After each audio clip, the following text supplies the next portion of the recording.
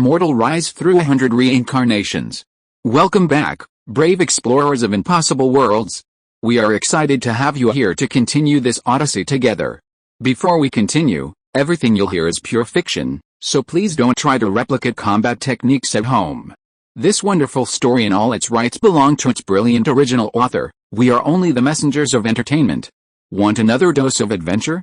Subscribe to our YouTube channel so you don't miss a single chapter, and if you can't wait, our Patreon has exclusive surprises you'll love.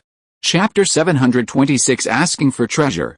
Zhao Sheng was a man of such caliber that to describe him as supremely intelligent was no exaggeration. A single glance revealed that Chunjin Tong was a coward beneath the surface. He deliberately snorted, HMPH. Even Taiyu Immortal Venerable himself was here the other day, and he couldn't do anything to me. Your sworn brothers and sisters are nothing but a pile of scrap metal in my eyes. Why should you be afraid? Chunjin Tong was stunned and stammered, did you actually meet Taiyu Immortal Venerable? Impossible. Since Taiyu Immortal Venerable has descended upon the mortal world, how could you possibly survive? Zhao Sheng sneered, I'm alive and well, but I've disappointed you. Now, I'll settle accounts with you. As he spoke, a 1,000-foot-long divine light emanated from his body, and the very void suddenly shook violently. A terrifying wave of devastating power emanated from his brows, and the nearby void instantly manifested itself in a dense mass of 5-colored lightning. The moment the 5-colored lightning appeared, Chunjin Boy was so frightened that his soul was trembling. He hurriedly bowed and groveled, screaming, Master, please withdraw your magical powers. I surrender. I surrender. Now you've surrendered. Where's that unruly attitude before? Zhao Sheng teased. As he spoke, he restrained the radiance of his will and suppressed the 5 thunder rings back into the depths of his soul sea. As the 5-colored lightning gradually faded, Chunjin Boy finally breathed a sigh of relief and said flatteringly, I was blind before and didn't recognize the true Buddha. Master, please don't hold it against a mere freak like me. I kowtow to you and apologize. With that, Chunjin Boy solemnly knelt before Zhao Sheng, then performed 3 bows and 9 kowtows. Speaking of shamelessness, we also have to mention these Yuanyang spiritual treasures. After all, they are inherently inhuman and possess virtually no human concept of morality and shame. He kowtowed and apologized, then immediately knelt, the entire process without a trace of hesitation. After performing the ceremony, Chunjin Tongzi immediately stood up, turned back and waved his hand toward his main body. The next moment, a torrent of water suddenly gushed out from the spout of the Chunjin pot. The torrent was like a long river of nectar, flowing and surrounding Chunjin Tongzi. Then, Chunjin Tongzi pulled out a milky white wine pot from somewhere, casually opened the lid, and with a flick of his hand, saw the river of nectar pouring into the mouth of the pot. It took a long time to fill the approximately foot-high wine pot. The appearance of this pot was exactly the same as the Chunjin pot, but the size was thousands of times smaller. Chunjin Tongzi held the wine pot in both hands and slowly flew to Zhao Sheng. He raised his hands high and presented the wine pot to him. Master, the spiritual wine in the jug, also known as pure yang wine, has been brewing within my body for nearly 10,000 years. It's miraculous for cleansing the demons from my soul and dispelling inner demons and distracting thoughts. This is my humble apology, please accept it. Oh, Zhao Sheng's eyes flashed. He reached out and took the jug. After examining it for a few moments, he casually slipped it into his sleeve and nodded, saying, seeing your sincerity, I reluctantly accept it. Everything before was a misunderstanding.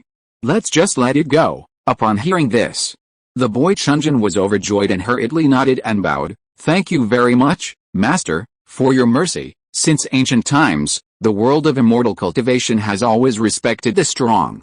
This is vividly reflected in monsters, spiritual treasures, and other extraordinary creatures. The boy Chunjin was frightened by the ferocious spirit before him. Moreover, even the Taiyu true immortal was powerless against this ferocious spirit, demonstrating its extraordinary background. This outlier was one to be feared. After accepting the wine jug, Zhao Sheng's expression relaxed, and he said calmly, do you know why I'm looking for you today? I don't know. Please enlighten me, sir. You must recognize this red divine banner. As he spoke, a flash of light appeared in Zhao Sheng's right hand, and a crystal-clear blood-red banner, over 10 feet tall, suddenly appeared. Yes, I recognize it. I have a 1,000-year-long friendship with this red divine banner, but I haven't seen it often. Upon seeing it, The boy Chunjin shuddered and nodded hurriedly. Zhao Sheng nodded and asked, "This thing is stubborn and refuses to acknowledge its master. Do you know how to make it submit?" This, Chunjin was immediately stumped, hesitating for a long time, not daring to reply. Seeing this, Zhao Sheng's face showed displeasure, and he deliberately snorted and hummed. The boy Chunjin was timid and trembled with fear. He said hurriedly and panically, "Master, you don't know. If a true spirit like ours is unwilling to recognize its master, even if a true immortal comes, there is nothing it can do. Some stubborn ones would rather self-destruct their true spirits than surrender. Even if they finally reluctantly recognize their master, they will devour their master if they find an opportunity in the future. I hope the master will understand and think deeply about it." "I see. Then, I have no choice but to destroy this precious true spirit to prevent future troubles," Zhao Sheng said with a little disappointment.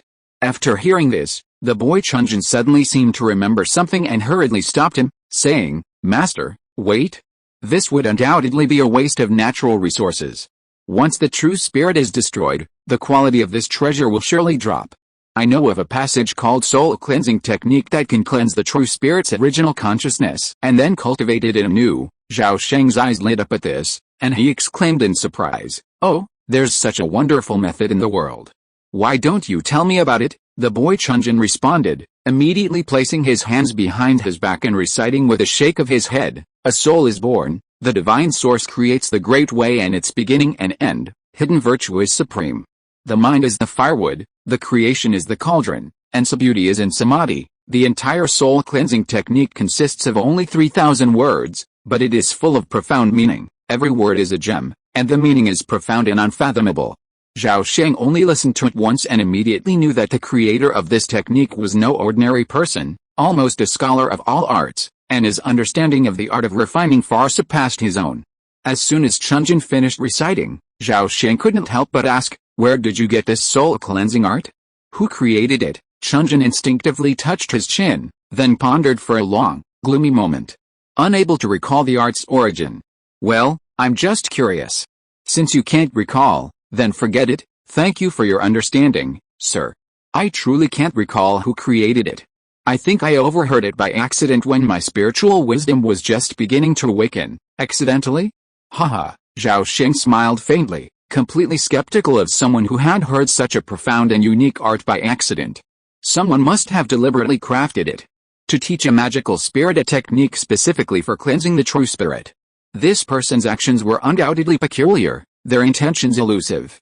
With this thought, Zhao Sheng flipped his hand, and the red divine banner vanished in an instant. "I have a few more questions for you. How does a spiritual treasure advance to its true form? What are the paths for a true form spiritual treasure to ascend to the Yuan-Yang realm? And how do you achieve a Tongshan spiritual treasure?" Chunjin Tongzi's eyes darted around, seemingly reluctant to answer, but Zhao Sheng glared at him with a fierce glare that instantly sent him trembling with fear. "Master, you ask excellent questions. I'm at a loss for words. How about we start with a magic treasure?" "Nonsense. Tell me quickly, but if you hide anything, I'll smash your pot lid into pieces," Zhao Sheng threatened with a fierce glare. He had pinpointed Chunjin Tongzi's weakness. This little creature was a long-time homebody and alcoholic, yet also a naturally timid creature, a true loser among the Yuan-Yang spiritual treasures. The Chunjin boy was genuinely frightened and hurriedly unloaded everything he knew. "Master, I'm sure you know that magical treasures contain inherent treasure restrictions, the most numerous of which are 9. The 9 restrictions combined form a spiritual restriction. The spiritual and spiritual restriction refers to spirituality. Spirituality is the most valuable quality among all treasures, and only those that possess a hint of spirituality can be elevated to spiritual treasures. Spiritual treasures possess the ability to actively protect their masters, but this is purely instinctive, not intelligent. True spiritual treasures, already endowed with intelligence, can independently develop their unique true forms, just like me. How do spiritual treasures advance? The key lies not on the number of spiritual restrictions, but in perfection. Perfection means that the spiritual restrictions within a treasure can form a complete and self-consistent spiritual aura. Once this aura is achieved, and with the opportunity to acquire a trace of innate fortune, it can give rise to a living being, giving birth to its first rudiments of consciousness. A true form spiritual treasure doesn't require 9 spiritual restrictions. As long as one reaches the state of perfection, even with only 2 spiritual restrictions, one can be elevated to true form spiritual treasure. Even this ancestor, like me, only had 6 spiritual restrictions. The more Chunjin spoke, the more confident he became, and his courage grew, and the fear on his face faded considerably. Take the Scarlet Divine Banner for example. This treasure has long since reached the pinnacle of true form spiritual treasures. It's a pity that its own Yuan Yang fire was a little lacking in maturity, and it has been stuck between true form and Yuan Yang for 7,000 years. The secret to the advancement of Yuan Yang spiritual treasures lies in the word Yuan Yang. What is Yuan Yang? According to the words of your race, Yuan Yang is kidney yang, also known as true yang, boy's essence, and so on. But in my opinion, Yuan Yang is the invisible fire that gives birth and transforms, and it is the fire of emotion. Yuan Yang is the innate fire of origin, born from the depths of the true spirit consciousness, and it cannot be obtained without a miracle. Take this ancestor as an example. I was trapped in the true form realm for a full 47,000 years. Later, because I witnessed with my own eyes the true spirit of the Tongshan Lingbao Linglong Pagoda being annihilated by the 9 thunder tribulations, the first trace of sadness finally emerged in my consciousness. It was with this emotion that I struggled to ignite the Yuan Yang that had accumulated for tens of thousands of years, and from then on I became a Yuan Yang spiritual treasure. At this point, a trace of sadness crossed the boy Chunjin's eyes, as if recalling that moment. Led by emotion, Zhao Sheng muttered to himself, a sudden realization dawning on him. It turned out that while the true form spirit treasure had developed intelligence, it was a pure form of intelligence, devoid of any trace of emotion. Without desire, there were naturally no true longings or impulses. Thus, the true form spirit treasure's actions were driven purely by logic and rational judgment, and naturally, it could not ignite its own vital yang energy and cross that crucial threshold. No. Why is the Red Divine Banner an exception? Zhao Sheng suddenly recalled something and asked. Chunjin was taken aback, then replied nonchalantly, Master, you don't know. The Red Divine Banner is a special case. Its true spirit is not pure, but mingled with a returning void spirit. Because of that spirit's constant influence, the banner has never been able to generate its own flame of love, and perhaps it never will be. Of course, if the master completely wipes out its consciousness and then nurtures it anew, then there's still a glimmer of hope for advancement. Zhao Sheng remained silent after hearing this, then asked, how does one achieve a Tongshan Lingbao? Tongshan Lingbao. Tongshan, as the name suggests, means ascending to the heavenly Dao. You must understand that the heavenly Dao is the law of a particular world. Upon becoming a Yuan Yang Lingbao, it will give birth to Dharma Realm world. To achieve Tongshan, the Dharma Realm world must evolve into real world, then undergo the trials of 8 or 9 thunder tribulations, and finally, the true spirit transforms into a being similar to the heavenly Dao. Thus, a Tongshan Lingbao is born. After hearing this, Zhao Sheng's mind flashed with inspiration, and he immediately inquired, what are the similarities and differences between an immortal weapon and a Tongshan Lingbao? Which one is superior? Chunjin Tongzi answered without hesitation, in terms of power, the immortal weapon is naturally superior. But in terms of future potential, a Tongshan Lingbao possesses greater depth than an ordinary immortal weapon. Ordinary immortal artifacts are catalyzed by true immortals, and their upper limit is no more than a 9th level true immortal artifact, which can never reach the realm of Hongyuang. Hongyuang Dao artifacts are the ultimate form of Tongshan Lingbao, belonging to the category of acquired Dao artifacts. Dao artifacts are the endpoint of our evolution. As for the legendary Xiantian Dao artifacts, because they were born before the great Dao, they transcend the universe and the heavens, untouched by the trace of cause and effect, and even the Dao ancestors have difficulty finding them. I have heard that the 5th heaven of the void realm is also known as Hongyang heaven.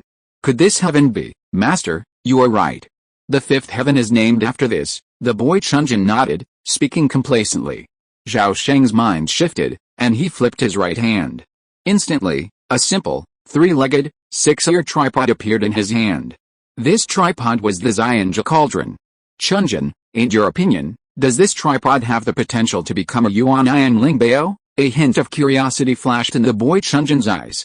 He suddenly held out his hands and said seriously, Master, may I handle this tripod and examine it? Take it. Zhao Sheng immediately thrust the Xianjuding into his hand. Chunjin boy grasped the cauldron with both hands, his delicate white hands suddenly transforming into two streaks of white light that swiftly sank into the cauldron. Instantly, the Xianzhuding soared into the air, its entire body radiating a faint azure light, interspersed with strands of white. The white light continued to wander, quickly following the azure light into the cauldron's outer walls, slowly illuminating one ancient inscription after another. A humming sound emanated from the Xianzhuding, which suddenly began to spin, emitting a clear, humming sound. The azure light it emitted faintly converged into a cluster of azure lotus flames, surrounding the cauldron.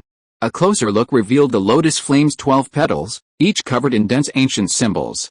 In the blink of an eye, the time it took to stick an incense stick was gone. Chunjin Boy's spirit form had become hazy, as if it had consumed too much energy.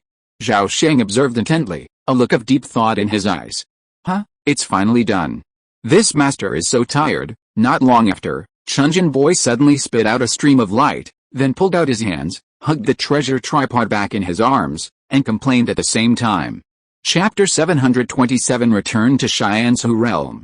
The boy Chunjin took a few breaths, and while returning the Xianzhuding, he said with a hint of regret, such a good top-grade treasure embryo has been destroyed so violently.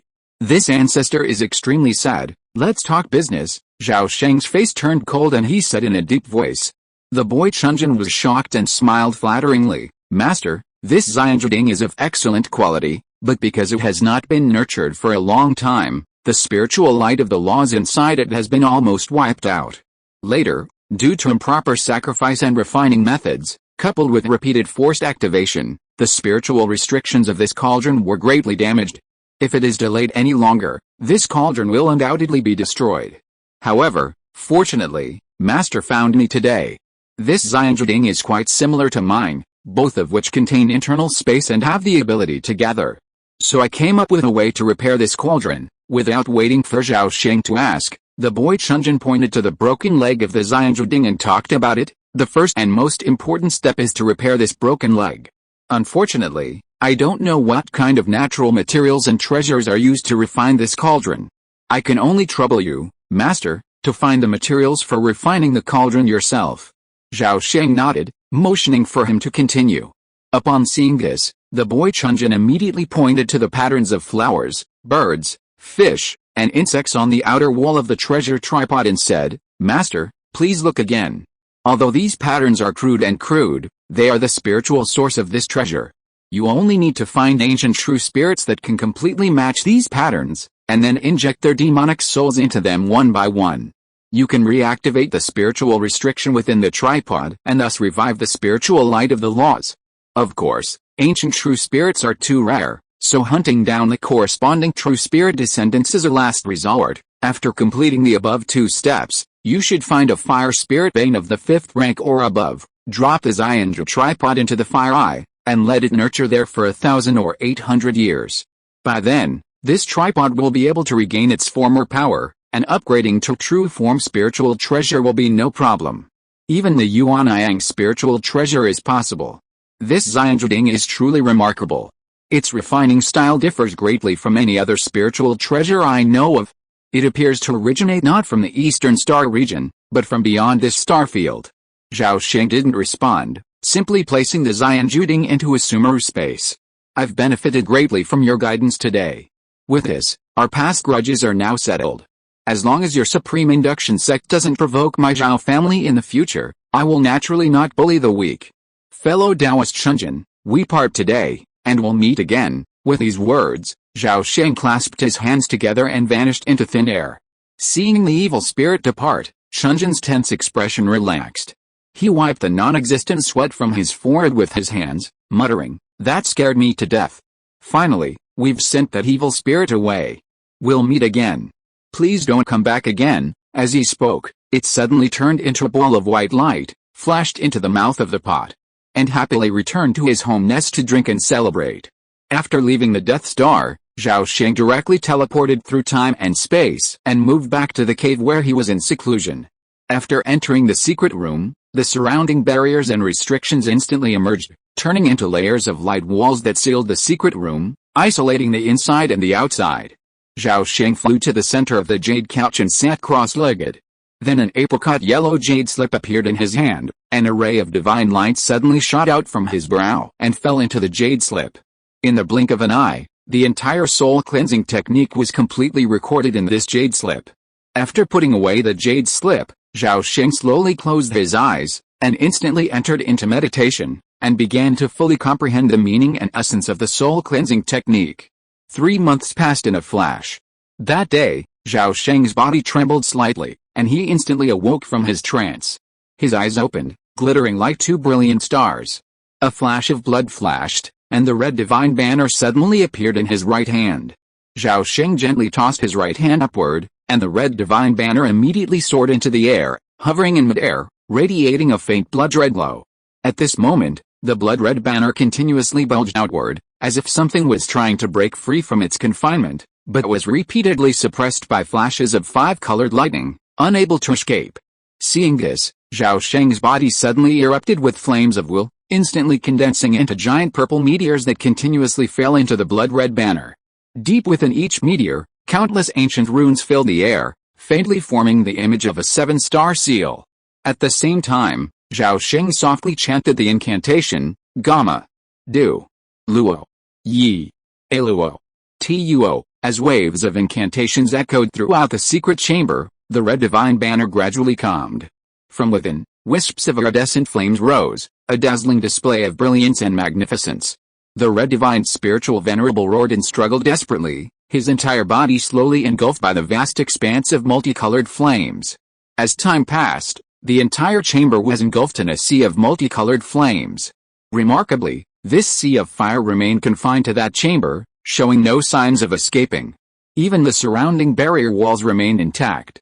15 years later, the door to the chamber was finally opened, and Zhao Sheng emerged with a smile, his figure shrouded in shimmering crystalline light. A closer look revealed the shimmering light to be a small, translucent, crystalline banner, barely an inch tall. After 15 years of relentless refinement, the blood-red banner had lost its menacing aura, and the 6-armed Chi demon image on it had become less menacing and terrifying. Though still incredibly ugly, its 3 eyes had lost their former vitality, appearing dull and lifeless, as if they were dead. Zhao Sheng had just emerged from retreat when the ground in front of him suddenly cracked, and a tiger-headed spirit puppet rose straight out of the ground below. The spirit puppet bowed stiffly and muffledly said, Menghan, I greet Zizu, no need for formalities. Stand up. Zhao Sheng seemed unsurprised, simply speaking calmly. The tiger-headed spirit puppet straightened its body and stood still, awaiting Zizu's orders. Seeing this, Zhao Sheng's eyes flickered with regret, and he abruptly declared, I must leave. Where's Zizu going? The spirit puppet didn't even offer any apology. This clearly showed that Zhao Menghan had lost much of his humanity after becoming a spirit puppet, a price he had paid for no small measure. Xianzhu realm, when will Zizu return? I don't know. Perhaps soon, or perhaps it will take a long, long time. After hearing this, the tiger-headed spirit puppet suddenly fell silent. Zhao Sheng was not surprised by this, and after waving goodbye to it, its figure slowly faded and soon disappeared without a trace. The Chunsheng realm and the Xianzhu realm are separated by a full 16 eternity, but it only took Zhao Sheng 13 days to quietly return to the Xianzhu realm. This is 2 days less than the last time he went to the Chunsheng realm. Xianzhu realm, Ascension platform. On this day, a tall figure appeared out of thin air above the huge rune square of the Ascension platform. It was Zhao Sheng who had hurriedly returned. His sudden appearance immediately alarmed the Taoist Kishan who was practicing under the Ascension Tower. Taoist Kishan suddenly jumped up, looking surprised and angry at Zhao Sheng above, and shouted, Who are you? How dare you trespass into the forbidden area of the Ascension platform? Leave quickly. Unexpectedly, just as he uttered the harsh words, before he could activate the defense mechanism of the Ascension platform, he felt an indescribable malice attacking him, which went straight into the purple soul sea and shocked his soul. The next second, Taoist Kishan felt a pain in his eyes, followed by a dizziness, and the whole person was instantly swept off the Ascension platform and fell to the 9-layer sea of clouds below. At the same time, an indifferent voice suddenly came into his mind, Since your eyes are not bright, then use them. This is a small punishment. In the future, don't bark before you see people clearly. Go back and tell them. This Ascension platform belongs to me temporarily. If anyone dares to break in here in the future, don't blame me for not showing the same kindness as before. My surname is Zhao, the Zhao of Cheyenne's Hu Zhao. Taoist Kishan was terrified, instantly realizing he had hit a wall and that he might never recover. Although blinded, he was fortunately able to save his life. Setting aside where Taoist Kishan went to recover, Zhao Sheng landed on the ground and circled the 9-story Ascension Tower twice. Seeing the tower's dimming light and its outer walls covered in dense cracks, he sensed something was amiss.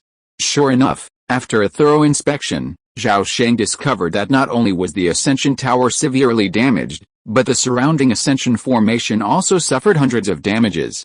Most of the pillars were riddled with cracks, practically crumbling to the point of collapse. Zhao Sheng had no idea what kind of violent destruction had befallen this Ascension platform to its current state, and he had no intention of assigning blame. But it seemed his plan to ascend to the spirit world via this platform had been dashed.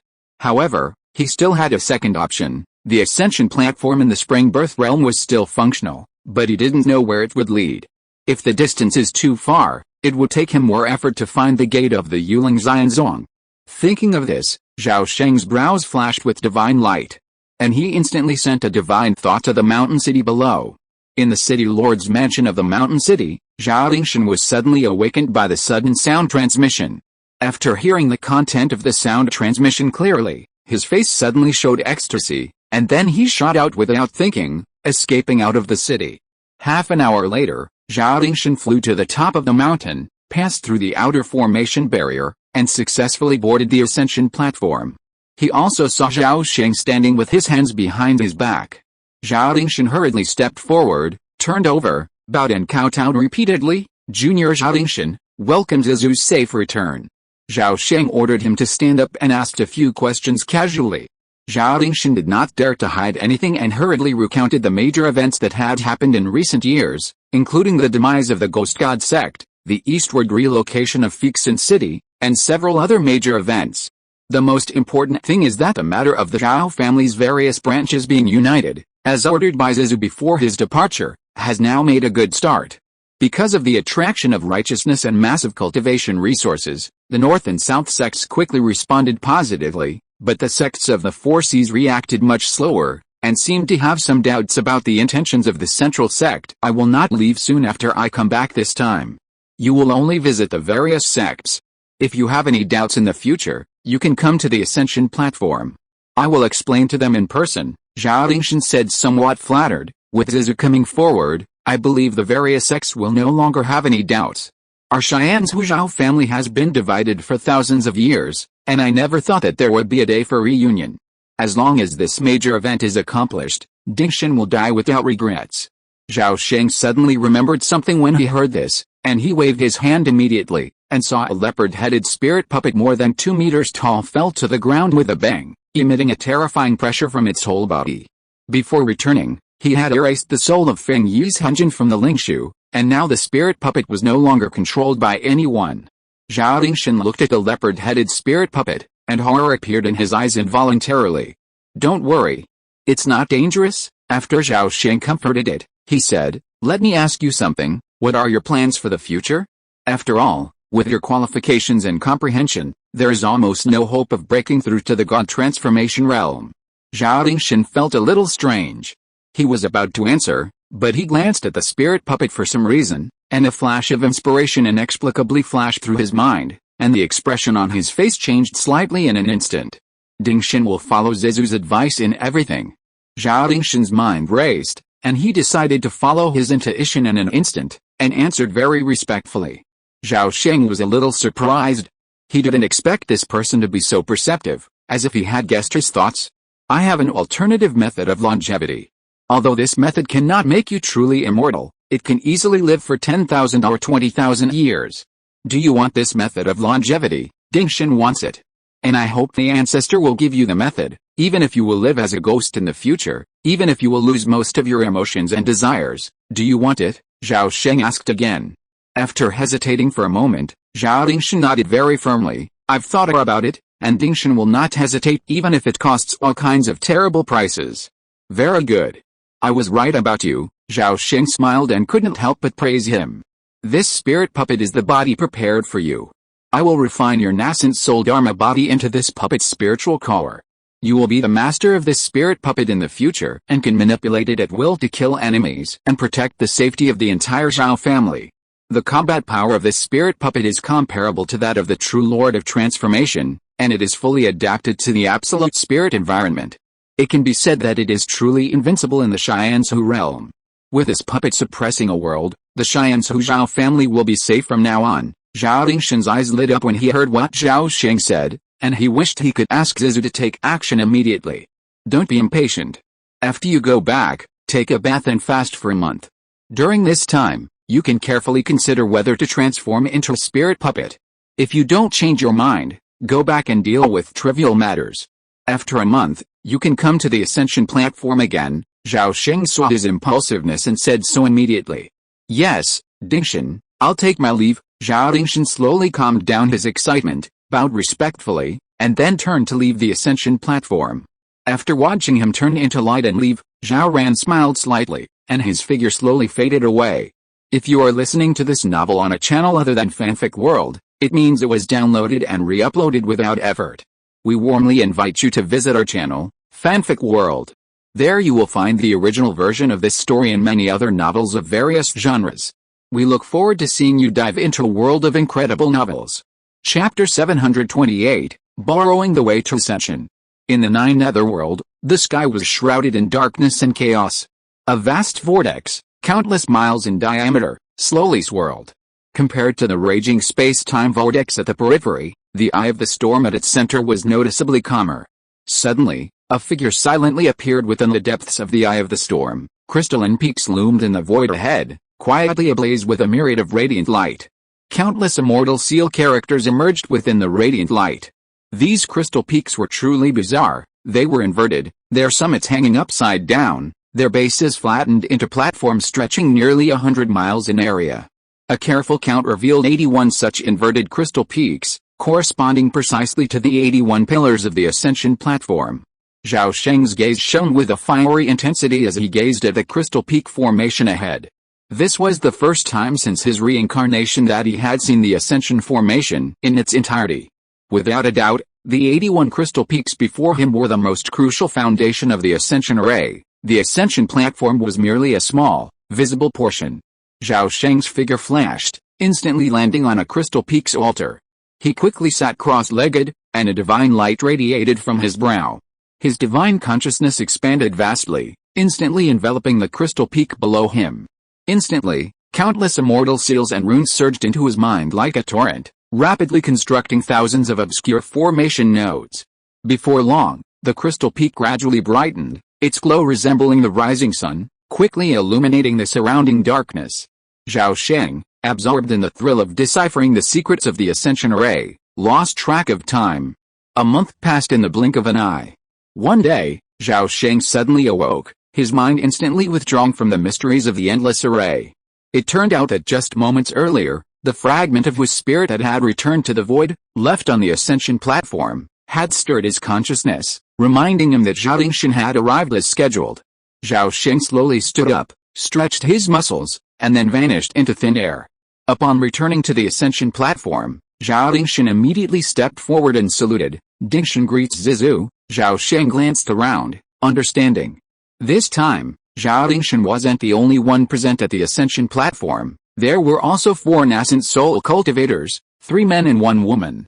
Dingshan, who are they? As soon as he finished speaking, the 4 of them stepped forward, simultaneously turned over and kowtowed, shouting in unison. Zhao Daxin, a member of the Xianzhu Zhao family's eldest generation, greets Zizu. Zhao Dingmeng, a member of the Xianzhu Zhao family's Ding generation, greets Zizu. Zhao Dingpian of Xianzhu, greets Zizu. Zhao Lulan, greets Zizu. Zhao Sheng graciously accepted the 4 kowtows, then said calmly, "No need for formalities, all of you.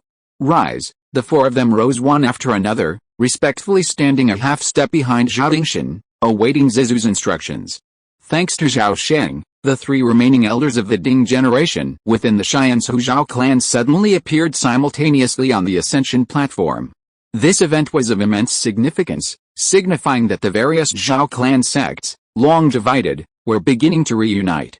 Zhao Sheng spent half an hour conversing with the 4, offering guidance on their cultivation. He then took out the storage bags he had prepared and distributed them to the four of them. Half an hour later, the four, filled with excitement and ecstasy, bid farewell to Zizou and Zhao Shen, and departed the ascension platform one after another. From that day on, the pace of the Zhao clan's integration accelerated significantly. Elite members scattered across the continents and seas rushed to Xianzhou Mountain, hoping to ascend the ascension platform and meet Zizou. Unfortunately, the ascension platform was too high and treacherous, accessible only to nascent soul ancestors. The Zhao clan's golden core true immortals waited anxiously in the mountain city for years, but never had the chance to see Zizou. Of course, this is a story for another time, so let's not discuss it for now. With the success of the first attempt, Zhao Sheng's second attempt at refining went much more smoothly. It took him just over 6 months to fuse Zhao Shen's nascent soul with his spiritual pivot, and then a day to install the spiritual pivot within the spiritual puppet. The reborn Zhao Shen spent 3 months on the ascension platform. Once he had fully adapted to his new body, Zhao Sheng expelled him from the platform and resumed his study of the ascension formation. Spring passed, autumn followed, and time flew by. As Zhao gradually unraveled the secrets of the ascension formation, time seemed to accelerate.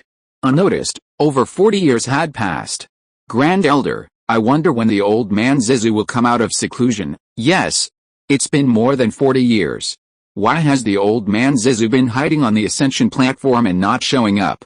Has he left? Brother Dingshan, why don't you go to the ascension platform again? With your qualifications, I think the old man Zizou will not avoid him. Alice, a group of Jinden juniors have been making a fuss recently, saying that we old guys deliberately blocked them from seeing Zizou. Do you think these little bastards are trying to make trouble? Fair. It's not that easy to divide the cultivation resources fairly with so few of them. If the various branches continue to quarrel like this, I will have to quit. Sister Lan, don't be angry. After I go back, I will definitely punish those disobedient juniors and will not make things difficult for you. But then again, Zhongzong has taken so much advantage. Shouldn't we take out some of the cultivation resources and distribute them to other branches to appease the injustice and indignation of the clan members? Upon hearing this, Zhao Changjin, who had only been promoted to the nascent soul stage less than 10 years earlier, was immediately furious. He exclaimed, "That's wrong. The Dingshan patriarch sacrificed so much for the clan, it's only natural that our Zhongzong should receive additional resources. Furthermore, Zhongzong has already contributed a significant amount of cultivation resources to the clan's treasury and even proactively opened up Mountain City and Cave Heaven City to the major clans. Zhongzong has given so much, and the elders are turning a blind eye." As a descendant of the Zhao clan's Zhongzong, Zhao Changjin naturally had to speak up for his clan. In Tongxin Hall, Zhao Daxin, Zhao Lingpian, and the other 4 nascent soul grand elders exchanged a silent glance before simultaneously gazing at the massive figure seated at the head. Over 40 years later, Zhao Dingshan had become increasingly taciturn, often remaining silent for 10 days or even half a month. Yet, once he spoke, the other 5 Zhao clan nascent souls held no objection. This was the true face of the Yuanshan spirit puppet. Even after more than 40 years, the 4 nascent souls still vividly remembered the shocking scene of that year. Back then, Zhao Dingshan had merely released a trace of his imposing aura, yet it had pinned the 4 nascent souls to immobility. The fear of death remained forever etched in their hearts. After a moment's silence, Zhao Dingshan suddenly spoke, his voice as cold and hard as metal. "Zizou, you are in seclusion.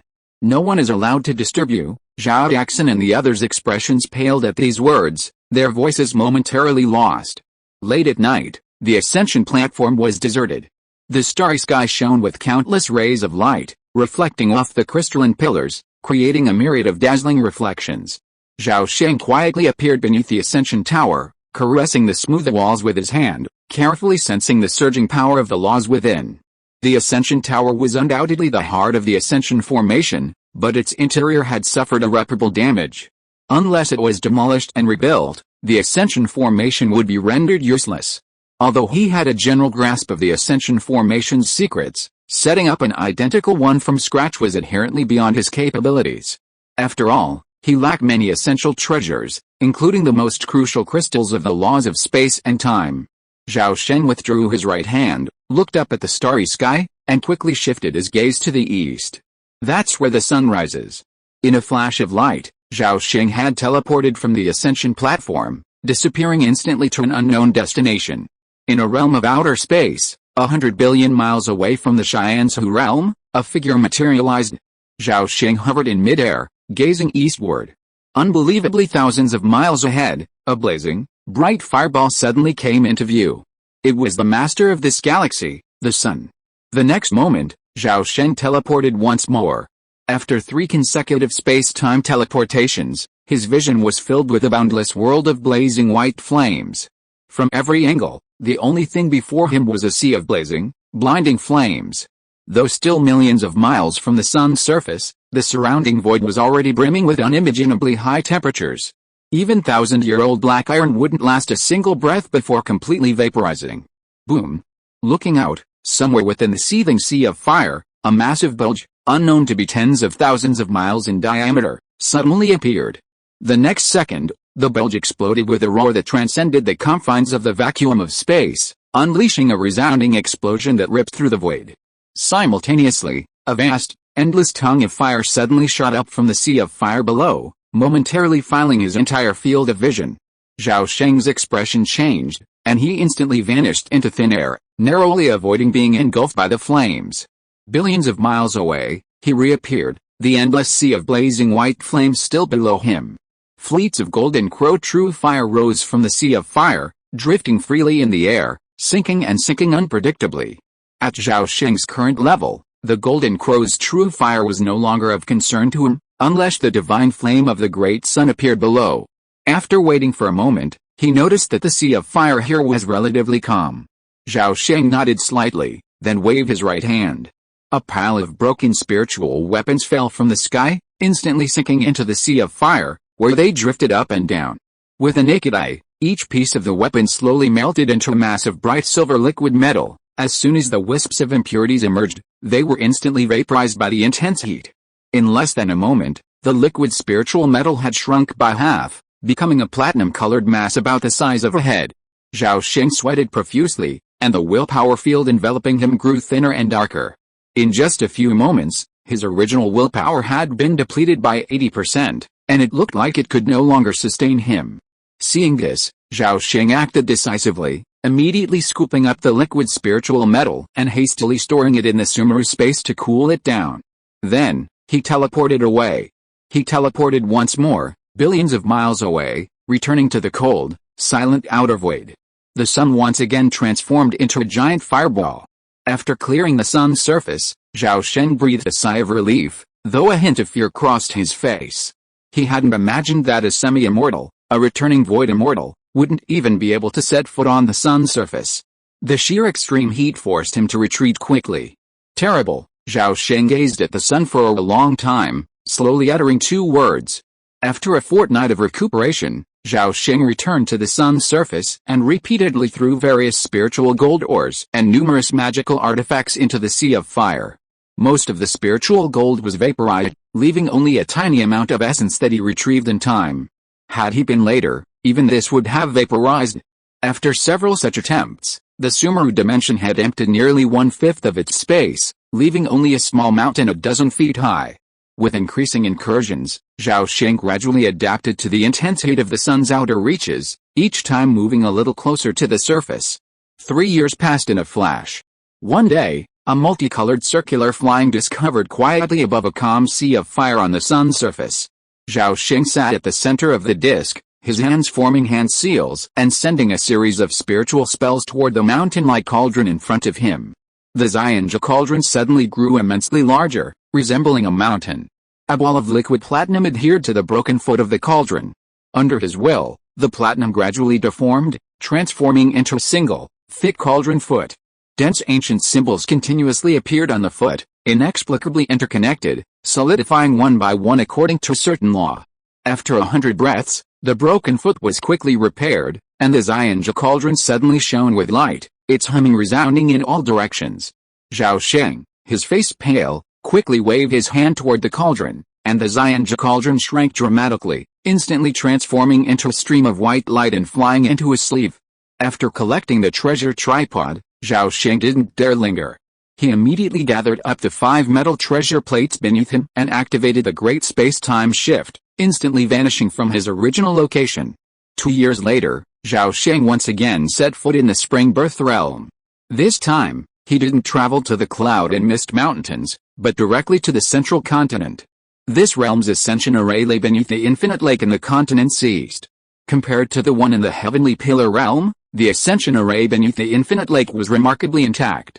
Its ascension tower shone brilliantly, and within it flowed at least 2,000 strands of Zuining Yuanqi.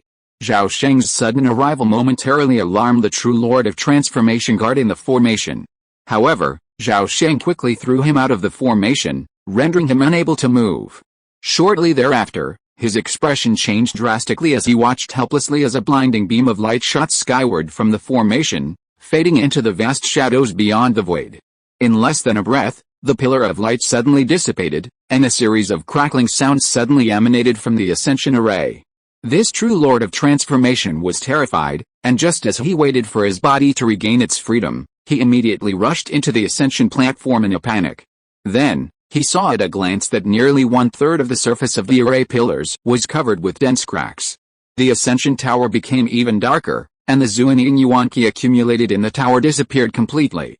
Seeing this scene, the man's eyes suddenly went black, and he staggered to the ground, and soon he burst into tears and cursed, "You damn beast, you beast! Why am I so unlucky? How can I ascend in the future?" Chapter 729 Illegal Household. The outer void of the Tai spiritual realm is surrounded by an incredibly vast star ring. Like a dazzling, brilliant Milky Way, it is filled with thousands of star-filled continents, serving as a moat for countless years. At the outermost edge of the star ring, the space is extremely unstable, with vast, visible spatial folds everywhere, occasionally tearing through pitch-black spatial rifts. Countless space-time chaos surges freely in this dangerous area.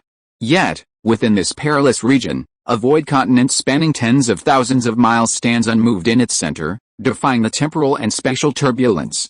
Looking out, the continent appears to be a scene of rolling hills, lush greenery, and vibrant life. When Zhao Sheng passed through the magnificent space-time passage and regained his 5 senses, he opened his eyes and found himself standing in the center of a vast, flat white square. The ground was studded with densely packed rainbow-colored spirit beads, and countless mysterious and complex array patterns covered the entire square. At that moment, Zhao Sheng suddenly sensed someone approaching. He turned and looked up, only to see a well-built young man in a white robe approaching. He wore a smile, his aura neither high nor low, revealing that he had already reached the late stage of the spiritual transformation realm. Haha! Before he could speak, a hearty laugh reached his ears. The young man in the white robe took a few steps closer and, with a smile on his face, bowed to Zhao Sheng and said, "I, Zuo would like to offer my congratulations, fellow Taoist. Congratulations on completing your cultivation and successfully ascending to the Tai realm. My name is Feng Xianhui. Is this the Tai spiritual realm?" Zhao Sheng asked calmly, looking away. The young man in the white robe was startled, suddenly sensing something was amiss. He was far too calm, not at all like a newly ascended spiritual transformation realm from the lower realms. Fellow Taoist Feng has misunderstood. This is the Ascension realm, merely a transit point to the spirit realm. Only after you have fully entered your name, identity, and origins into the Jade Butterfly can you utilize the short-distance teleportation array to travel to the various continents of the spirit realm. Zuo patiently explained, suddenly holding an octagonal jade plate. "May I ask which lower realm you are from, and your age?" Zuo had barely begun to inquire when a piercing chime echoed above the square. A vast expanse of black and white light suddenly appeared on the ground. Simultaneously, a vast, supreme aura descended from the sky, instantly enveloping the entire ascension square. In that instant, Zuo smile froze, his mouth gaping in shock, speechless. Not good, Zhao Sheng's face sank, instantly realizing he had been exposed. Though he had no idea where he had gone wrong, he unhesitatingly activated his space-time transmigration ability, teleporting away before the vast aura descended. How is this possible? How could this person escape from the forbidden space-time zone? Zuo witnessed Zhao Sheng vanish into thin air, his eyes nearly popping out of his head in shock. The Ascension Realm was a truly important place, its perimeter already encircled by multiple forbidden space-time zones established by true immortals. Escape was impossible for anyone below the level of a true immortal, unless... Zuo shuddered. His face instantly pale and sweat pouring down, afraid to think any further. Just then, an emerald jade leaf slowly fell from the sky, landing squarely in Zhuo Kei's hands. As if waking from a dream, Zhuo Kei hurriedly grasped the jade leaf with both hands, bowing his head, not daring to look directly at the heavens. There's no need to make a public announcement. Just pretend this never happened, and that person never came. Suddenly, a cold and heartless voice entered his mind, resonating like the resounding sound of a great bell. Zhuo Kei, obey the immortal master's command? Zhuo Kei, holding the jade leaf in hand, knelt on one knee and replied respectfully. As soon as the words fell, the vast and supreme aura suddenly dissipated, and the piercing bells ceased. Ascension Square returned to calm, leaving only Zhuo Kei and one other person dazed, as if in a dream. A vast swamp, covered with lush grass everywhere. Occasionally, a few water snakes swam across the surface. A grayish-white mist hung over the swamp, and the air was damp and a bit chilly. Zhao Sheng was currently standing on the water, taking in his surroundings. This was a huge swamp, and the spiritual energy of heaven and earth was extremely rich, almost approaching a third-level spiritual vein. The situation just now was too thrilling, and a true immortal had personally intervened, so he didn't bother to identify the time and space direction for a moment. He simply relied on his own spiritual perception and randomly chose a direction to move. Fortunately, his luck was good, and he successfully moved intercontinent within the Tai spiritual realm with a single move. Suddenly, the water surface exploded with a loud bang. A bloody maw burst forth from the water, biting at Zhao Sheng's feet. It was a turquoise water python, as thick as a bucket. Zhao Sheng had anticipated this and tapped the python's head with his toe. Boom! The turquoise water python exploded like a barrel of gunpowder, exploding from its head to its tail, sending blood and flesh flying everywhere. Blood, mixed with body parts, plummeted into the water, instantly staining the surrounding waters a crimson red. After slaying the python, Zhao Sheng didn't leave immediately. Instead, he gazed westward. The dense grass in the distance suddenly swayed and swayed as if blown by a strong wind. As the fog swirled ahead and a fierce wind blew from afar, a huge black shadow suddenly emerged from beneath the water's surface. The waves parted, rapidly approaching. Immediately, a pitch-black snake head, as massive as a millstone, emerged from the water. Its pupils shone an eerie red, like two blazing lanterns. Two small horns flanked its head, giving it a delicate appearance. Then, from beneath the water, emerged a massive, mountain-like python, 30 or 40 feet long. A pair of short, small claws sprouted from its underbelly, creating a strikingly disproportionate appearance. Hiss, where are you from, you barbarian? Why are you slaughtering my descendants for no reason? The pitch-black python spitted out a huge, bright red tongue. Its enormous pupils suddenly shone with a chilling light, and it demanded, speaking in human language. As it spoke, its body expanded even further, radiating a murderous intent, as if it would devour anyone unless it was met with an explanation. I ask you, where is this place? Which continent in the spiritual world is this? Zhao Sheng suddenly asked. His expression calm. The Water Dragon King, accustomed to reigning supreme in his territory, flew into rage upon seeing the newcomer so arrogant as to ignore its words. A flash of black shadow, and a massive serpent's tail suddenly broke through the water, lashing out at Zhao Sheng in midair. The tip of the tail, pierced by countless sharp water blades, resembled a mountain of knives, blocking Zhao Sheng from all sides. Puff! The Water Dragon King felt a surge of overwhelming pressure, followed by a sharp pain in his nearly indestructible form.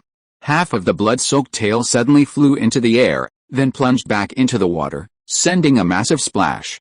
The next second, the Water Dragon King felt a sinking sensation above him.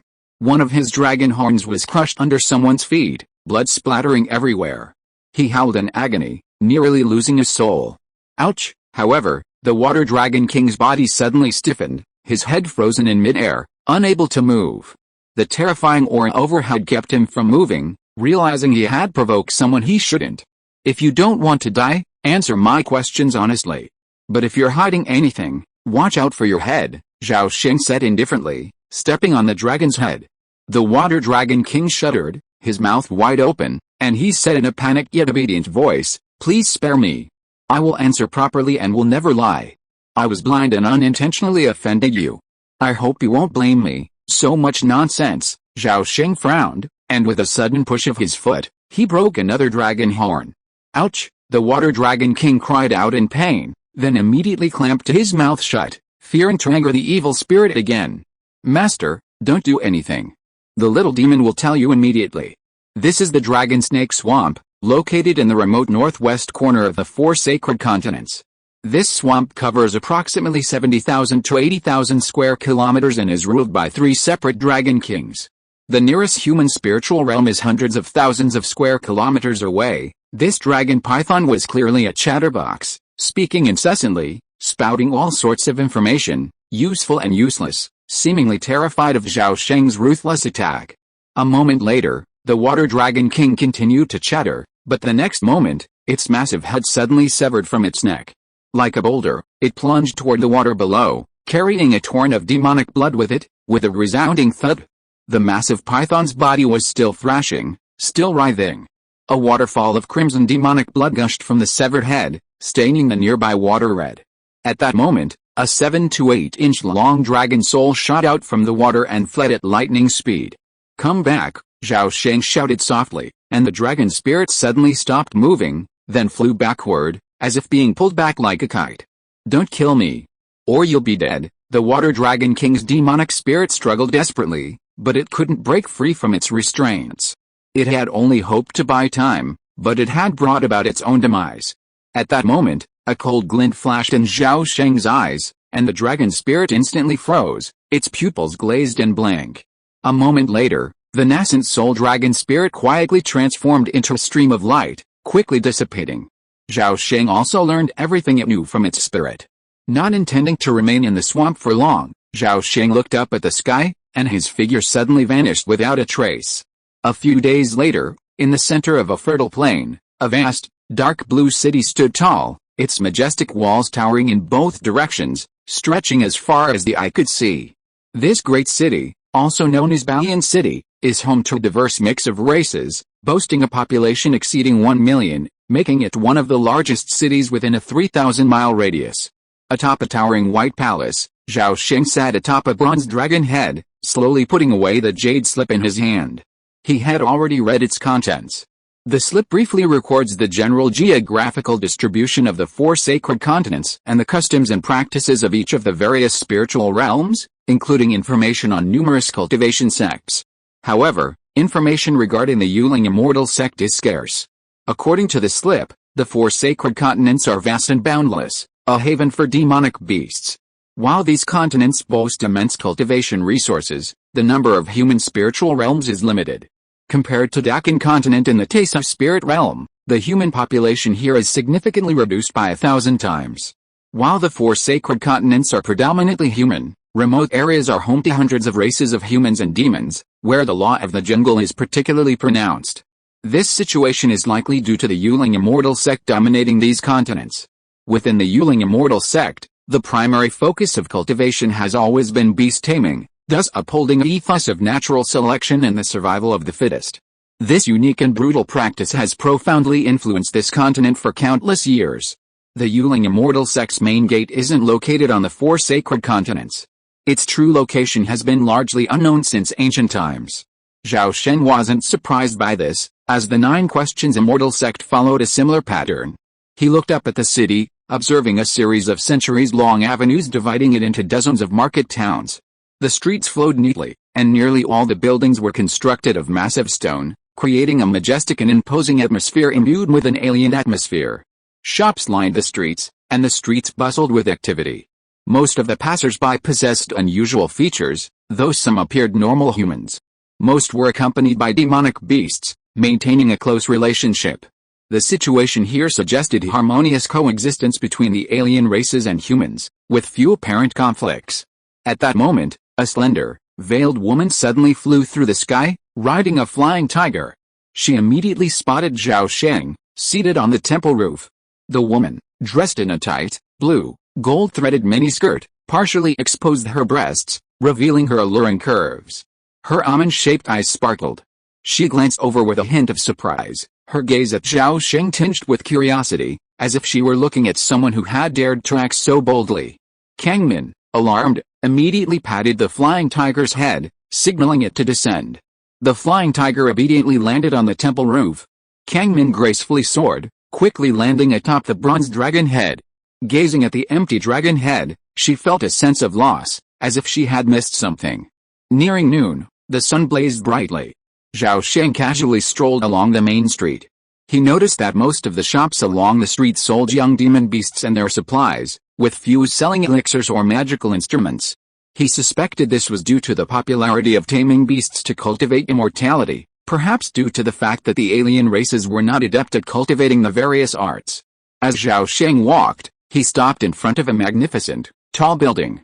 Seeing the three characters Qinglong Pavilion etched on the central plaque, his eyes flashed, and he immediately stepped inside.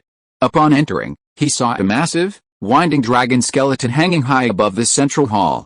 From head to tail, it stretched over 200 feet, emanating an awe-inspiring presence that was intimidating. This display of authority upon entering the building was novel. Zhao Sheng wondering what shop would dare to so brazenly chase away customers.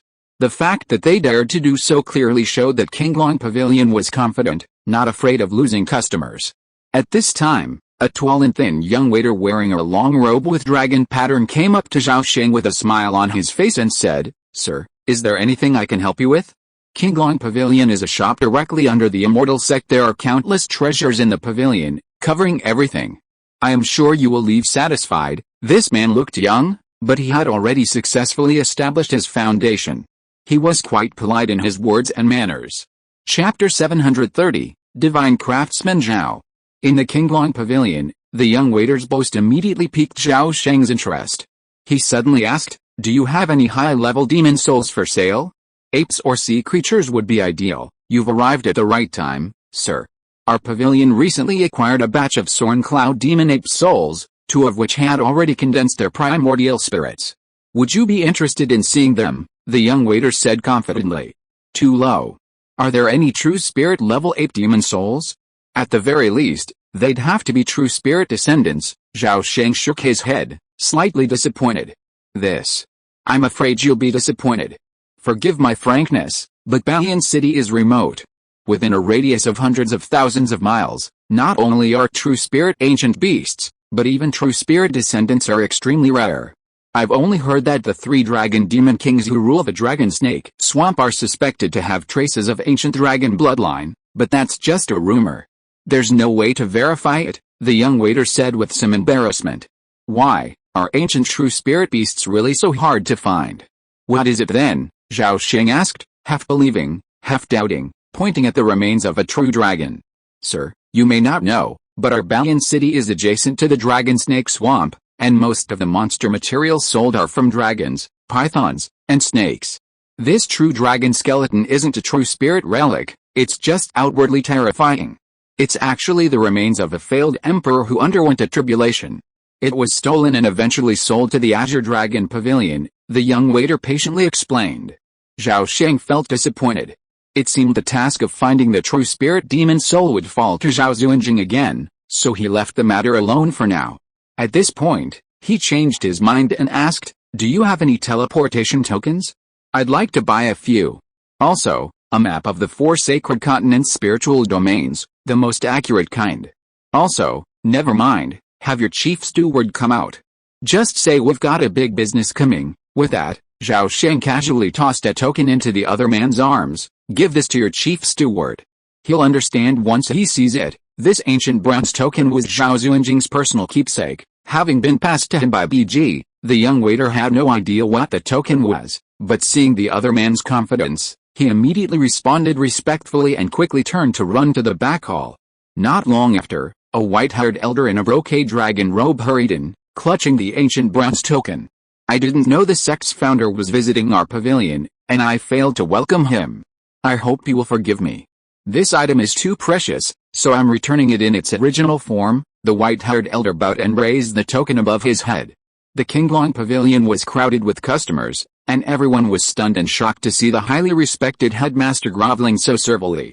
Zhao Sheng snatched the bronze token, toying with it casually, and said calmly, "Don't you want to invite me in?" The headmaster's face was filled with panic at this, and he immediately said in a trembling voice, "This is all my fault for my lack of courtesy.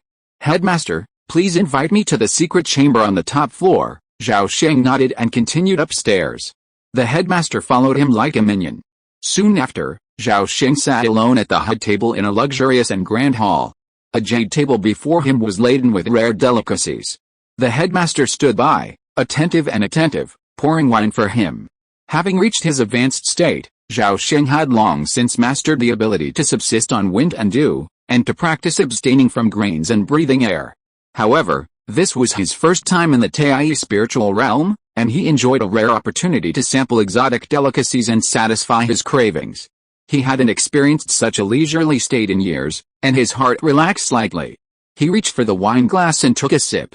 The wine transformed into a misty, jade-like liquid, gliding down his throat and leaving a subtle warmth, quite a delightful experience. As Zhao Sheng drank and ate, he casually questioned the headmaster. The headmaster, considering him the sect's ancestor of Return to Void, naturally spoke with all he knew. An hour later, the gates of the maze pavilion reopened, and Zhao Sheng, escorted by the head shopkeeper, descended the stairs. He had successfully obtained the spiritual realm map and teleportation pass he had sought. There was also a surprise. The head shopkeeper knew the whereabouts of a true spirit, Bai Zhen. Although it was only a relic of a true spirit with a weak bloodline, it could still be of use. There were 23 designs on the outer wall of the Xianzhiding, 11 ancient true spirit beasts, 3 exotic flowers and insects, and 9 divine objects of heaven and earth. Bai Zhen was one of them. Just as Zhao Sheng reached the first-floor lobby, footsteps suddenly sounded outside. It sounded like there were quite a few people. Zhao Sheng's senses shifted, and his eyes narrowed as he looked up. Entering were 7 or 8 beautiful young women in short skirts, guarded by a veiled woman with a slender figure. The woman, dressed in a short blue and gold-threaded dress, was quite surprised to see her here again. As soon as Kang Min entered, she saw Zhao Sheng walking towards her. Her eyes lit up instantly, and her clear eyes, as clear as water, kept staring at his face without blinking. She stopped abruptly, blocking Zhao Sheng's way, her chest heaving with excitement. You are. Kang Min's heart was pounding. She had so much to say, but for a moment she didn't know what to say. She was anxious and stamped her foot, saying in a soft voice, "You can't leave, how dare you?" Seeing this, the head shopkeeper's face changed color. He immediately stepped forward and scolded, "Get out of the way. It's too late, and you will be in big trouble." "No problem." Zhao Sheng waved his hand, looking at the girl opposite with interest, and suddenly asked, "Meeting his fate. If you have anything to say to me, you can say it now." Kang Min's mind was blank, and she didn't know what to say. She had just acted on impulse, and now she came to her senses. Her face flushed, and her eyes were evasive. Seeing this, the chief innkeeper sighed inwardly and hurriedly bowed to Zhao Sheng, whispering, "Master, this woman is the daughter of our city lord. Her ancestor is none other than our sect's 1,000-year-old ancestor, the Return to Void. This young woman, ignorant and young, has inadvertently offended the ancestor. We hope you will consider her ancestor's contributions to the sect and not take this matter to heart." The Qinglong Pavilion chief innkeeper truly possessed a sense of loyalty and righteousness. He dared to risk offending our sect's ancestor by interceding for this woman. This act impressed Zhao Sheng. Kang Min, upon hearing the chief innkeeper's words, was fully aware of the disaster she had inflicted. Shocked and terrified, she inexplicably said, "I would like to become your disciple." Zhao Sheng smiled and surveyed the woman, his primordial dragon bloodline stirring with an inexplicable throbbing. "Become my disciple? No way." Kang Min's face paled instantly as she staggered, nearly falling. The maid behind her was trembling with fear, not daring to make a sound. "But I've taken a fancy to you. How about you become my concubine?" "What?" The sudden change of topic was so dramatic that it instantly made Kang Min's body stiffen and her mind go blank.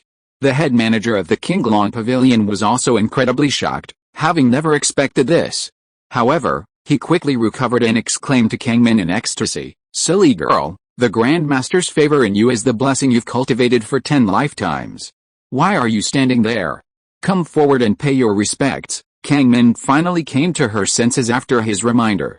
She shyly knelt before Zhao Sheng and said, "Minor, though a delicate girl, has won the favor of your husband. This is the blessing Kang Min has cultivated for several lifetimes. However, marriage is a major event in life, so I need to inform my father in advance. Husband, will you accompany me to the city lord's mansion?" It must be said that Kang Min was a woman of great determination and intelligence. Faced with this momentous event, she agreed without hesitation. She sensed an opportunity to change her fate and had a vague idea that the person facing her was extremely important, likely a prominent figure within the Yuling Immortal sect. After all, the word Grandmaster held extraordinary significance. Anyone bearing the title of Ancestor must have a cultivation level at least above the Return to Void realm, possibly even higher. Even Kang Min couldn't imagine going any higher. A very clever choice. I've always liked intelligent women. Come with me. As he spoke, Zhao Sheng stepped forward and placed a hand on Kang Min's shoulder. The next second, the two vanished from sight. Zhao Sheng went to the city lord's mansion and successfully met Kang Min's grandparents. He didn't need to elaborate, simply revealing his Return to Void realm cultivation level thrilled them to the point of near orgasm. So, without even a moment's hesitation, Kang Min's great-grandfather readily agreed and graciously offered 9 daughters of the Kang family's direct line to serve as maids. Unfortunately, Zhao Sheng didn't fall for any of them. After all, Kang Min was the only one who had stirred his heart. 2 weeks later, Zhao Sheng took Kang Min via the interdomain teleportation array and teleported to Huangfeng Immortal City, southwest of the Wanfeng spiritual realm. Yellow Wind Immortal City is one of the 9 immortal cities of the Wanfeng spiritual realm, encompassing nearly 10,000 square kilometers and housing a population exceeding 100 million.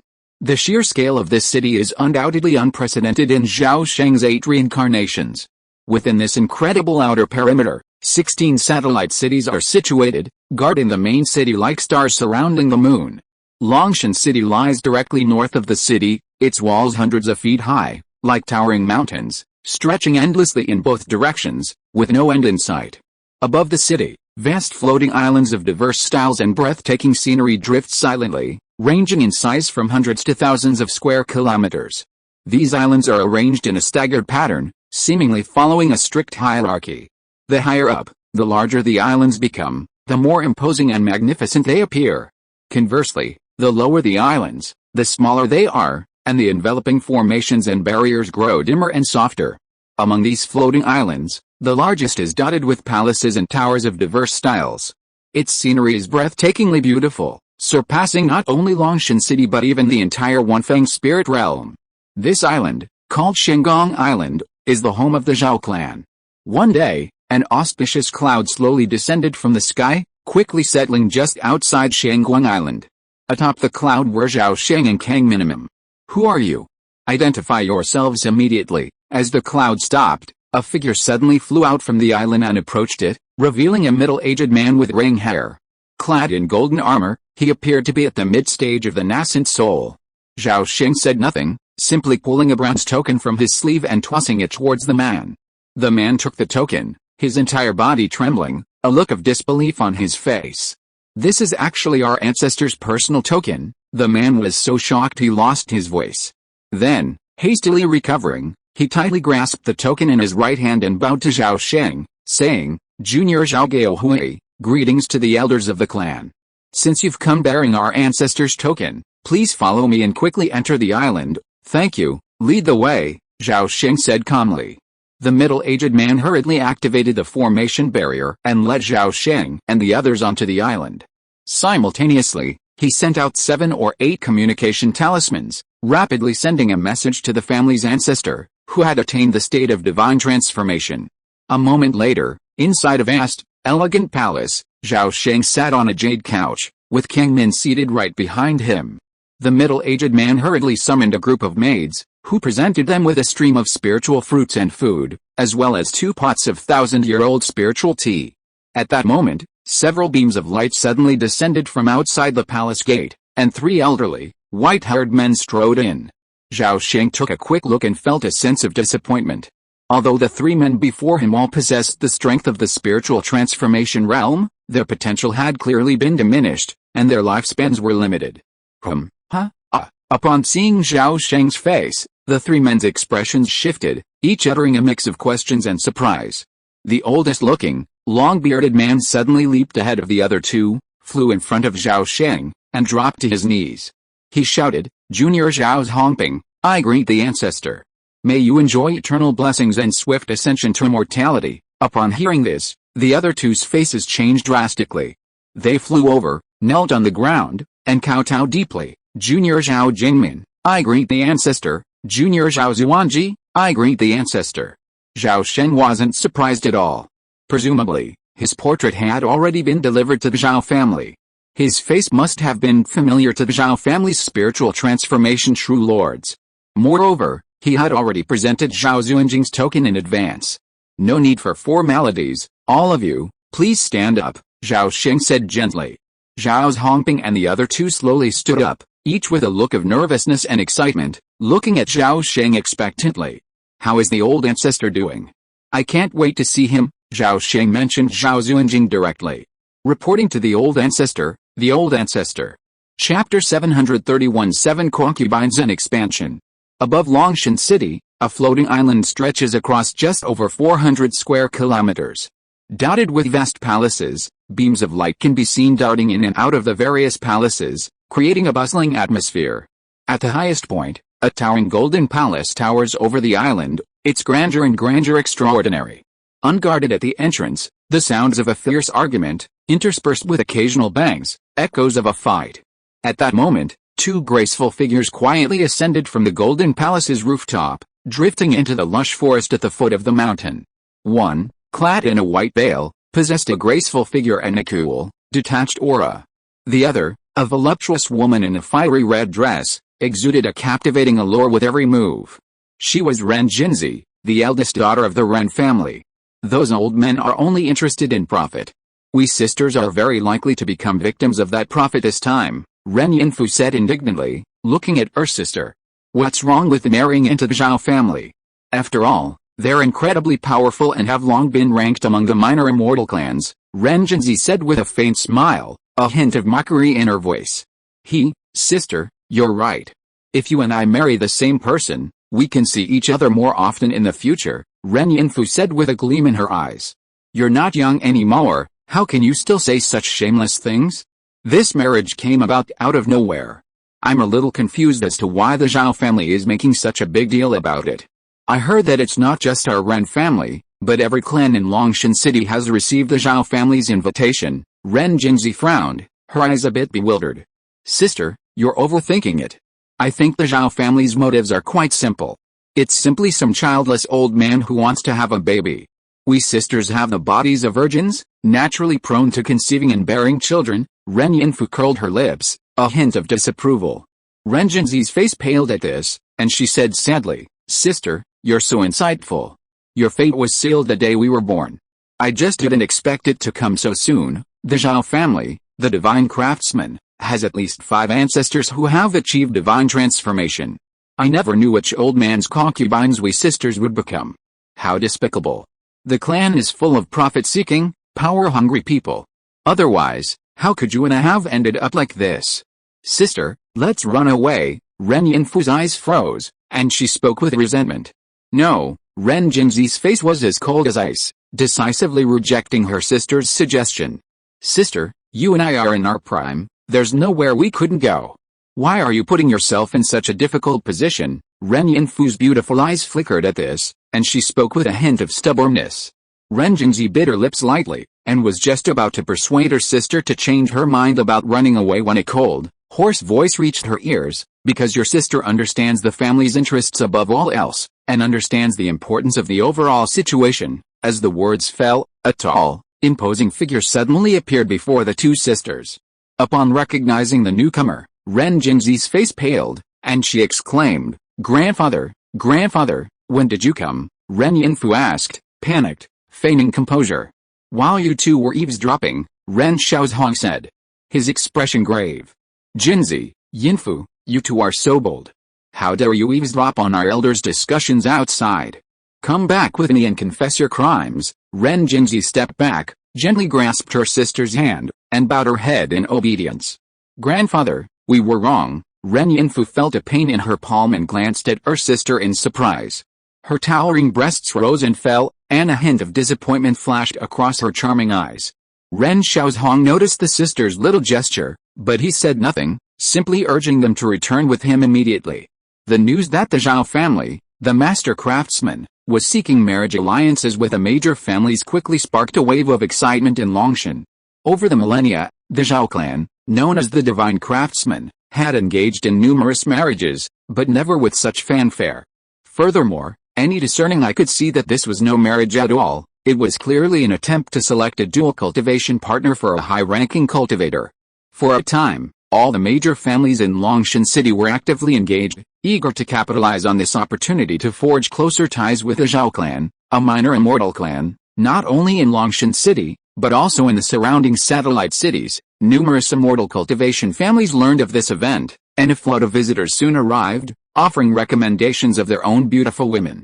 Most of these carefully selected beauties possessed exceptional physiques, and some even cultivated one or more dual cultivation techniques.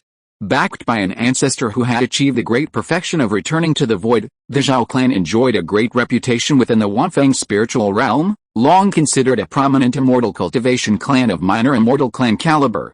If immortal clan refers to an ancient clan whose ancestors produced an immortal, then minor immortal clan refers to a prominent family with at least one member of the returning void semi-immortal realm ruling within it.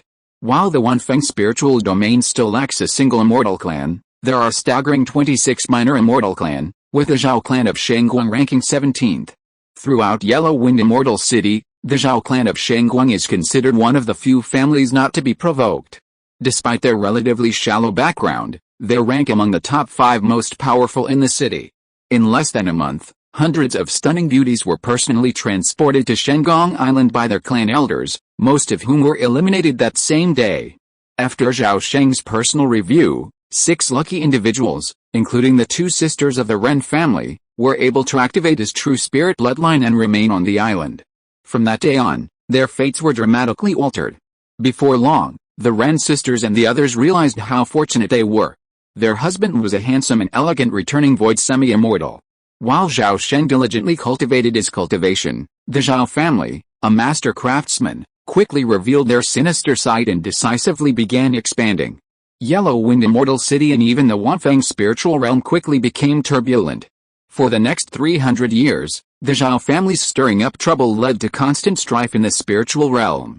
Many weaker clans were annexed by other factions, and countless humans were enslaved by other clans. To the west of the Wanfeng spiritual realm, a towering mountain range stretched for tens of thousands of miles. A shrouded white spiritual mist enveloped the mountains. Some peaks were capped with snow, while others radiated vast expanses of red light. Countless high and dangerous peaks loomed in the mist, seemingly concealing countless dangers. This was the Lianyan Mountains, a perilous place where even nascent soul cultivators dared not venture. The Lianyan Mountains are imbued with spiritual energy, teeming with exotic flowers and rare animals. It boasts a wealth of resources for spiritual cultivation, making it a truly rare and precious place. Near the Lianyan Mountains lies a secluded valley, its terrain complex and labyrinthine, shrouded in perpetual clouds and mist, seemingly devoid of life. But peering through the layers of mist reveals vast expanses of spiritual fields and medicinal gardens, dotted with quaint and elegant courtyards, creating a secluded paradise. At the valley's center lies a vast manor, enveloped by a pale azure barrier. At its innermost reaches stands a 9-story pagoda. In front of the pagoda lies a bluestone plaza, at the end of which stands a massive flag, over 20 feet tall. The flag flutters in the wind, etched prominently with the character Qin. This valley is the ancestral home of the Qin family of Beifang. The Qin clan is a second-rate faction within the Wanfeng spiritual realm, with only 2 transformation gods, Hulshen Zhenjin, ruling the clan, while boasting a staggering 232 nascent soul cultivators. In the Xianzhu realm, the Qin clan would undoubtedly dominate, rivaling even the Xianzhu Zhao clan. However, within the Wanfeng spiritual realm, second-rate factions like the Beifang Qin clan can only barely defend themselves, and sometimes even become fat meat in the eyes of more powerful factions. Meanwhile, several giants clad in crimson gold armor, each possessing a cultivation level above the Jinden stage, stood guard around the tower with solemn expressions. Each giant's breastplate was prominently engraved with a mountain dragon pattern, the emblem of the divine craftsman Zhao clan. This was the 9th floor of the tower, but the atmosphere in the room was solemn, a lingering aura of invisible murderous intent. At the highest platform sat 2 green-robed elders, the Qin clan's 2 transformation gods, Hulshen Zhenjin, Qin Gong and Qin Feng. Opposite them sat 2 others, both clad in golden armor, their murderous intent concealed. Leading the group was a broad-faced, white-browed man with a faint glint in his eyes. Judging from his radiant aura, he had reached the middle stage of the spiritual transformation realm. Beside him stood a thin, elderly man with a sullen, cold gaze, also remarkably at the spiritual transformation realm. Both of them shared the surname Zhao, the large man Zhao Qingfeng, the thin old man Zhao Huoji, the two most junior of the Zhao clan's 7 spiritual transformation true lords. Fellow Taoist Qin Guang, we've made our purpose clear to you during our previous visits, and I, Zhao, will not waste any more words. The Jinjing Fire Cart Lake occupied by your Qin family is ours to take. The terms remain unchanged. 30,000 top-grade spirit stones, and you have 1 month to vacate the Fire Cart Lake, the white-browed Zhao Qingfeng said coldly, holding up 3 fingers. Brother Qingfeng, you're wrong. Our Qin family sacrificed tens of thousands of members for this golden crystal Fire Cart Lake, expending countless resources and energy. 30,000 top-grade spirit stones are a drop in the bucket. If we were to sell it to the Zhao family, how would we explain it to our subordinates? Qin Guang, seated at the head, remained silent, while Qin Fang, standing beside him, spoke coldly. Haha, Golden Crystal Fire Cart Lake was originally seized by your Qin family from the Gu family. The Gu family is now a kinship of our Zhao clan, and they've already transferred Fire Cart Lake to our Zhao family. It's only natural for you to give up Fire Cart Lake. What else can you say? The thin Zhao Huoji chuckled and spoke. Don't go too far. My Qin family is not to be trifled with. You must know that Lady Fengxin is my great-great-grandfather's elder sister. You should know who Lady Fengxin is, without my reminder. If you go too far, my Qin family will have to summon Lady Fengxin to administer justice. Qin Gong's eyes flashed, and he spoke in a deep voice. Zhao Qingfeng and Zhao Huoji's faces darkened at these words. It was clear that the Lady Fengxin this person was referring to held immense intimidation, perhaps surpassing Zhao Xuanjing in strength. Qin Fang, there's no need to intimidate us with Lady Fengxin. Since we've dared to come to our door, we're not afraid of any threats. Again, if you give up Fire Cart Lake, everything will be easy. Otherwise, expect your entire Qin family to be annihilated. Zhao Qingfeng's face was stern, and each word he spoke was stern. Anyone can make threats. Aren't you too afraid you won't be able to leave this room today? Qin Fang said calmly. Zhao Qingfeng sneered coldly, a divine light suddenly flickering between his brows. Immediately, a 9-foot-tall man in a green robe emerged, seemingly indistinguishable from a living being.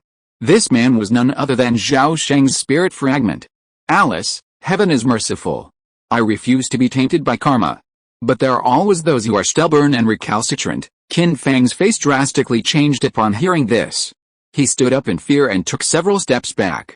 His face was as white as paper, and his voice trembled with bitterness. Return to the void. Split. Spirit, when did your Zhao family have a second return to the void, venerable? Qin Gong slowly stood up, his eyes twinkling as he asked. Haha. My Zhao family's heritage is unfathomable. How can you, a second-rate clan, compare? Zhao Qingfeng said with a proud smile. Zhao Huoji then said, Zizu, please personally take down these 2 old men. Wait. We too surrender. Before Zhao Sheng could make a move, Qin Gong quickly admitted defeat. At this moment, the man's mind was as clear as a mirror. It turned out that the previous offer to redeem Golden Crystal Fire Cart Lake was a lie. The Zhao family's true purpose was to coerce the Qin family into submission. Yes, we will immediately relinquish Golden Crystal Fire Cart Lake. Not only will we not take a penny, but we will also cede 2,000-year-old wind and fire copper veins as an apology, Qin Fang quickly added. As the saying goes, he who knows the current situation is a hero. The 2 Qin families' incarnations were undoubtedly well aware of this. Zhao Sheng turned to look at Zhao Qingfeng and the others and said calmly, today's matter rests with you 2. Whether they live or die depends on your decision. Zhao Qingfeng and Zhao Huoji exchanged a glance, each understanding the other's intention. Zhao Qingfeng stepped forward, bowed to Zizu, and said respectfully, my suggestion is to let the Qin family go for now. But the prerequisite is that they sign a vassalage agreement, recognizing my Zhao clan as their master. Zhao Sheng nodded, then turned to the Qin family and said in a deep voice, do you 2 have any objections? I have absolutely no objections. We have signed this agreement. Qin Gong nodded without hesitation. Zhao Qingfeng smiled faintly at this, pulled out a scroll of golden silk from his bosom, and tossed it in front of Qin Gong. Qin Gong's eyes twitched slightly, and despite a sense of humiliation, he reached out to take the scroll, opened it, and spat a mouthful of blood into it. Then, enduring the excruciating pain, he tore off a strand of his soul and injected it into the scroll. Soon, Qin Fang also injected a strand of his soul into the agreement, simultaneously writing his name in his own blood. Seeing this, Zhao Qingfang strode forward, snatched the golden silk scroll, and after carefully examining the true name and soul imprint, carefully placed the scroll in his arms. It turned out that their repeated requests for the golden crystal fire carp lake were fake. Their real purpose was to coerce the Qin family into siding with the Zhao family. Seeing the outcome was settled, Zhao Sheng nodded to the two of them and instantly transformed into a stream of light, vanishing into thin air. Chapter 732, Yuanying gathers together, the illusion of Nine Nether Tower? 30 years later, in the Woqiu Mountains, behind Longzhou Peak. Dawn had just broken, and a thin mist enveloped the air. Stretches of spiritual pines and bamboos stretching for hundreds of miles transformed the mountain into a lush green forest. Beneath the green pines and bamboos, quaint and elegant courtyards nestled beneath. Deep within this forest, a vast plaza, approximately 3 miles in diameter, paved with top-grade spiritual jade, stood a 9-story pagoda, over 10 feet tall, radiating an eerie gray-black glow. Its smooth exterior was constructed of a mysterious spiritual gold. Its octagonal shape, each floor adorned with a shimmering bell, was completely sealed, windowless, save for a jade-white gate on the lowest level. As the sun slowly crested the peak, a vast expanse of golden light shone across the forest. Rays of light streaked in from all directions, landing on the plaza in front of the pagoda and transforming into figures clad in bright yellow robes. These people, young and old, all possessed an extraordinary presence and a profound aura. Any of the younger Zhao clan members present would have been astonished, for those arriving in the square were all powerful Yuanying stage elders. Normally, these individuals would be scattered across the land, each controlling a specific territory, wielding immense power and influence. Unexpectedly, today, nearly 100 Yuanying stage elders had gathered in this very square. Who had summoned them? Third uncle, could it be that Zizu summoned us here? A dark-faced, middle-aged man with a short bun whispered to his neighbor in a corner of the square. Don't let your imagination run wild. This is clearly a great opportunity. If we can pass Zizu's test, our future will be bright. Zhao Changxiu's expression was solemn, as he secretly sent a message to his nephew, Zhao Sheng. Indeed, Zizu's move is profoundly meaningful. How could he possibly be so idle? But the clan is overflowing with talent. 12 great cultivators have arrived. With the cultivation level of both of you and me, I'm afraid we won't be able to catch Zizu's eye. Zhao Shengmeng, with short hair and a dark face, said worriedly. When Zhao Xiandu heard his words, he suddenly turned around and said lightly, "Don't worry, as far as I know, this test does not test strength, but tests a person's state of mind, as well as his own understanding and comprehension of the Tao." Third Master, are you serious? Zhao Changxiu suddenly asked. The Zhao family's generation names, immortality is valued in cultivation. The Xian generation name is 2 generations higher than the Cheng generation name, and Zhao Xiandu ranks 3rd in cultivation level among his peers, so Zhao Changxiu calls him Third Master. Until now, the Zhao family's peers are no longer arranged according to the order of birth, but are arranged according to the level of cultivation level. The reason for this arrangement is very simple. There are too many immortal cultivators born in each generation of the Zhao family. Believe it or not.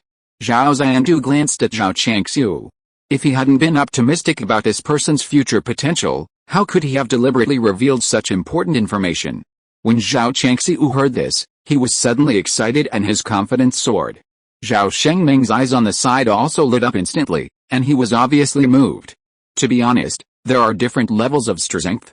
But in terms of the realization and understanding of the Tao, every Yuanying realm cultivator has his own set of enlightenment theories. Unless they have competed with each other, they will naturally not admit that they are inferior to others. Did you see that 9-story tower? This tower is a rare treasure, and our test lies on this tower. How many floors of the tower we can climb in the end almost determines our future destiny. Zhao Xiandu's eyes slowly swept over the cultivators in the square, and as he spoke, a raging fighting spirit gradually ignited in his heart. Could it be that Zizu intends to select a few tribesmen to keep by his side and train them carefully in the future? As soon as Zhao Shengmeng said this, he immediately realized that he had asked a stupid question, and regretted it so much that he wanted to slap himself in the face. Zhao Xiandu seemed not to hear it, and his eyes had already turned to what he thought was his opponent. Among the Zhao family's Yuanying clan members, the one with the surname Yan who is still alive is the eldest, followed by King Hua, Ziux and Gichen Shen, Sanchin Yuxingzhan and up to the Kaiern generation, a total of 193. More than 100 people have arrived at the square today, including 12 great monks in the late stage and 32 in the middle stage of Yuanying. Excluding the 3 ancestors of the Yan generation who are about to pass away, there are at least 19 people who are his strong opponents.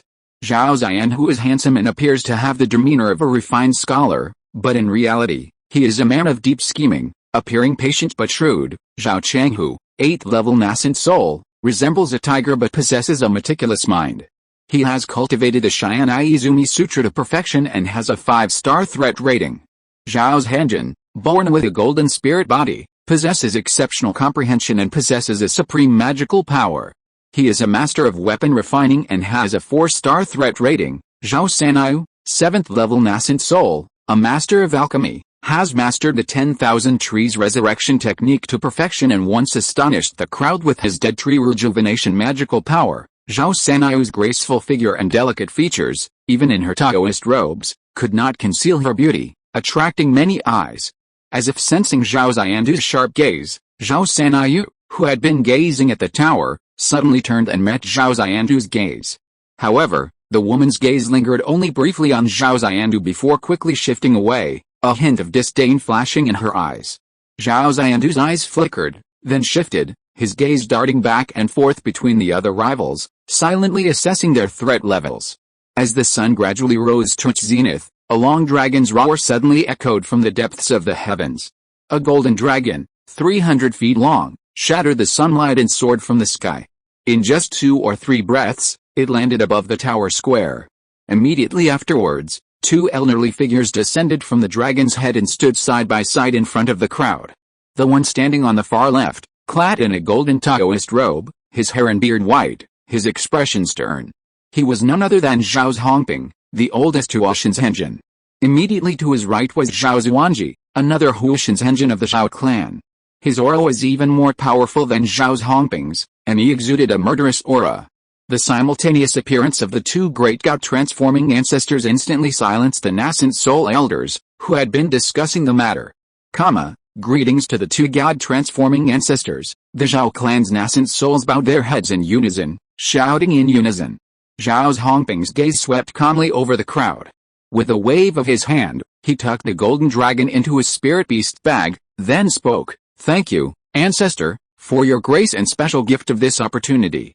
This is a once-in-a-lifetime great fortune for our Zhao clan, and even greater for you, the younger generation. I've summoned you here today to select a talented leader. Whether our clan will produce more God-transforming cultivators, or even return to void venerables, depends on this day. Do you have confidence?" Zhao Hongping's voice was so powerful that Zhao Xiandu felt as if thunder were exploding in his ears, causing his heart to beat faster. Yes, the 100 nascent soul elders listening to the teachings in the square shouted in unison, their voices resonating through the heavens. Yes, I am very pleased that you have such determination. The 9 Netherworld Tower behind me has a total of 9 layers of illusions. For each layer you pass, I will bestow a reward. The higher you climb, the richer the reward. You don't have to doubt the determination of us elders. The rewards this time are extremely generous, so generous that they exceed your imagination." Zhao Hongping nodded with satisfaction and continued to speak.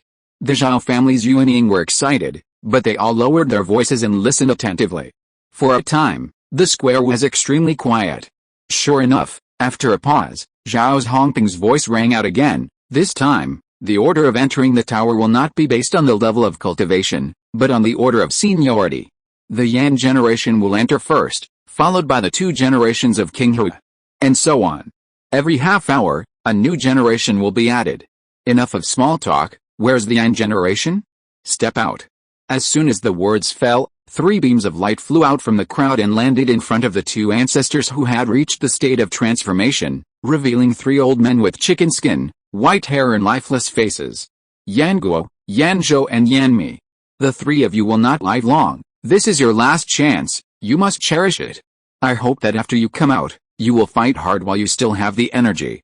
Did you hear me clearly, Yan? Remember the teachings of the ancestors. We will never let you down." The 3 of them looked resolute, and bowed their heads in salute. At this moment, the tightly closed tower door slowly opened, and behind the door was pitch black. full of mystery and the unknown. Zhao Zuanji, who had been silent all the time, saw the tower door open, and immediately reminded, "It's almost time, you three go in." "Yes." The three elders with the surname Yan bowed again, and after looking at each other, Zhao Yan, who had the longest lifespan, was the first to walk towards the tower gate, followed by Zhao Yanzhou and Zhao Yanmei. The Zhao family's Yuanying watched the three elders walk through the tower gate, and their figures were swallowed by the darkness one by one. Most people's hearts slowly hung in the air. Half an hour passed in a flash, and none of the three elders of the Anzi generation came out. The three elders went and never came back, and no one knew whether they were alive or dead. This result immediately made the Yuanying feel restless, and they talked about it at the same time. "King Jiang, King Su, King Guang, step out. It's your turn." Zhao Zuanji ignored the younger generation's whispers and spoke again. As he finished speaking, the 5 members of the Qing generation stepped out one after another, and then, under the watchful eyes of the crowd, they entered the tower one by one. Another half-hour passed, and none of the 5 Qing generation members had left the tower. Seeing this, the nascent soul cultivators grew even more restless, but many also breathed a sigh of relief, having determined that this ordeal was not life-threatening.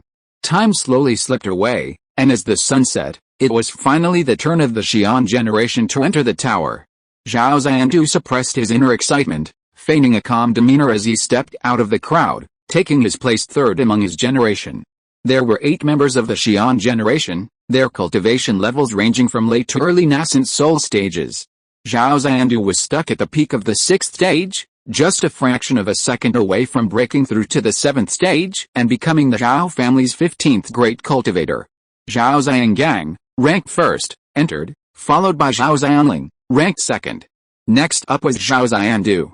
Cheng Xiu, I wish third master a great victory this time, and a bright future after his return. Hearing the voice in his ear, Zhao Zhandu's eyes lit up, and the whole person suddenly turned into a flash of lightning, and flew into the tower in a flash. After a dizzying moment, he opened his eyes again, and what came into view was a vast grassland. The green wild grass spread out towards the surroundings, like an extremely vast green grass carpet. The breeze blew gently from afar, and the green grass on the ground swayed low, bringing an extremely fresh smell. Looking around, the blue sky and white clouds floated leisurely. The surrounding scenery looked extremely real, and there was no sign that this was an illusion. What Zhao Zhandu did not expect was that the spiritual energy in this illusion was so rich that it was unprecedented in his life. If one can practice here for 100 years, it is equivalent to practicing in seclusion in the outside world for 1,000 years. The benefits gained are unimaginable. It's a pity that this is just an illusion after all. The test is still important. Zhao Zhandu thought silently in his heart. His spiritual thoughts penetrated his body and expanded towards the surroundings, instantly covering an area of 100 miles. The next second, he suddenly frowned, as if he had encountered a huge problem. With his high realm, he couldn't even find the flaw in this illusion. It was as if this prairie really existed. Impossible. This is just the first level. It shouldn't be difficult. Zhao Zhandu muttered softly, his expression slightly grim. However, this person would never have guessed that he had entered not the first floor, but the 6th.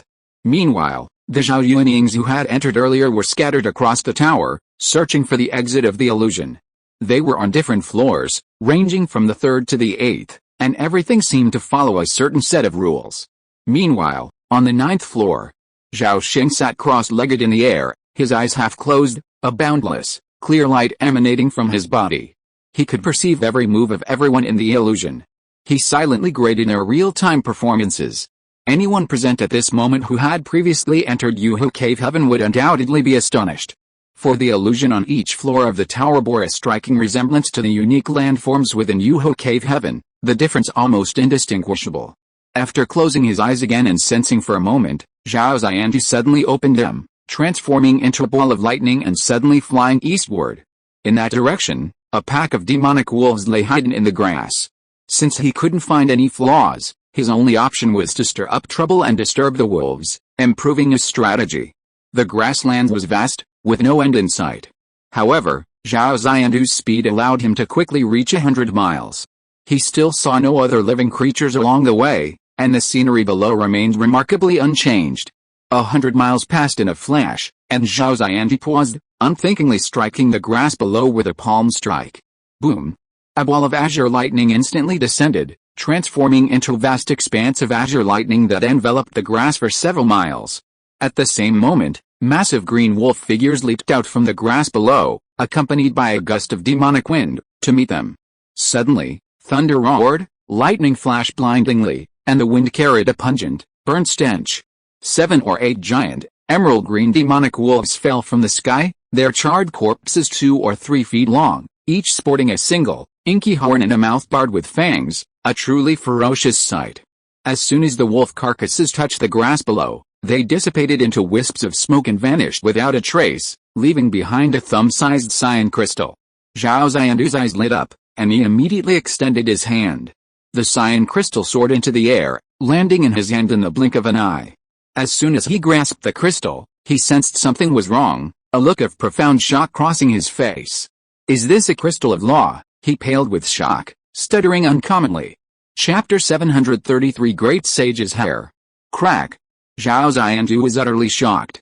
In his excitement, he involuntarily exerted a little more strength.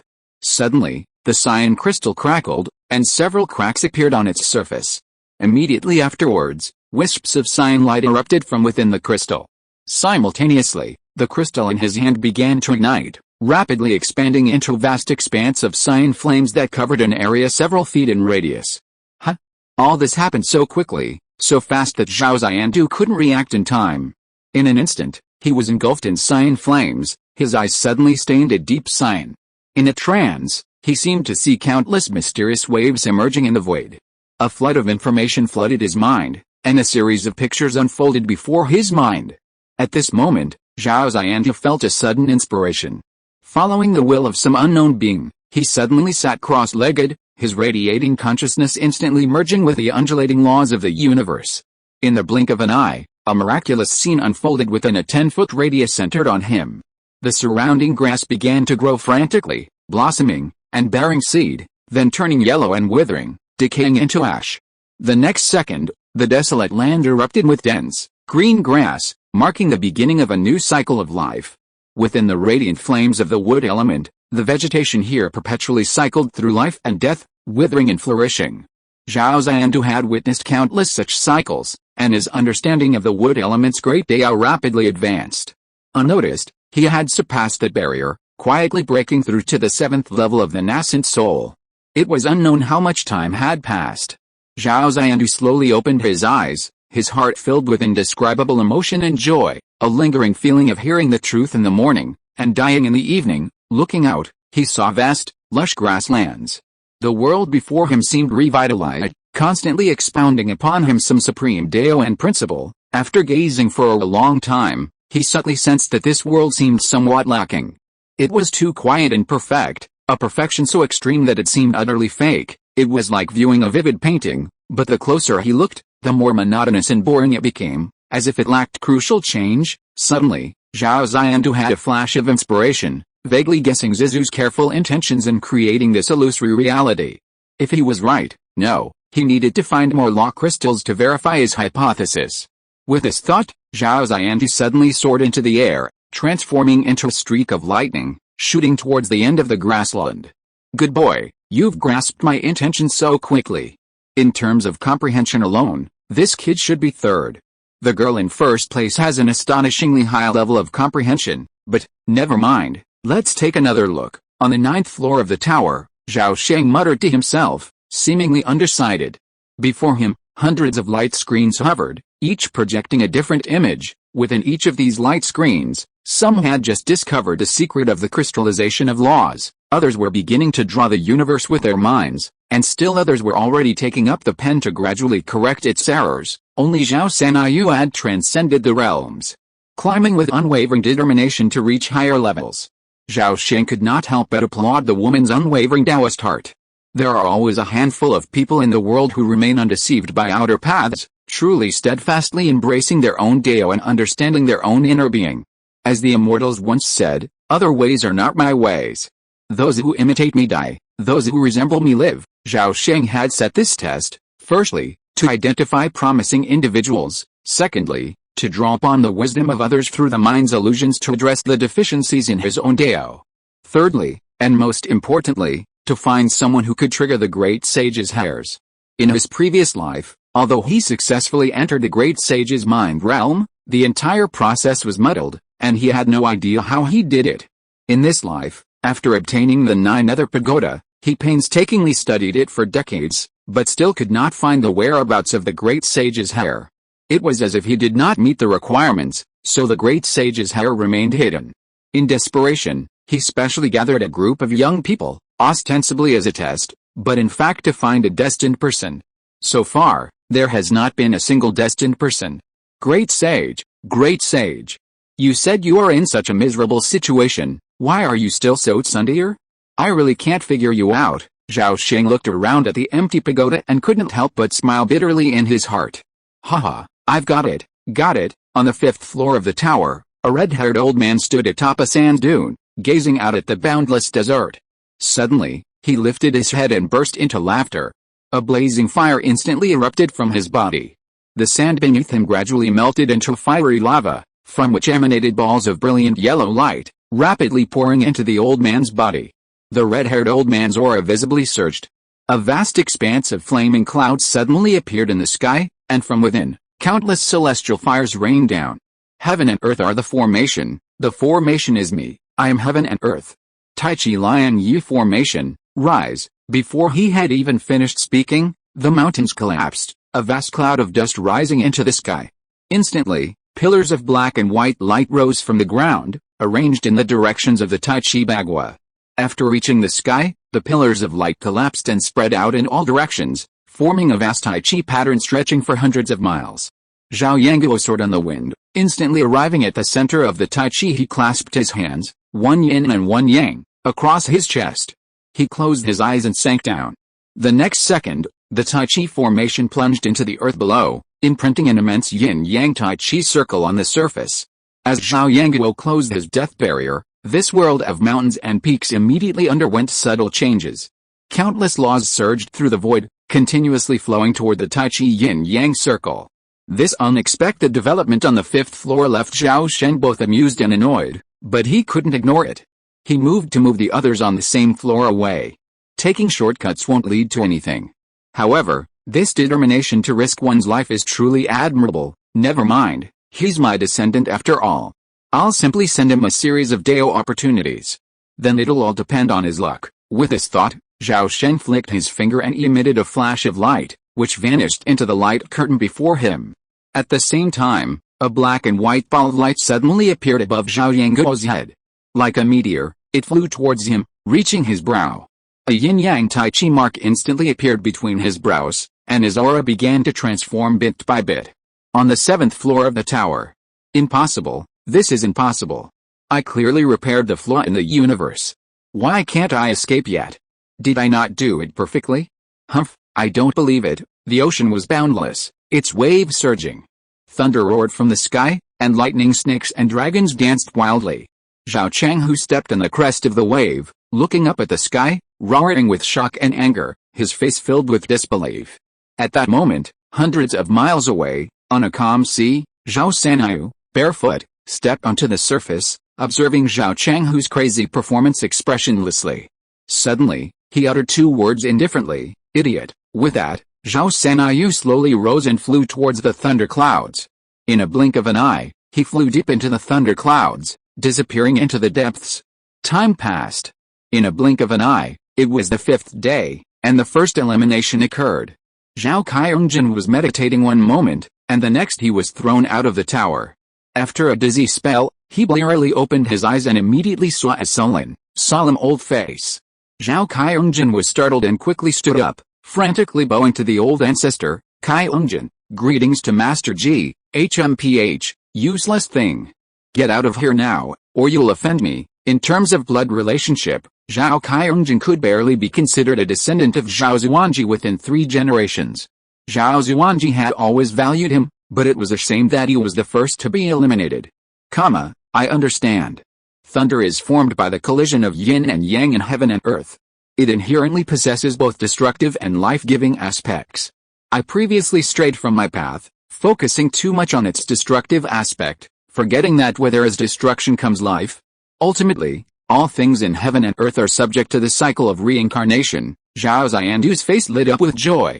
A small tree in his hand was rapidly growing, rapidly sprouting more branches and leaves, then visibly blossoming and bearing fruit, before its branches and leaves withered.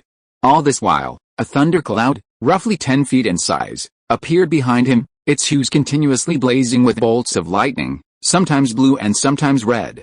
As the fruit fell from the tree, the grass where it had fallen began to fade and vanish, spreading outwards. In its place, a layer of crystal white floor, like jade, gradually emerged. Then, the grassland vanished rapidly, its pace increasing as the surroundings quickly returned to their original form. This illusory world quickly faded and vanished. Only when the spiritual tree in his hand vanished with the wind did Zhao Xiandu suddenly realize he had left the illusion and returned to the 6th floor of the tower. Looking around, he saw a new doorway on the nearby wall. Behind it, a stone staircase stretched upwards, reaching an incalculable height. Zhao Xiandu took a deep breath, stepped through the doorway, and quickly disappeared at the end of the stone steps. 1 month, 2 months. 3 months later, over 70 members of the Zhao family's nascent soul stage had been eliminated. Now, only 37 remained within the tower. Among these, the most accomplished had reached the pinnacle of nascent soul great perfection, such as the 3 elders of the Yang generation, while the least advanced to the 2nd stage of the nascent soul stage, such as Zhao Fuke. However, only one person could reach Zhao Sheng's presence, Zhao Sanyu. While her cultivation wasn't exceptional, her talent wasn't exceptional either. But in terms of her determination and unwavering Taoist heart, she was truly a once-in-a-millennium phenomenon. Sanyu, I pay my respects to Zizu. Zhao Sanyu bowed gracefully, but was suddenly lifted up by a powerful force, preventing her from continuing. No need to be so polite. Zhao Sheng looked at Zhao Sanyu, who was a few steps away, with an admiring look and praised her. You're quite good. Ask yourself, if I were your age, I don't think I would be able to understand my true nature and stick to my own path. The fact that you've reached the 9th level so quickly is truly beyond my expectations. Zizu, you're too kind. Sanyu, I just have someone in my heart. Zhao Sanyu's expression was calm, but her eyes casually swept around, as if searching for something. Zhao Sheng immediately noticed her abnormality and was delighted. He chuckled and said, Why, can you sense it, Zizu? What do you mean by it? Zhao Sanyu's heart moved and she immediately asked. Haha. Although I've never seen it, I've seen references to it in the notes left behind by the old ancestor Kaiyongshan. This object is a single golden hair, its origin so astonishing it cannot be revealed. At the end, Zhao Sheng suddenly revealed a hint of anticipation and asked, Sanyu, this item involves a heaven-defying opportunity, rare in 10 lifetimes. You absolutely must not miss it. Otherwise, you will regret it for the rest of your life. Upon hearing this, Zhao Sanyu's eyes flashed with a fiery intensity. Suddenly, right in front of Zhao Sheng, he sat cross-legged, closed his eyes, and began to sense the whereabouts of the great sage's hair with all his might. Zhao Sheng held his breath, concentrating his energy, completely restraining his presence, fearing to disturb him. As time passed, Zhao Sanyu's face gradually paled, his forehead covered in sweat, and his expression shifted from calm to nervous, then to impatience.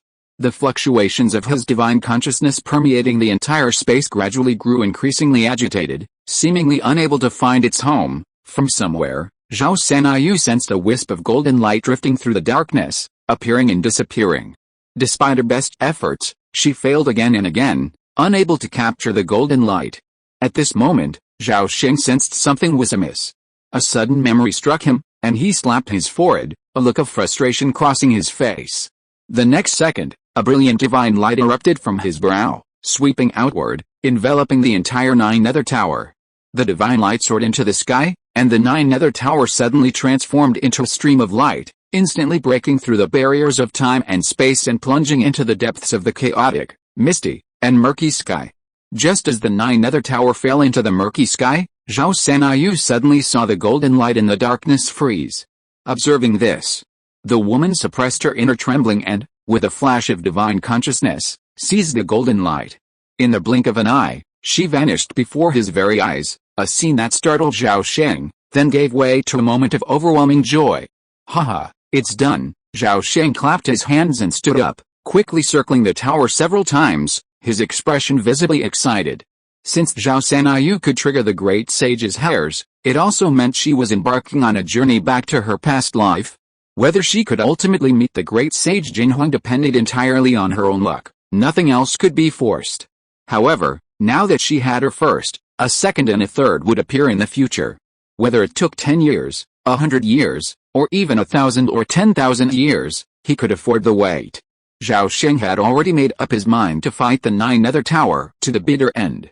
Even if this life didn't work out, there was still the next, and the next. He would surely see the great sage Jinhuang again in one of them. Meanwhile, the changes in the Nine-Nether Tower quickly affected the dozens of people undergoing the test within. Illusions on each floor of the tower collapsed and dissipated, and Zhao Xiandu, Zhao Changhu, Zhao Xiangang, Zhao Yangguo, and the others awoke one by one, bewildered and confused. At that moment, they had no idea the test was over. No. Heaven will destroy me, I will not. On the 7th floor of the tower, Zhao Yangguo roared in despair, unable to contain the rapidly surging magical power within him. Horrible cracks immediately appeared on his body, and blood gushed out in torrents. In an instant, he was reduced to a bloody corpse. Even more terrifying, his nascent soul body began to disintegrate, rapidly transforming into countless streams of light that rose and dissipated in the sea of soul. When the last wisp of the soul's light dissipated, he died instantly, his body shattering into a pool of blood. Chapter 734, March Tribulation. Behind Dragonclaw Peak, on the White Jade Square. The sky was clear and azure. Suddenly, the Nine-Netherworld Tower, standing in the center of the square, shone with a resounding light. Bells rang in unison, emitting waves of resounding almighty Dao sounds. The next second, the tower's doors flew open, and figures flew out one after another, landing in every corner of the square. What's going on? Why am I out? Someone asked, bewildered. Give me a little more time, I'll definitely be able to break through this realm. Why won't you even give me this little time? Someone was furious, their face contorted with anger. The test is over? Why so hasty? Others remained calm, their gazes fixed on the Nine-Netherworld Tower. Zhao Xiandu's gaze was sinister, and he silently glanced around, taking in everyone in an instant. Zhao Changhu, Zhao Xiangang, Zhao Qingsu, Zhao Yanzhe. Wait, why is Zhao Sanyu missing? Where did she go? Was she already eliminated? Zhao Xiandu's mind raced, but he quickly dismissed the thought. No, Zhao Sanyu is no ordinary person. Even Zhao Changhu is here, so she can't be worse than Tiger Chi. What exactly happened? In an instant, everyone turned their attention to the two divine transformation elders who had been guarding outside. Several even asked excitedly, Ancestor Ping, do you know, this is so unfair. We deserve an explanation for all this nonsense. Ancestor Ping, how will we be ranked in this test? Just then, the frail Zhao Hongping suddenly coughed and said in a deep voice, silence. As soon as he finished speaking, the square fell silent. Zhao Hongping's expression was serious, and his cloudy old eyes slowly scanned the crowd. Wherever his gaze passed, everyone lowered their heads, not daring to meet the ancestor's gaze. Only the two members of the Yang generation showed no fear of the ancestor's pressure, their eyes revealing the unhurried composure of someone facing death with equanimity. Your performance just now greatly disappoints me. It was just a test. Do success or failure really matter? Where has the concentration you've cultivated over thousands of years gone? Humph, you're behaving so disgracefully. How disgraceful! Zhao Hongping's reprimand immediately humiliated everyone, leaving them speechless. Ancestor, Yanzhe simply wishes to clarify. We left the tower in a daze, and we must have an explanation. I simply want to know what Zizu's purpose is in doing this. Zhao Yanzhe, believing he wouldn't live for many more years, naturally had no scruples and questioned him publicly. Zhao Hongping's face darkened, and he snorted coldly, HMPH, explanation? I'll give you an explanation right now. Where is the master of the discipline hall?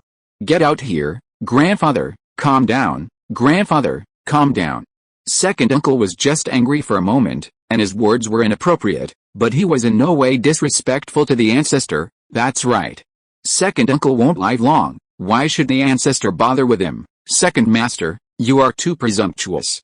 The ancestor has always been magnanimous, but now you are asked to. Just as the master of the discipline hall, Zhao Xiangang, walked out of the crowd, More than 30 Zhao family nascent soul elders began to plead for mercy.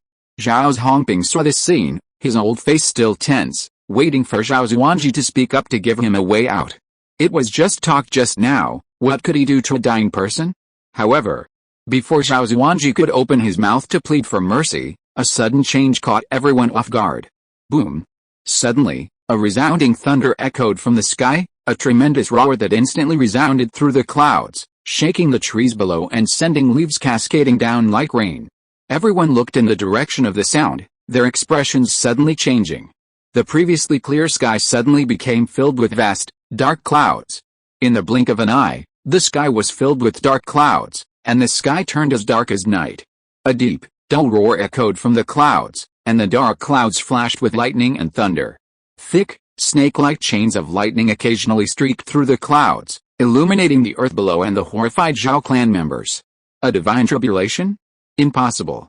Who would undergo a tribulation at this time? Zhao Xiandu's face changed drastically, and he suddenly shouted excitedly. The calamity clouds have formed, and the thunder tribulation is bound to arrive. But which god-man chose to undergo the tribulation at this critical moment? Is he desperate? The only two ancestors not present who have reached the nascent soul great perfection stage, Yan Guo and Qing Zheng, are the only ones. Could it be one of them? Zhao Xiangang speculated. Could it really be that Zhao Yanguo has reached perfection and is now ready to make a desperate attempt? Zhao Yanzhuo pondered with a gloomy expression, unaware that Zhao Yanguo had already passed away. Zhao Hongping and Zhao Zuanji stared at the calamity clouds above, both with solemn expressions, unwilling to speak. In truth, neither of them knew which of the younger generation would be the one undergoing the tribulation, but no matter who it was, it would surely be one of those 3 or 4. The most important thing now was that this person must succeed. If they failed, they would be reduced to ashes on the spot. At this moment, no matter how hard everyone present racked their brains, they would never be able to guess the true identity of the one undergoing the tribulation. Time flashed back a little. On the 9th floor of the tower, Zhao Sheng was beaming with joy, but then his expression froze, his head jerking back towards the spot where Zhao Sanyu had vanished. At that moment, a figure suddenly materialized from nowhere in the previously empty space. Who else could it be but Zhao Sanyu? Huh? Zhao Sheng's eyes were filled with astonishment. He had never expected Zhao Sanyu to return so quickly. But when his gaze met the woman's, he saw a pair of eyes, calm and profound, reflecting a profound experience. Instantly, Zhao Sheng's thoughts changed. The previous Zhao Sanyu could never have possessed eyes like these. Only those who have experienced countless years and endured countless hardships possessed eyes that could see through the world. It's been a long time since we last met. How are you, Zizu? Zhao Sanyu slowly raised her palm in greeting. Her demeanor had transformed, her words and actions imbued with an indescribable charm, her aura as still and calm as water, almost transcendent. Zhao Sheng studied her, a certain thought forming within him. You're wrong. From your disappearance to your return, a mere 100 breaths passed. His words instantly shattered the calm in Zhao Sanyu's eyes. A flicker of surprise flashed across them, but then calmed down in an instant. Suddenly, Zhao Sanyu, as if waking from a dream, sighed. So that's how it is. 100 breaths of time are like a dream. 7,000 years of cultivation, in the end, are like flowing water. Everything is but an illusion. What a pity. And what a blessing. With just a few words, Zhao Sheng immediately understood that Zhao Sanyu had spent over 7,000 years in the mind realm. However, the problem arose. Her experience was drastically different from her previous life. Could it be that she didn't meet the great sage Jin Huang? Did she witness that earth-shattering battle? Zhao Sheng's mind raced, a flood of thoughts racing through his mind. Just as he was about to offer a subtle hint, Zhao Sanyu's expression changed slightly, and she suddenly sat cross-legged. Her entire body vibrated violently, emanating an overwhelmingly powerful pressure. Suddenly, the spiritual energy within the tower suddenly poured into her body, forming a moderately large vortex. At that moment, Zhao Sanyu seemed to have transformed into a spiritual black hole. No matter how much spiritual energy poured into her, it instantly vanished without a trace. Zhao Sheng, sensing the danger, swept his sleeves, and dozens of top-grade spirit stones materialized, then exploded one after another. Instantly, a vast amount of spiritual energy filled the tower, which Zhao Sanyu then devoured in a single breath. Seeing that the spirit stones were insufficient, Zhao Sheng crushed another 100 top-grade spirit stones, releasing even more spiritual energy. As the spirit stones shattered, Zhao Sanyu's cultivation soared like a rocket. She reached the peak of the late 7th stage of the nascent soul. She broke through to the peak of the late middle stage of the nascent soul in the 8th stage. She reached the great perfection of the late middle stage of the nascent soul in the 9th stage. Even after reaching the great perfection realm, Zhao Sanyu showed no sign of stopping, her aura continuing to surge upwards. Boom! 3 breaths later, a sudden, dry thunderclap echoed outside the tower. Inside, Zhao Sanyu's aura shifted dramatically. A towering tree, shimmering with golden branches and leaves, suddenly appeared behind him. From its branches hung countless tender white, human-shaped spiritual fruits, resembling infants. A careful count revealed a staggering 99 and 81. Huh? Zhao Sheng's eyes lit up in wonder. The spiritual fruits on the tree seemed strangely familiar, resembling the legendary ginseng fruit. However, he quickly dismissed this absurd thought. He looked up, pondering, a divine transformation tribulation? This girl has actually been blessed with great fortune this time. But, have you actually met the great sage Jinhong? Just as he was pondering this, Zhao Sanyu's eyes suddenly opened, a divine light blazing in them, as sharp as lightning. Zizu, please open this tower. The time for the 3-month tribulation has arrived. Let us face it. Zhao Sanyu rose to his feet, saluted, and shouted.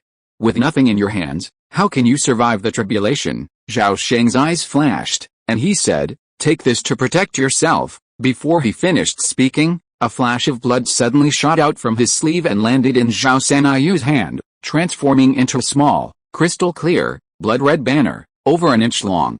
This object was the red divine banner, now stripped of all its luster. Zhao Sanyu didn't pretend to be a little girl. She once again held a banner with both hands and bowed, saying, thank you, Zizu, for the gift. I will live up to Zizu's high expectations. Go. Zhao Sheng nodded slightly, and with another wave of his sleeve, he instantly escorted Zhao Sanyu out of the tower. The tribulation clouds hung low in the sky, and the aura of destruction emanating from them grew increasingly powerful and terrifying. Thunder dragons, hundreds of feet long, could be seen roaming and wreaking havoc within the clouds, emitting roars as loud as dragon roars. Suddenly, a red light shot up from the 9th tower, instantly transforming into a massive rainbow beam that shot straight into the sky. In a flash, the rainbow light plunged into the pitch-black calamity cloud, creating a sudden, massive hole in the heavens. A vast, blood-red light poured down from the hole, making it look as if the heavens were bleeding. Who is this? How dare they? Zhao Hongping's face darkened, unable to resist exclaiming. That person seems to be a woman? Could it be? Zhao Xianyu's eyes were filled with doubt, and he suddenly thought of the missing Zhao Sanyu. Sanyu. It must be Sanyu. There's no other person in the clan who could be the missing one. Impossible. Before entering the tower, Zhao Sanyu's cultivation was only at the 7th level of the nascent soul. In just 3 months, she couldn't possibly have reached the great perfection of the nascent soul. Why is that impossible? What if Zizu had intervened? Someone sneered, their face filled with envy and jealousy. What merits does Sanyu have? How could Zizu have done that? Someone began to get excited, but then their voices trailed off, as if a thought struck them. Zhao Yanzhe sighed. Alice, it seems the ultimate winner of this test is that kid named Sanyu. Since you're not as skilled as others, stop complaining. At that moment, the 9th tower suddenly soared into the air. After soaring above the square, it suddenly radiated a vast expanse of white light, instantly transforming into a vast barrier that enveloped the entire square. Unknowingly, the 9th tower faded from its pitch-black color, returning to pale gray. Silence, a cold voice suddenly echoed from the sky. It was Zhao Sheng who spoke. The crowd below immediately bowed in greeting, then silently sat cross-legged, awaiting the outcome. 3 hours passed in a flash. The 9th tower, suspended in midair, suddenly dimmed its brilliance and shrank dramatically, transforming into a small tower, about a foot tall, which landed in Zhao Sheng's right hand. Zhao Sheng held the small tower in his hand and slowly lowered it to the ground. Seeing this, the Zhao clan cultivators hurriedly stood up and bowed in respect. By then, the calamity clouds in the sky had dissipated, and the clear skies had returned. Zhao Xiandu glanced around, finally unable to contain his impatience, and asked, excuse me, Zizu, was it Zhao Sanyu who just underwent the tribulation? Did she succeed? Zhongping, strictly keep the secret. Don't let anyone know about what happened today. In a few years, the clan will have another transformation god realm." Upon hearing Zizu's words, everyone was shocked and a commotion erupted. No one could imagine that in just 3 months, Zhao Sheng had broken through from the 7th level of the nascent soul to the transformation god realm. Such a near miraculous event had actually happened today. For a moment, almost everyone couldn't believe their ears. "Zhongping, I obey Zizu's orders." Zhao Zhongping suppressed a laugh and hurriedly stepped forward to bow. "You may disperse. Rewards will be distributed later," Zhao Sheng said calmly, his gaze sweeping over the others. "Yes, Junior, I'll take my leave." Everyone bowed again, then, each one preening, their thoughts welling up. Soon, only Zhao Sheng, Zhao Zhongping, and Zhao Zuanji remained in the square. Zhao Sheng then secretly instructed the two, who then departed. A few days later, a rumor quickly spread throughout the Zhao clan. Soon, most members of the clan knew, 3 days earlier, ancestor Yan Guo had failed to overcome the tribulation and perished instantly. Simultaneously, news spread from the Soul Lamp Hall. Ancestor Yan Guo's natal soul lamp had extinguished 3 days earlier, coinciding with the Thunder Tribulation. Soon, several spies hidden within the Zhao clan's headquarters relayed this information as quickly as possible. Upon learning of this, all the factions near the Wallen Mountains, both large and small, felt relieved. Even the top factions in distant Yellow Wind Immortal City quickly received the information, surprisingly without a doubt. After all, Zhao Sheng's experience was too miraculous. No one could imagine that someone could leap from the 7th level of the nascent soul stage to the level of a true lord of transformation in a single day. If you are listening to this novel on a channel other than Fanfic World, it means it was downloaded and re-uploaded without effort. We warmly invite you to visit our channel, Fanfic World. There you will find the original version of this story and many other novels of various genres. We look forward to seeing you dive into a world of incredible novels. Chapter 735. Fighting for favor and Xuanjing's recent situation. Cultivation is like the passage of time, 60 years pass in a flash. Near Beizi Peak, in the southwest of the Wallen Mountains, vast pavilions and towers cling to the mountainside, their architectural style magnificent and elegant, resembling a paradise on earth. Streams wind like jade belts around the peaks, winding their way deep into the mountains. On the slopes of Beizi Peak's main peak, a complex of palaces with a strikingly exotic atmosphere stands. One day, within the central chamber of this complex, the atmosphere was remarkably subdued. Maids stood with their heads bowed, their hands hanging low, beside the jade couch, daring not even to breathe, fearing to disturb the dozing female mistress. In recent decades, as the master's visits to human palace have become increasingly rare, his temper has grown increasingly harsh and irritable, his tantrum worsening with each passing year. Sometimes, the maids would be beaten and scolded for the slightest misstep, or even banished from the palace, sent directly to the servitude quarters to slavishly serve as slaves. After an unknown amount of time, the sound of light footsteps broke the dead silence in the palace, and a pretty woman in a white dress walked in quickly, holding an exquisite jade box in her hand. The woman in the white dress quickly came to the jade couch, her clear eyes gazing at the voluptuous and graceful figure lying on the couch. She slowly bent down and whispered, "Your Majesty, the Qin family has a gift for you." Yes, at this moment, Kang Min suddenly woke up as if from a dream, opened her eyes lazily, and then slowly sat up from the couch, saying in a calm tone, "The Qin family is very considerate. They have already sent 2 gifts this year. Hold this sword and open it for me to see. If you can satisfy me, then the incident of that little bitch from the Qin family offending me will be over." "Yes, Your Majesty," the woman in the white dress responded, holding the sword, then reached out to open the lid of the box and handed the contents of the jade box to Kang Minimum. Within the jade box lay a 5-colored Ganoderma lucidum, its cap as white as jade and as large as a palm. A 5-colored cloud hovered above it, a 3-inch tall figure faintly visible within the cloud. 10,000-year-old 5-colored Ganoderma. Kang Min's eyes lit up with delight upon seeing this object.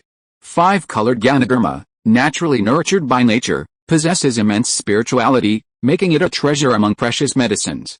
Furthermore, this one, over 10,000 years old, had already begun to develop its spiritual essence, only a hair's breadth away from developing intelligence and becoming a spirit of heaven and earth. Most importantly, the 5-colored Ganoderma nourishes yin and replenishes vital energy, possessing miraculous properties for fertility and conception. This very quality was what Kang Min valued most. Nearly 100 years had passed since she had followed her husband to the Wallen Mountains. For a century, she had tried every trick in the book, exhausting countless possibilities, but ultimately, she had failed to conceive. Although her beauty had long been preserved after her successful foundation building, she felt increasingly aging and losing with the passage of time, and her husband's favor gradually faded. Adding to her jealousy and fear, the Zhao clan and its vassal forces competed year after year to present beauties. Swelled the harem's number of concubines, now exceeding 3 digits. The later the female concubines entered the harem, the younger and more beautiful they became, possessing special physiques and even mastering various secret techniques of dual cultivation.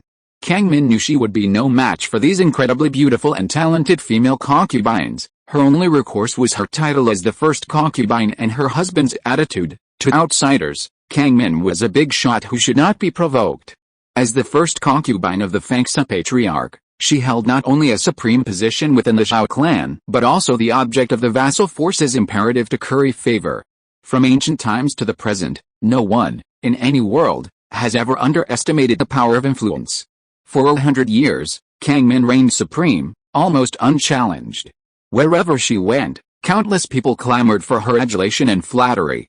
Later, despite her age and fading beauty, she earned Zhao Sheng's praise for her impeccable management of the harem.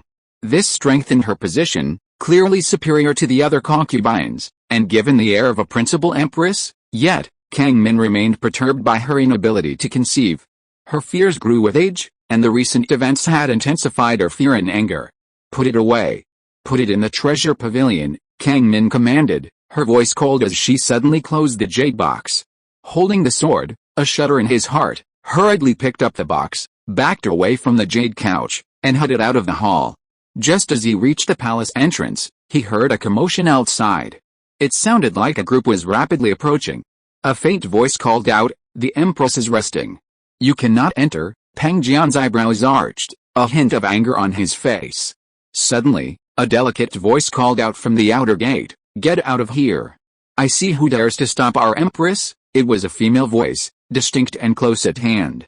Peng Jian looked up sharply toward the outer gate, just in time to see a pair of young women in red aggressively push aside the guards and stride in, trailed by a procession of maids in green. Further behind, a crowd of people quickly entered, escorting 2 women in palace attire. One was as beautiful as a fairy, with an elegant demeanor. The other was charming and innocent, with unparalleled charm. Peng Jian's expression changed, and she was about to step aside. But before she could dodge, the red-clad women deliberately stepped forward and shoved her hard, knocking her to the ground. Crash! The jade box fell to the ground, and the 1,000-year-old 5-colored Ganoderma lucidum inside tumbled out, landing squarely in the middle of the doorway. Just then, 2 women in palace attire walked through the doorway and spotted the 1,000-year-old 5-colored Ganoderma on the ground. "Sister, look, what is that?" a charming voice echoed in her ears, sending a shiver through her heart. She hurriedly climbed to her feet, snatched up the jade box, and scurried toward the Ganoderma, intending to quickly pick it up and place it back inside. However, before she could reach it, the 1,000-year-old 5-colored Ganoderma soared into the air, landing in the hands of the incomparably charming women in palace attire. Ren Yinfu's eyes lit up as he enthusiastically presented the 5-colored Ganoderma to her sister, Ren Jinzi, and flatteringly said, "Sister, look. This is a precious 5-colored Ganoderma over 10,000 years old. It's perfect for a healthy pregnancy." Seeing this, Peng Jian had no choice but to step forward and, suppressing her uneasiness, demanded, "Mr. Ren, this belongs to the Empress. Please return it to me." Ren Yinfu acted as if she hadn't heard her and continued to hand the 1,000-year-old 5-colored Ganoderma to her sister, her flattery evident in her words. "Yinfu, stop being so petty. Return the Ganoderma." Ren Jingzi frowned and sternly scolded her younger sister. As the younger sister, Ren Yinfu could be deliberately rude and unreasonable, but as the elder sister, she had to know her limits and never let outsiders look down on her. "Come on. As if anyone cares about this thing? The master gave me a bunch of treasures earlier, which are much more precious than this." "Huh?" Ren Yinfu lost interest and casually tossed the Ganoderma to Peng Jian, muttering unconvincedly. Kang Min, sitting high on the jade couch, had a clear view of what was happening in front of the door. Her brows suddenly relaxed, And she said loudly with a smile as beautiful as a flower, "So it's you two sisters. Come in quickly and let me have a good look." After saying this, Kang Min's eyes fell on Peng Jian and said in a deep voice, "Peng Jian, you come too." The Ren sisters exchanged a glance, then took lotus steps and walked towards the jade couch. By the time the two women had arrived, maids had brought up two jade couches, placing them on either side. After a round of polite greetings, the Ren sisters each took their place. At this moment, Kang Min glanced at Peng Jian, half-consciously or half-consciously. Peng Jian understood and immediately walked over to his mistress, his hands still tightly clutching the jade casket. Without further ado, Kang Min decisively ordered, "You blind fellow, why don't you hand over the jade casket?" "Yes, mistress," Peng Jian replied crisply, turning and walking towards Ren Jingzi. Kang Min smiled and said, "My sister has been pregnant for 10 months and needs precious medicine to nourish her. A servant has presented her with a 1,000-year-old 5-colored Ganoderma. I will give it to you. It will replenish your energy and allow you to rest assured and take care of your pregnancy." "How can I do that? This medicine is so precious, how dare I accept it?" "Please take it back," Ren Jingzi repeatedly declined, looking flattered. "A mere magical herb, how can it compare to the deep bond between us sisters? Besides, I'm already pregnant with Master's child. No matter how precious a magical herb is, it's not as valuable as Master's child. Don't refuse. Take it now, or I'll be furious." Well, how dare I refuse such a kind gesture, sister? "Thank you for the medicine." Seeing this, Ren Jingzi reluctantly accepted it. She placed the jade box beside the jade couch with her sword in hand, then bowed and retreated to her master's side, quietly standing by. Ren Yunfu, watching this from across from her, curled his lips in disdain, as if he couldn't bear the hypocrisy. Zhao Sheng had diligently cultivated for a century, boasting a harem of beauties and countless precious medicines and elixirs, yet only Ren Jingzi had managed to conceive. 10 months had passed since Ren Jingzi's pregnancy was discovered. Yet, her belly remained flat, with no visible signs of pregnancy. Zhao Sheng had personally examined the situation and discovered that a fetus takes 3 years to develop in the mother's womb. This illustrates the difficulty high-ranking cultivators face in giving birth. Ever since Ren Jingzi discovered her pregnancy, the Ren sisters' status within the Zhao clan has skyrocketed. Even several divine transformation ancestors have shown extraordinary respect for her, constantly sending her precious treasures, viewing the child within Ren Jingzi as the future of the divine crafts Zhao clan.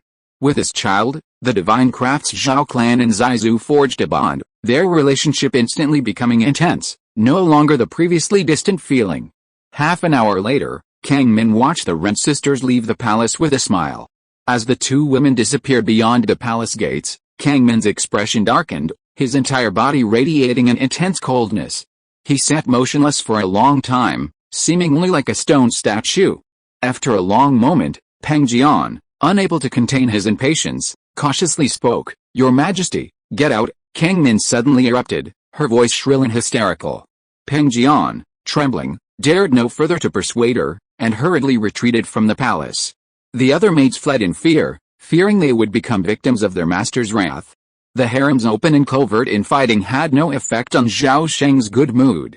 Deep within the spiritual vein caves 1,000 miles beneath the Wallen Mountains, Zhao Sheng sat cross-legged with a smile above a spring, a milky white jade slip clutched in his hand.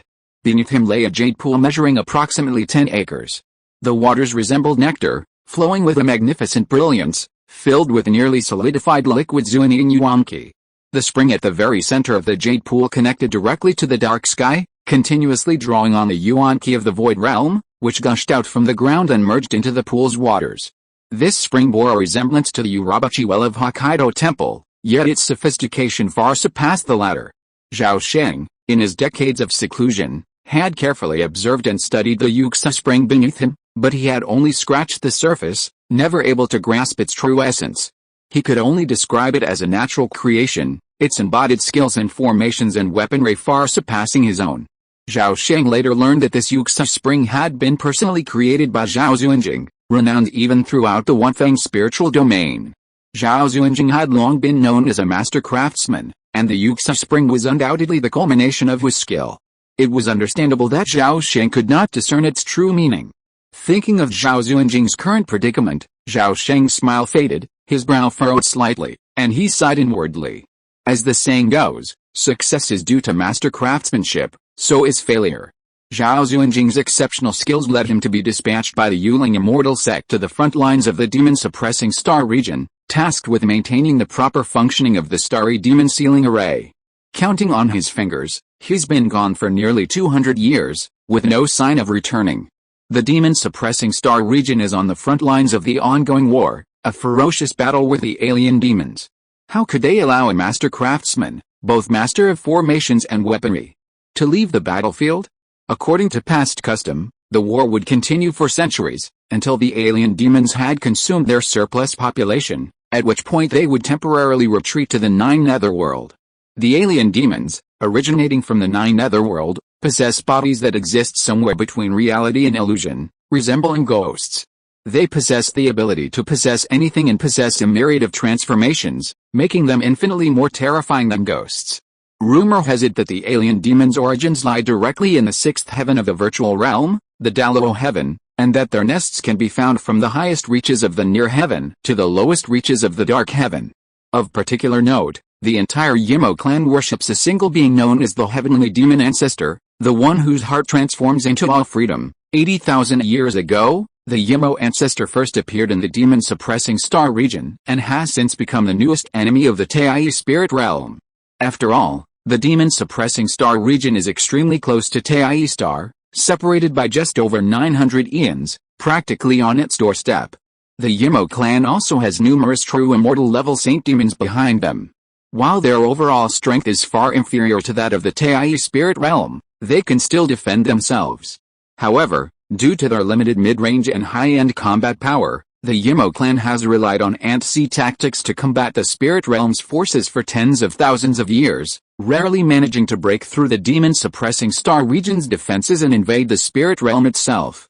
For some reason, after learning of the war between the spirit realm and the Yimo clan, Zhao Sheng has harbored a nagging feeling, a vague suspicion that this so-called Yimo clan was most likely a deliberate creation of the immortal true immortals.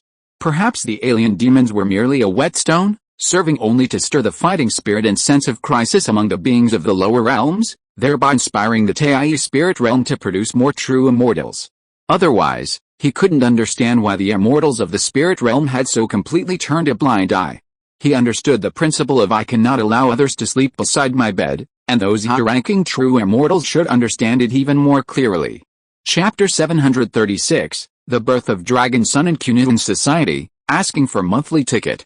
The Wallen Mountains stretch for thousands of miles. Seen from the sky, they resemble a vast, winding, undulating blue dragon lying across the earth. At the foot of the range lies a beautiful valley with steep cliffs, surrounded by mountains. This valley, known as Hidden Dragon Valley, is the confluence of the Wallen Mountains' many spiritual veins.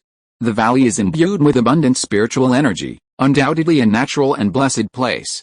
Hidden Dragon Valley is considered the Zhao family's inferiority scale. Tucked away in numerous restrictive formations, it has been the home of several divine transformation ancestors for years. Yet, virtually unknown to the outside world, the Yuxia Cave, 1,000 miles beneath the valley, is the Zhao family's most crucial inferiority scale. Aside from the clan's 8 divine transformation true lords, even the Zhao clan's nascent soul elders remain completely unaware of the Yuxia Cave's existence. At that moment, within the Yuxia Cave, a sudden splash of water erupted from the Zuaning jade pool, transforming into scattering fragments of magnificent light.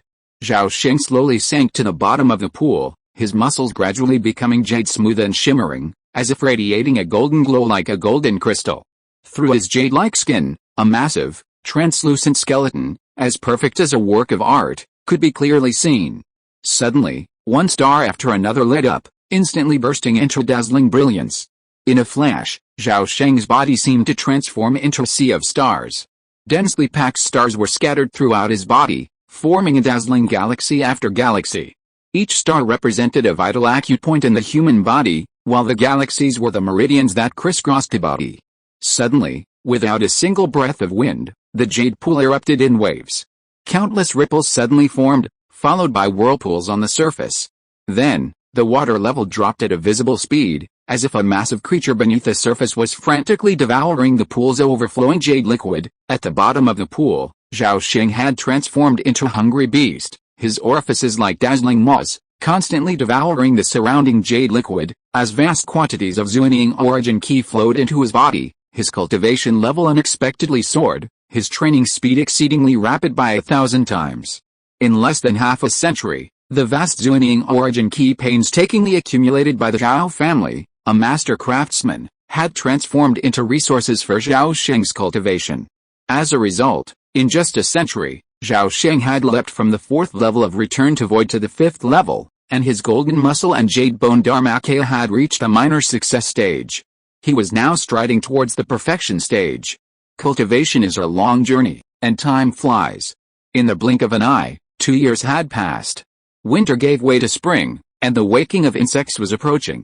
On this day, the perimeter of Bazi Peak was heavily guarded, and the main peak activated all its defensive restrictions and formations, ensuring that not even a fly could escape.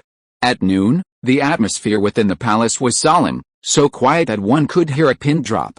No one had expected the 8 divine transformation masters of the Zhao clan to appear together in this very chamber. If outsiders had known of this, they would have been horrified, believing a shattering event had occurred within the Zhao clan. While today's event wasn't earth-shattering, it wasn't far off. And its significance to the Zhao clan was immensely significant. Perhaps unaccustomed to the solemn atmosphere within the hall, Zhao Qingfang suddenly asked, "What do you think? When that child is born, how should the generational order be determined?" Zhao Huaji glared at him and muttered, "Is that something we should worry about?" Of course, everything is decided by Ancestor Zai, seeing Ancestors Hongping, Ancestor Jinmin, and the others looking over. Zhao Qingfang raised his eyebrows and said with a simple smile, "I just wanted to liven up the atmosphere, but I didn't expect you all to take it seriously." Haha, his smile completely lost his usual shrewdness. Of course, only in front of his own ancestor would Zhao Qingfang let down his guard and reveal his true character. "Qingfeng, don't be so presumptuous. It would be disgraceful if the younger generations saw this," Zhao Hongping suddenly scolded. "Ancestor Ping is teaching me that I know I'm wrong." Zhao Qingfeng, who held Ancestor Ping in the highest regard, quickly suppressed his smile and adjusted his attitude. At this moment, Zhao Zuanji suddenly pulled a jade note from his sleeve and announced to the crowd, "Everyone, I have an invitation from the Wang family. Along with this is a gift. The Wang family members have stated that it's to congratulate our ancestors on the birth of their son, the Qilin. This is a matter of great importance. I dare not make the decision, so I'll let everyone discuss it together. Ancestor Ping, please take a look first." With that, Zhao Zuanji handed the jade note to Zhao Hongping. Zhao Hongping's eyes flickered, and he sent a trace of his divine sense into the note. A look of astonishment filled his eyes, and without a word, he passed it to Zhao Jinmin. Zhao Jinmin read it, then passed it on to the next person. A moment later, all 8 of them had read it, their expressions solemn and hesitant. Although we've strictly kept the news secret, given the Wang family's strength, it shouldn't be difficult for them to learn of the impending birth of Qilin. Their early gift is understandable. However, we must carefully consider whether to attend the Qunun meeting. Gifts? Humph, in my opinion, they're just a deliberate show of force against us, Zhao Jinmin scoffed, his temper flaring. Over the past 100 years, our family's influence has steadily expanded. Now that our Zhao family is at its peak, it's only natural that the Wang family would want to put a damper on us. This is just a small warning. The Qunun meeting is their Hongmen banquet. Since the Wang family has invited Zizu to attend, what if we don't go? Zhao Qingfang sighed and stopped talking. At this point, Zhao Sanyu spoke up. This matter should be decided by Zizu. We must not act on our own. This woman had only been promoted to the divine transformation realm for 60 years, but her cultivation had advanced by leaps and bounds. She had already broken through to the 4th level of the divine transformation realm, a speed beyond anyone's imagination. In the eyes of the other 7 divine transformation ancestors, Zhao Sanyu had become the family's future hope. She held the greatest chance of surviving the return to void thunder tribulation and becoming the family's 3rd return to void semi-immortal. Consequently, no one dared to disregard Zhao Sanyu's words. Zhao Qingfang and the others had already implicitly considered her second in status, second only to Patriarch Hongping. Zhao Hongping nodded, his final word, "Sanyu is absolutely right. After the Qilin child is born, we will report this to Zizu. Whether we go or not is entirely up to Zizu." Not long after, a strange fragrance suddenly wafted from the back hall, followed by bursts of red light. Simultaneously, A dry thunderbolt suddenly exploded outside the hall, sending a flood of spiritual energy surging inward, condensing into puffs of spiritual clouds that poured into the back hall. The back hall was soon enveloped in a vast haze, leaving everyone in amazement, each with their own thoughts. Not long after, a resounding cry erupted from the rear hall, as loud as thunder, rattling the palace tiles and humming the metal fixtures of the lamps and lanterns, the golden hooks, and other metal components. Along with the infant's cries, a crimson light shot up into the sky, and the faint shadow of an immense dragon emerged. A strange fragrance suddenly filled the hall, transforming into blossoming purple gold lotus flowers, which swirled and danced in the mist for a long time before dissipating. Within the rear hall, Zhao Sheng frowned as he gazed at the crawling little one, his mind swirling. Little one had been born with a myriad of unusual auras. Not only had he been able to crawl around the moment he landed, but he had also grown into a towering figure, with eyes like the sun and moon, and a cry like thunder. It was clear at a glance that this child would be something extraordinary. Even more astonishing to Zhao Sheng was the discovery that two tender, white horns had sprouted from the little one's forehead, resembling a pair of dragon horns. So, to stand out isn't just a word, it's a very real thing. Renjinzi struggled to her feet from the bedside. Her face pale as she gazed at her son, who was crawling on the floor, a trace of panic and heartache in her eyes. She had been kept in the dark until now, believing it was her mixed blood that caused her son to look like a monster. "Husband," Ren Jingzi said, tears welling in her eyes, a look of sorrow and pity. Zhao Sheng came to his senses, turned back and smiled at her, soothing her, "Don't let your imagination run wild. Hanjer is my biological son, and no one can doubt that. You just gave birth to Hanjer, and your health is severely damaged. You should recuperate for a few years. I will take care of Hanjer's affairs. You don't need to worry." But Ren Jingzi was still worried and was about to argue.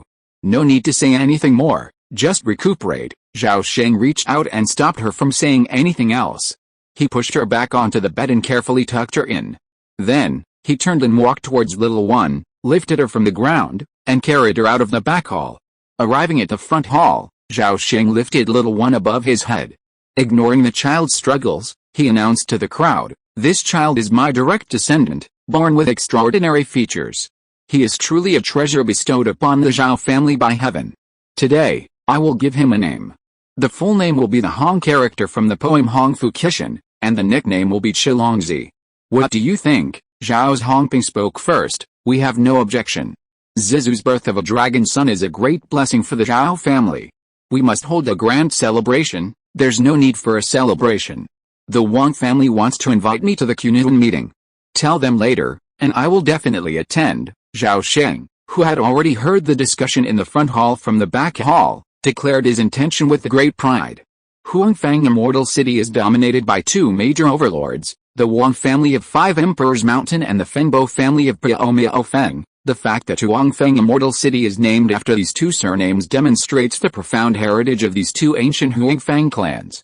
The so-called Kunlun meeting was, ostensibly, a fruit-tasting event hosted by the Wang family, inviting the ancestors of the major clans in the Immortal City. A Kunlun fruit tree grows within Wudi Mountain. It blooms once every 800 years, bears fruit once every 800 years, and ripens once every 800 years.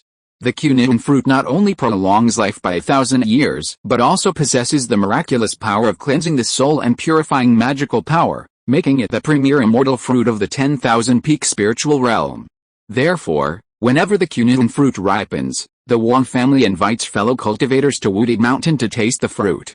Previously, the Zhao family, a master craftsman, would never have received an invitation, but now things are different. The Zhao family's relentless expansion has aroused the enmity of established factions like the Wang family. Eager to curb the Zhao family's expansion, they invited Zhao Sheng to the meeting. Several months later, on the 5th day of the 9th lunar month, the wind was gentle and the sky was cloudless. Near noon, a black dot suddenly appeared on the western horizon.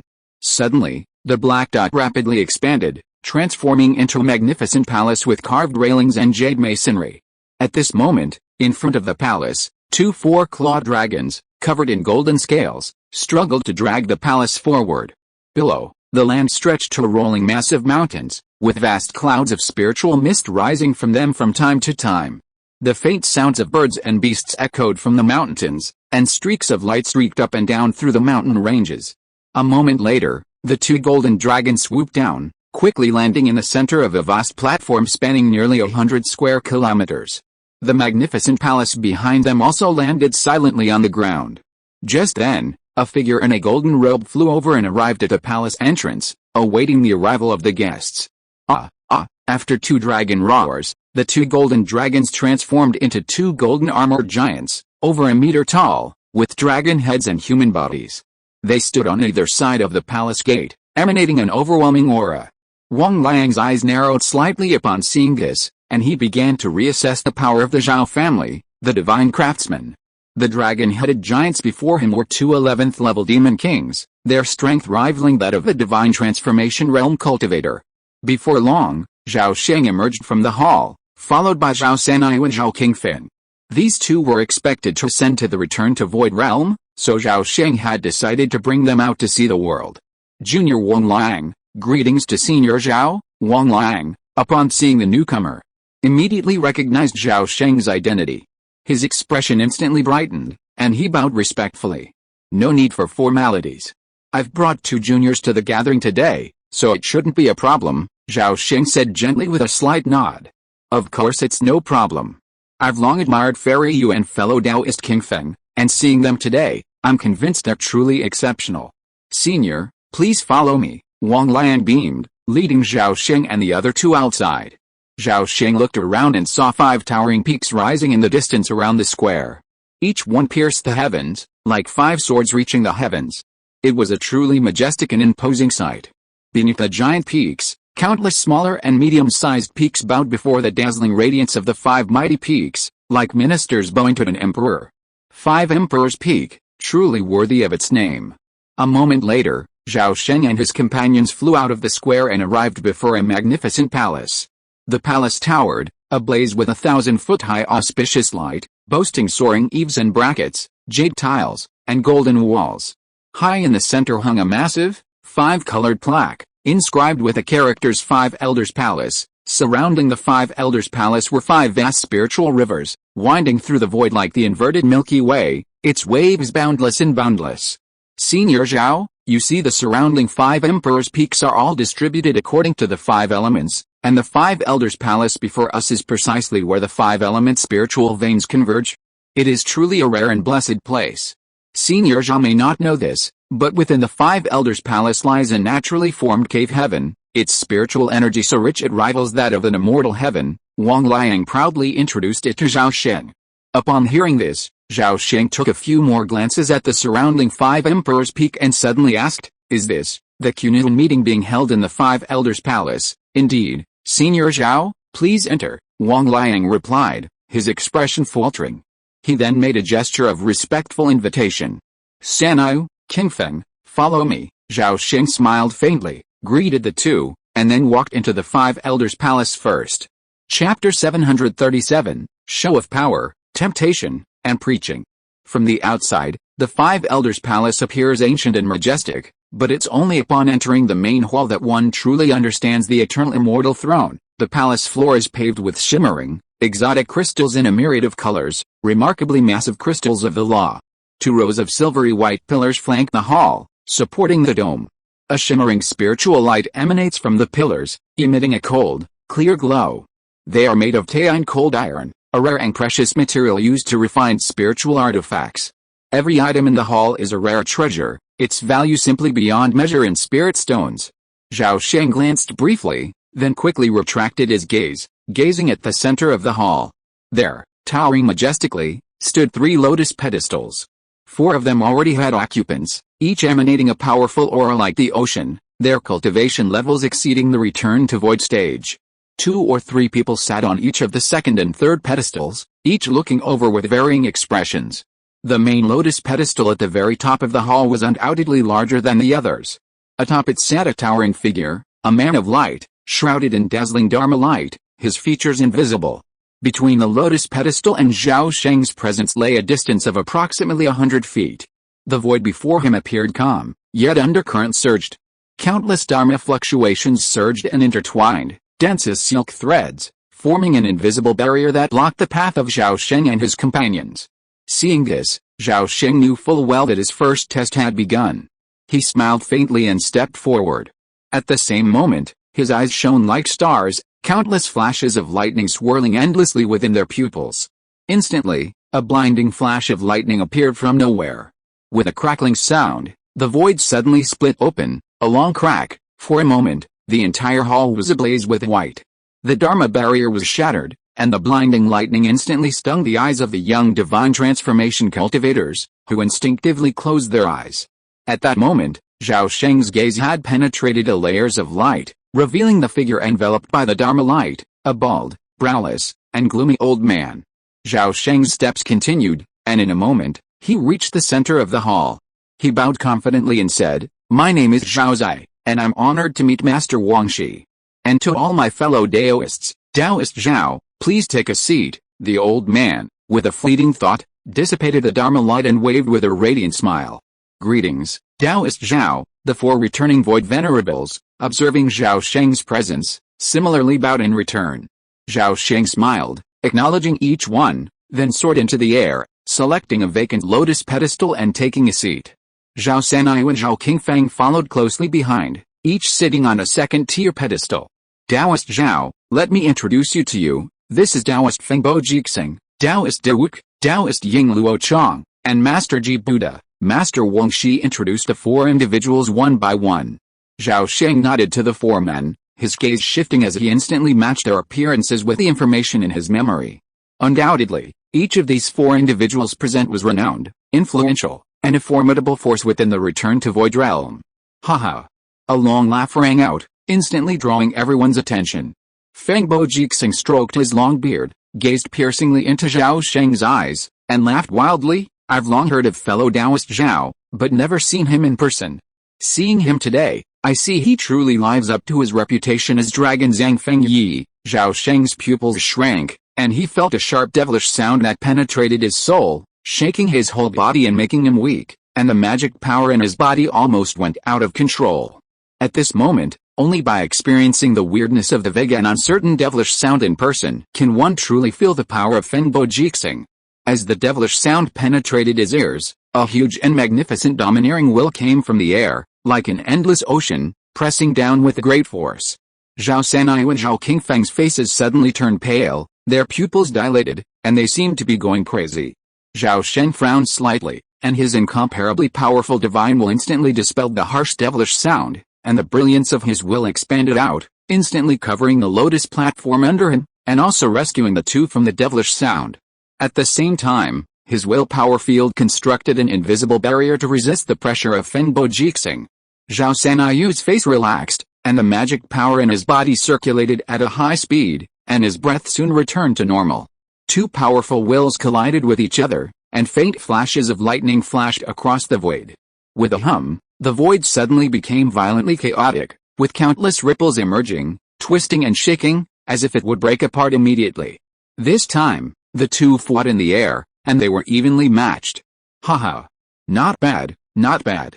Fellow Taoist Zhao is so young, but he has such strength. He is truly a rare genius in the world. It's just that Zhao relies on fellow Taoists' reputation, so his eating manners are a bit ugly on weekdays. The younger generation nowadays are too ignorant. Fellow Taoist Zhao should teach them more when he goes back. Fengbo Jixing's eyes flashed, and he laughed loudly, slowly putting away the pressure on his body. Zhao Sheng also put away his breath, and said with a fake smile, "Fellow Taoist Fengbo, you are too kind. I have always believed that there is only so much food on the table. If you have the ability, eat more. If you don't have the ability, eat less. What is eaten in the stomach is the food. Compared with being full, the eating manners are nothing." Huh? What a big tone. Young man, don't be so impetuous. Who might be the one to be devoured? Dewook, unable to bear the brunt of the situation, interjected with a sullen expression. The Zhao family's continued expansion had afflicted the Dewook family the most, and for this reason, Dewook held Zhao Sheng in the most hostile attitude. Zhao Sheng remained unmoved. Turning to Dewook, he said with a smile, "Don't you dare repeat your last words in front of my Patriarch Jing." As the name Patriarch Jing uttered, the entire hall fell silent, as if the name held immense intimidation. Dewook's expression froze, and he angrily avoided Zhao Sheng's gaze. "My two fellow Daoists, for this old man's sake, please do not bring up these matters that dampen the fun. Today is the Grand Kunlun gathering, let's just drink and enjoy the delicious fruits, Wang Shigen intervened, raising his hand of spiritual wine and grinning. Come, everyone, drink this wine to your heart's content. May your paths be smooth and your wishes fulfilled. Zhao Sheng had a faint smile on his face. He stretched out his hand to pick up the wine glass and drank the spiritual wine in the cup. Since the host has spoken, the guests should give him face. Feng Bo Jizing and other 4 people also raised their glasses and drank the wine in the cup. After a glass of spiritual wine was drunk, Wang Shigen quickly spoke wittily, and with just a few words he eased the originally solemn and depressing atmosphere. Soon, the atmosphere in the hall became joyful, and everyone talked and laughed for a while, as if the open and secret struggles just now were just an illusion. As time went by, one after another, the return to void semi-immortals came to the 5 elders' palace, and the lotus platforms in the hall gradually had owners. At the end, Zhao Sheng counted in his mind and couldn't help but be secretly surprised. There were as many as 12 return to void semi-immortals who came to the meeting. Moreover, all of them had a high level of cultivation, at least above the middle stage of return to void. Wang Shigen's original intention in inviting Zhao Sheng was to dampen his prestige and, at the same time, to signal the Zhao clan to stop, ultimately allowing for a redemarcation of their respective spheres of influence and an end to the inter-clan conflict. Unfortunately, Wang Shigen miscalculated, as Zhao Sheng's strength surpassed everyone's expectations. Facing the late-stage return to void's probing attack from Feng Bo Jixing, he held his own. From that moment on, Wang Shigen realized his previous plans had completely failed, as the opponent was a cunning and experienced dragon, not a reckless and ignorant tiger. At this gathering of high-level cultivators, the conversation naturally turned to spiritual practice. According to the tradition of the Kungsun gathering, each return to void semi-immortal attending would inevitably give a public lecture, both to exchange experiences and to allow the younger generation of spiritualization to hear the insights of their predecessors. Wang Shigen was naturally the host of this first lecture. Wang Shigong didn't refuse, and quickly shared his insights on the transformation of the 5 elements escape techniques before the crowd. Zhao Sheng and the other 12 returning void semi-immortals felt their trip was worthwhile, and the other younger transformation spirits were already captivated. After Wang Shiguang, it was Feng Bo Jizing. He spoke about the 2 aspects of wind and thunder. While his words often praised wind and disparaged thunder, they also contained profound insights that inspired Zhao Sheng.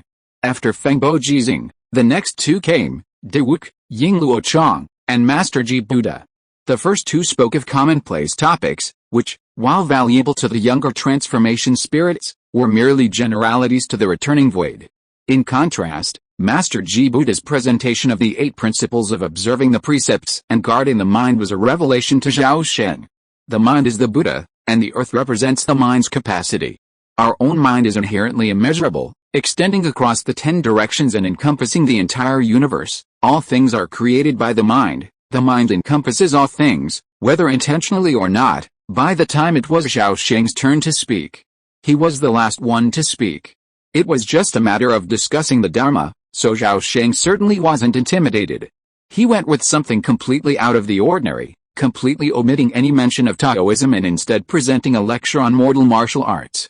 Zhao Sheng began by discussing how to stand in a stance and concentrate one's energy, then moved on to discussing refining energy into the marrow, then discussing acquired and innate ki accumulation, how martial arts could connect to the divine, and finally, how to cultivate one's will to achieve the ultimate goal of becoming a martial saint. Above the martial saint lies the martial god. Those who achieve martial godhood can regenerate limbs at the initial stage, regenerate flesh and blood at the intermediate stage, and regenerate flesh and blood at the ultimate stage. Even with only a head left, they can reshape their bodies through their extraordinary willpower. Initially, the crowd paid no attention. After all, martial arts didn't offer immortality, it was just a small path. But as Zhao Sheng began to discuss the practice beyond the martial saint stage, Wang Shigen and the others began to take it seriously. One of the prerequisites for ascending to the void realm is awakening one's primordial spiritual consciousness. The more everyone pondered Zhao Sheng's description of the martial saint's will, the more they felt its resemblance to primordial spiritual consciousness. Initially, younger Shenhe cultivators like Zhao Sanyu didn't pay much attention, but after hearing the second half, some with exceptional comprehension quickly grasped the significance of this sermon. Everyone instantly became absorbed, not wanting to miss a single word. When Zhao Sheng finished, Wang Shigen rarely opened his eyes, exclaiming in awe, "Fellow Taoist Zhao, your speech was brilliant. I'm deeply inspired. I never imagined you could create an alternative awakening method from the mundane martial arts. You are truly a rare talent, fellow Taoist Wang, you're overly kind. I was merely quoting the words of our ancestors. Martial arts have a long and rich history. While not as profound and extensive as the methods of immortal cultivation, reaching the highest level, they also possess immense potential. If countless people continue to delve into this path, generations of research and deduction will continue. I believe the martial god realm is by no means the limit of martial arts. There must be a vaster world beyond it. The reason I preach the martial arts is just to throw out some ideas, that's all," Yinglu Ochang suddenly said. "Although the martial arts is a minor path, it also has its own unique mysteries. After I return, I will certainly devote some time and energy to studying it." Brother Ying is right. My clan has hundreds of millions of mortals. With just a little effort, we can spread the martial arts. Perhaps we will gain a lot in the future. A long-eared return to Void Master also nodded in agreement. This man, from the Kyango clan, a minor immortal clan, held a high position of power within the clan. His words at this moment would have far-reaching consequences for his family's future. While some valued mortal martial arts, others naturally disdained them. After all, mortals were like ants, even those who cultivated to the martial god realm were merely larger ants, even without a return to Void Master's intervention. Any spiritual transformation cultivator could easily crush the other so-called martial god. Zhao Sheng observed the various expressions of dissent, but remained unfazed. Immortal cultivators have always viewed mortals as ants. This condescending disdain was ingrained in their bones, far beyond the reach of a mere sermon. "Master Shi, it's almost time. I'm already ravenous and thirsty. Look at this Kunlun immortal fruit, isn't it? Haha. Fellow Taoist Fengbo, it seems you're getting impatient. Well, let me present my humble performance." Wang Shigen chuckled, and just as he finished speaking, he immediately snapped his fingers, and a green light suddenly shot out from his fingertips, and in a flash, it drilled into the ground in the center of the hall. The next moment, a small green tree suddenly emerged from the original place. In an instant, the small green tree grew wildly, becoming larger and thicker, and grew countless branches and leaves. In the blink of an eye, there was a towering tree with lush green leaves and twisted branches in the hall, and the crown reached the top of the hall. And under the lush green branches and leaves, one after another fist-sized, crystal-clear jade-like five-colored spiritual fruits can be faintly seen, looking like round and plump top-grade gems. Everyone stared at it intently, with a strong desire in their eyes. As soon as Zhao Sheng's eyes came into contact with a Kunlun fruit, he immediately felt a deep hunger in his body, as if eating this fruit would be of great benefit to his physical body. Wang Shigen chuckled and waved his sleeve. 12 five-colored spiritual fruits suddenly swayed and then suddenly fell from the tree. At this moment, jade-white stone plates appeared out of thin air, perfectly catching the falling immortal fruits. These stone plates, carrying the immortal fruits, slowly flew towards the lotus pedestals, eventually landing on the jade tables in front of each return to void semi-immortal. Chapter 738, Gambling, showing supernatural powers in early March. As the Kunlun immortal fruit emerged, the atmosphere within the Five Elders' Palace instantly became intensely heated. The younger generations of the divine transformation realm gazed eagerly and excitedly at the fruits, eager to devour them all. What did it mean for a divine transformation realm true lord to be able to extend their lifespan by 1,000 years? It meant their chances of achieving a breakthrough to the return to void realm were at least several times higher than those of others. It could almost be said that a single Kunlun immortal fruit could often produce a return to void semi-immortal. Why did the Wang family of Five Emperors Mountain hold the Kunlun meeting? In a sense, they had no choice. If the Wang family failed to share opportunities, they would inevitably incur public wrath. Public wrath must not be infringed, it will lead to the destruction of the entire family. In short, the Kunlun meeting was a must, and the invitation to the Kunlun meeting served as an entrance ticket. Only rising powers with significant strength and the recognition of other established families could obtain this precious entrance ticket, such as the divine craftsman Zhao family. For those in the return to void realm, a fruit that prolongs life for 1,000 years, while incredibly valuable, is hardly a prized possession. For example, veteran return to void cultivators like Fengbo Jizing and De Wook tasted the Kunyuan fruit thousands of years ago. The longevity-extending fruit only works once consumed, subsequent consumption has no effect. Zhao Sheng reached out and took the five-colored fruit, observing its transparent skin and crystalline flesh like jade jelly. Wisps of five-colored spiritual light swirled within, like ethereal fish. Strangely, he couldn't see the core, instead, he saw a multicolored halo deep within the fruit. Just as Zhao Sheng picked up the Kunlun immortal fruit, Dawook first glanced at Wang Shiguang, then suddenly glanced back at Zhao Sheng. With a forced smile, he said, "Little Zhao, do you dare challenge me to a bet? Why not? Could the prize be this Kunlun immortal fruit?" Zhao Sheng sneered, immediately guessing his opponent's intention. With that, he cast a meaningful look at Wang Shiguang. "Haha, fellow Taoist Zhao is indeed a clever man. Since that's the case, I won't hold back. Let's use the Kunlun fruits we hold as the stakes. However, the space here is cramped, and we can't move freely. How about letting one of my younger subordinates fight instead? And by the way, it'll add a bit of excitement to this grand event." Dawook's eyes flickered as he stated his idea with remarkable clarity. Zhao Sheng was startled, a bit surprised, but then he thought it made sense. The opponent must have calculated everything before he even opened his mouth. The moment he spoke, he would fall into their trap. No, perhaps it wasn't just the Dawu family, but rather a tacit understanding among all the established factions present, their purpose being to work together to suppress the rising newcomers. Zhao Sheng raised his head, his gaze sweeping across the crowd of returning void semi-immortals. He saw that everyone was looking at him with smiles, seemingly filled with anticipation. He pondered for a moment, his gaze suddenly landing on Zhao Sanai and Zhao Qingfeng, who were sitting on the lower floor. Zhao Sanai looked composed, his eyes filled with confidence, while Zhao Qingfeng, on the other hand, had a serious expression and slowly nodded at him.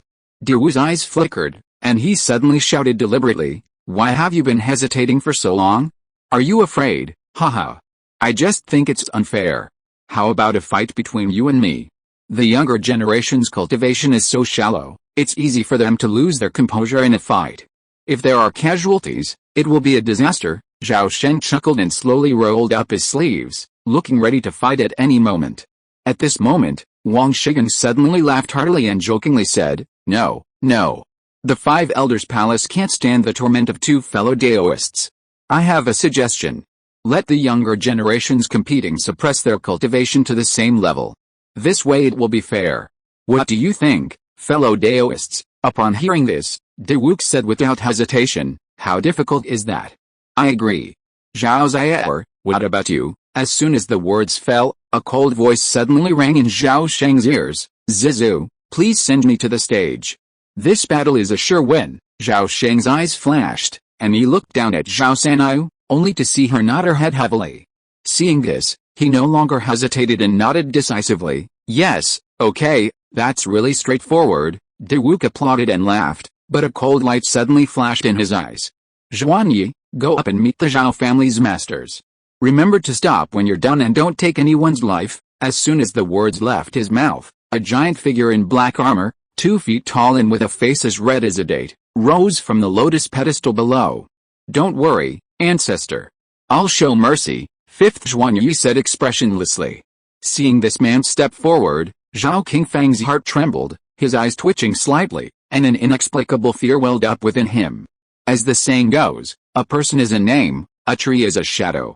Fifth Zhuanyi's name was known to everyone in the Wanfeng spirit realm.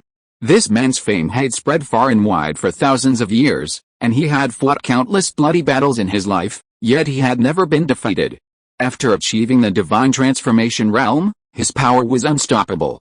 For nearly 1,000 years, the fifth Zhuanyi had been unrivaled in his conquests and hailed as the strongest below the return to void realm. Now, having reached the great perfection of the spiritual transformation realm for many years, his cultivation and magical powers honed to the point of no return.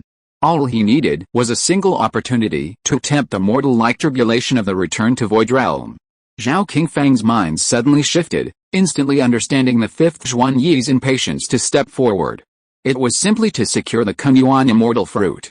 If his lifespan could be extended by 1,000 years, with the fifth Zhuanyi's strength, he would surely be able to successfully navigate the return to void tribulation.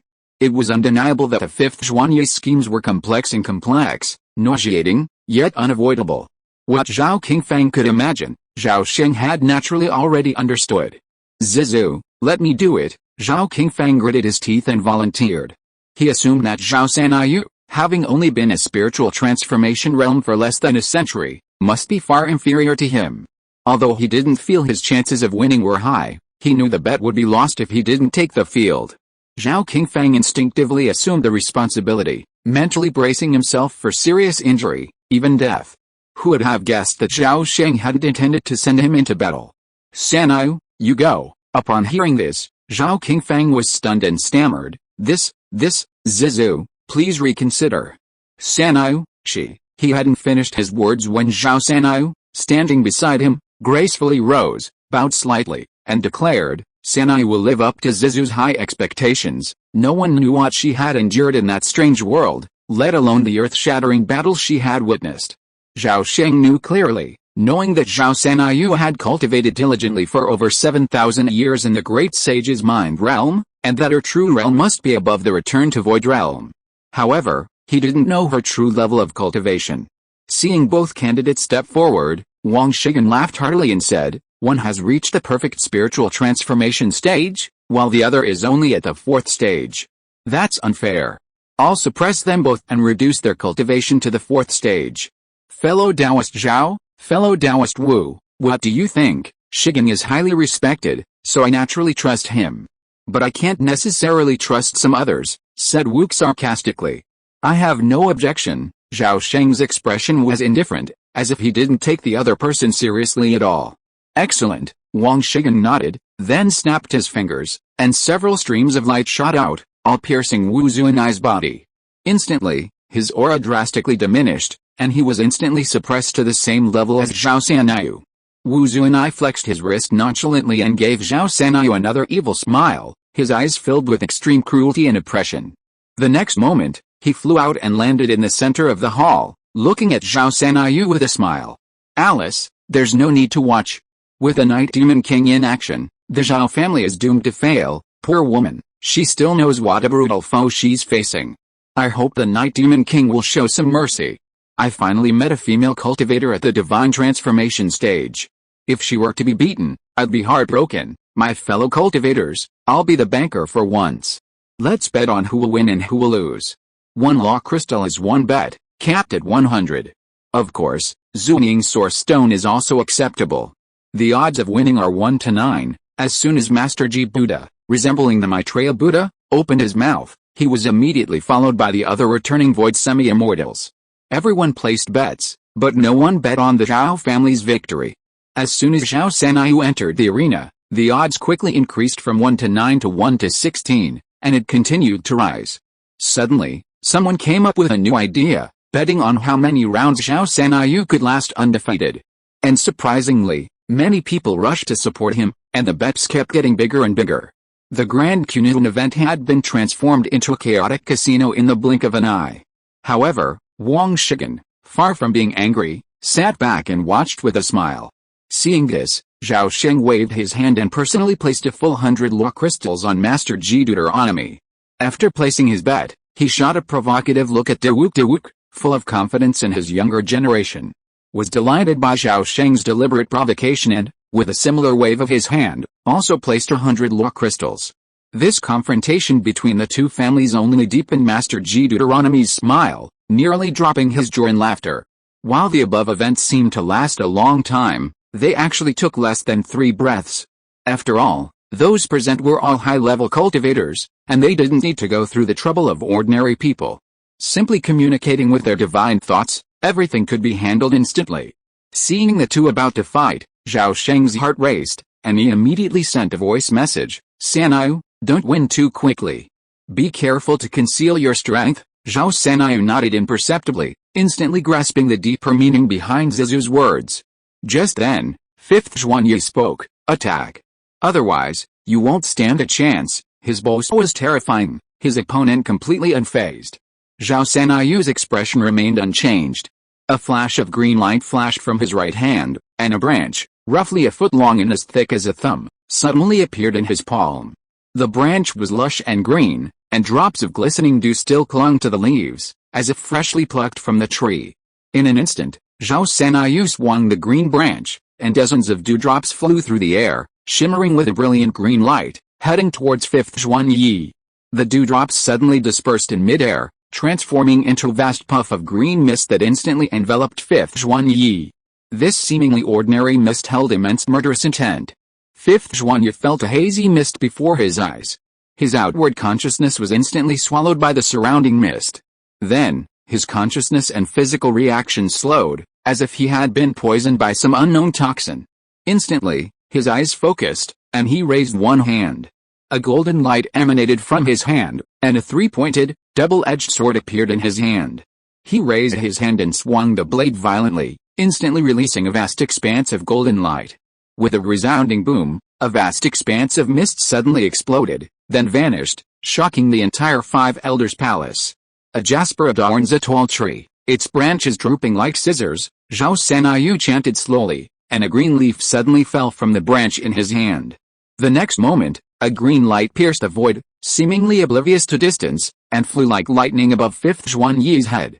In an instant, the green light transformed into the shadow of a massive, lush willow tree, its thousands of dangling silk threads instantly enveloping the figure.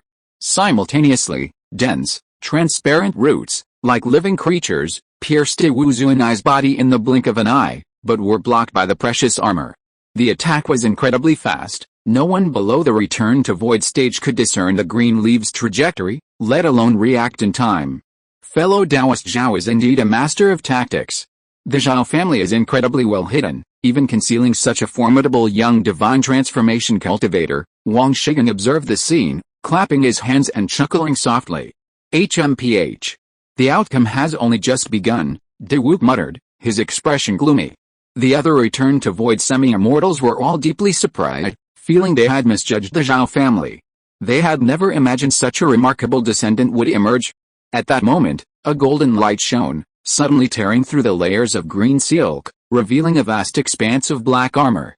Fifth Xuanyi wielded his precious weapon, severing the wisps of green willows entwined throughout his body with a few strikes. Simultaneously, he stomped his foot heavily on the ground, transforming into a streak of black lightning as he charged towards Zhao Sheng.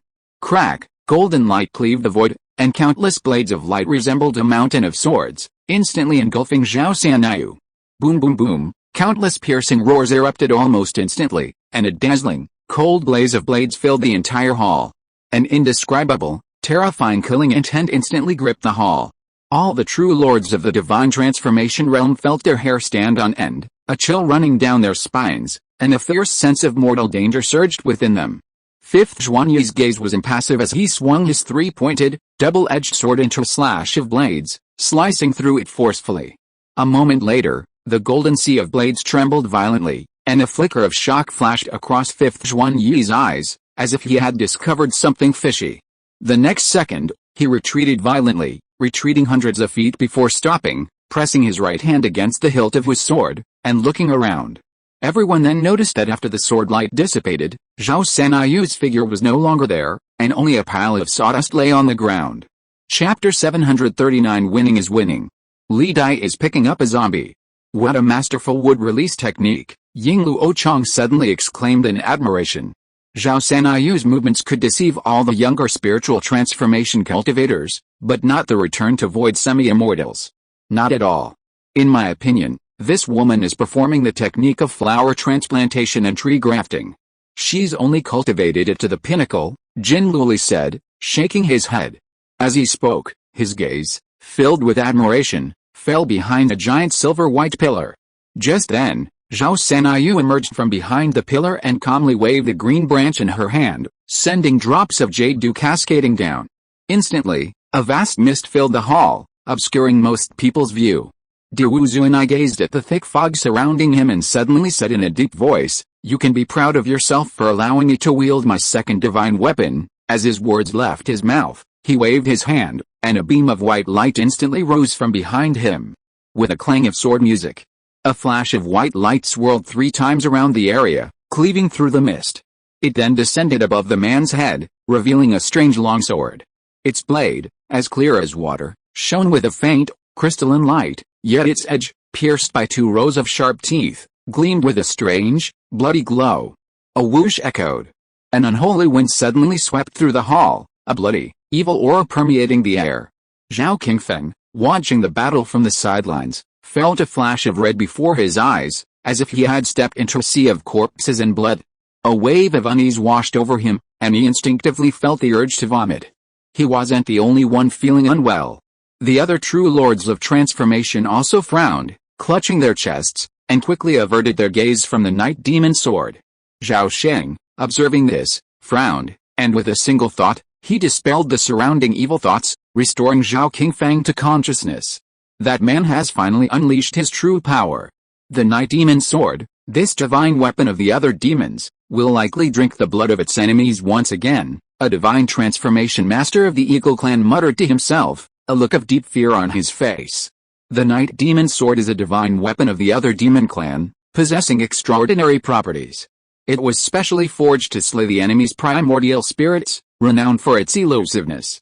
Since falling into the hands of the fifth Zhuanyi, the sword has slain countless divine transformations of its peers, contributing greatly to its infamous reputation.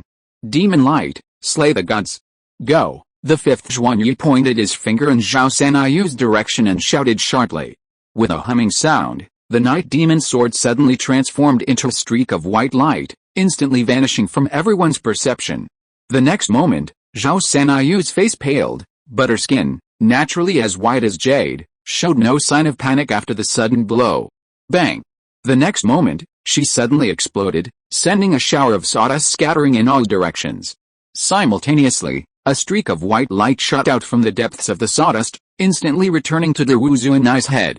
It reappeared as the night demon sword, humming incessantly, as if bewildered. Wu Zuanai's expression changed, sensing something was amiss. His mind sensed the surrounding mist, and he could sense the presence of powerful auras, all of them Zhao Sanayu. Shadows loomed in the mist, and for a moment, he couldn't discern which was the real Zhao Sanayu. How is this possible? Wu Zuanai found it absurd, unable to believe that with his cultivation and realm, a newcomer to the divine transformation stage had forced him into such a predicament. He couldn't believe his opponent's strength and abilities surpassed his own. Night demon sword, killing knife, fifth Zhuanyi roared in fury. Two supremely precious weapons at his side shot into the mist like lightning, sweeping away all the figures in the blink of an eye. The figures vanished like bubbles, but more figures emerged from the mist. They resembled plants, their vitality incredibly tenacious. Meanwhile, the mist gradually gained a touch of green, with countless white catkins drifting in the wind, spreading out in a vast expanse. Bang, bang, bang. As the figures were slashed again and again by the precious weapons, willow trees exploded into shattered pieces, the greenery gradually growing, and the catkins in the mist multiplied exponentially. In a blink of an eye, it had reached a point where it was inexhaustible, reborn even after being destroyed. Witnessing this horrifying scene, fifth Zhuanyi grew even more agitated, even a little frustrated. Desperate, a sinister black light emanated from his body as he roared, third divine weapon, the yin-yang soul-swallowing ring. Show me. Before he could utter the last word, a delicate white fist emerged from the mist and silently struck the back of his head. This blow was a masterstroke, not only interrupting fifth Zhuanyi's rhythm but also sending him reeling and dazed. A black and white halo appeared in the center of his chest before disappearing in a flash. His entire black armor vibrated, emitting a dazzling black light. With a resounding bang, the black light shattered, sending countless white fluff flying everywhere. Some melted into the surrounding mist, while others quietly penetrated fifth Zhuanyi's mouth, nose, and other orifices. He remained unaware that the fluff had penetrated his body. Though the series of events unfolded with the swiftness of a rabbit, they could not be hidden from the group of returning void semi-immortals. Diwuk's face was as gloomy as water, almost dripping with gloom. Zhao Sheng, on the other hand, smiled silently, leisurely pouring himself a cup of spiritual wine. The other returning void semi-immortals also had varying expressions, casting sidelong glances at Zhao Sanayu. At this moment, Fengbo Jizing suddenly sneered, "Hey, someone's about to lose." Although both the Fengbo and Dewu families had intended to suppress the Zhao family, they had accumulated numerous conflicts and clashes of interest over countless years. Therefore, Fengbo Jizing was only too happy to see the Dewu family suffer a setback.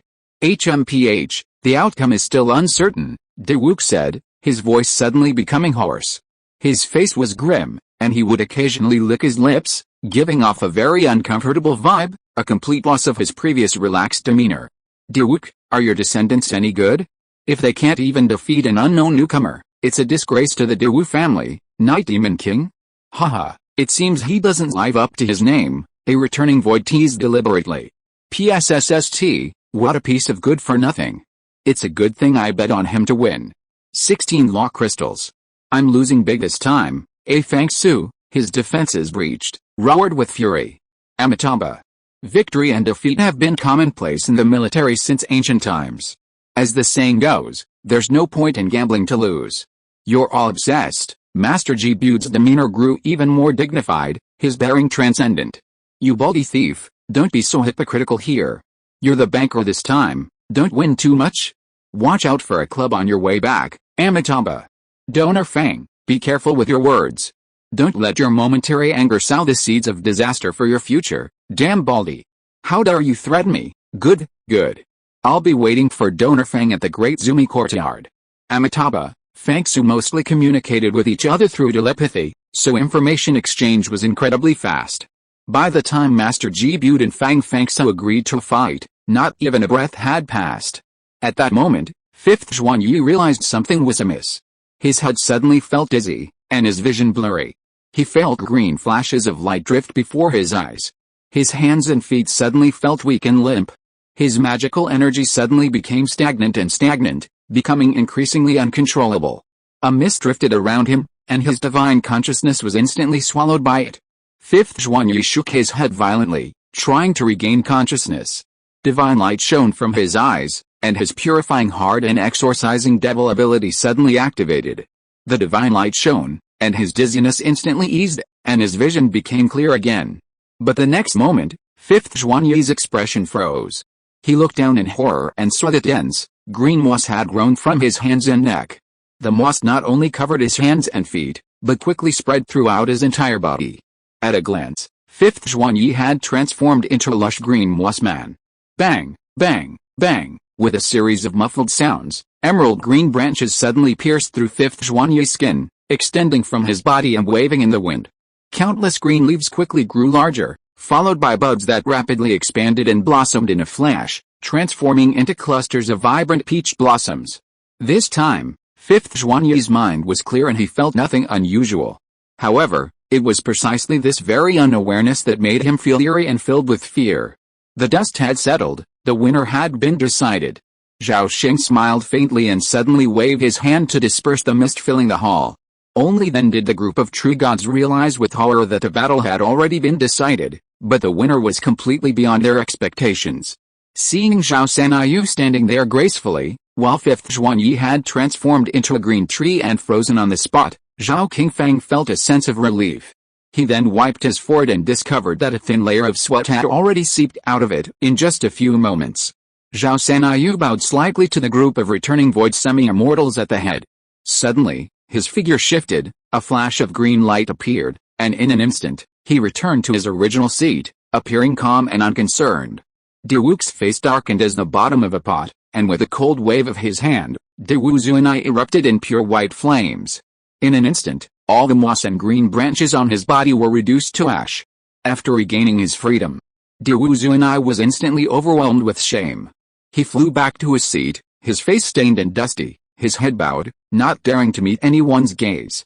Suddenly, Wang Shigan clapped his hands and laughed, praisingly. The Zhao family truly is full of talented people. As soon as I saw this girl, I felt that the Zhao family had a successor. In my younger years, I would have felt ashamed of myself. Mr. Wang, you flatter me. Sanhu's victory this time was simply due to the lack of familiarity.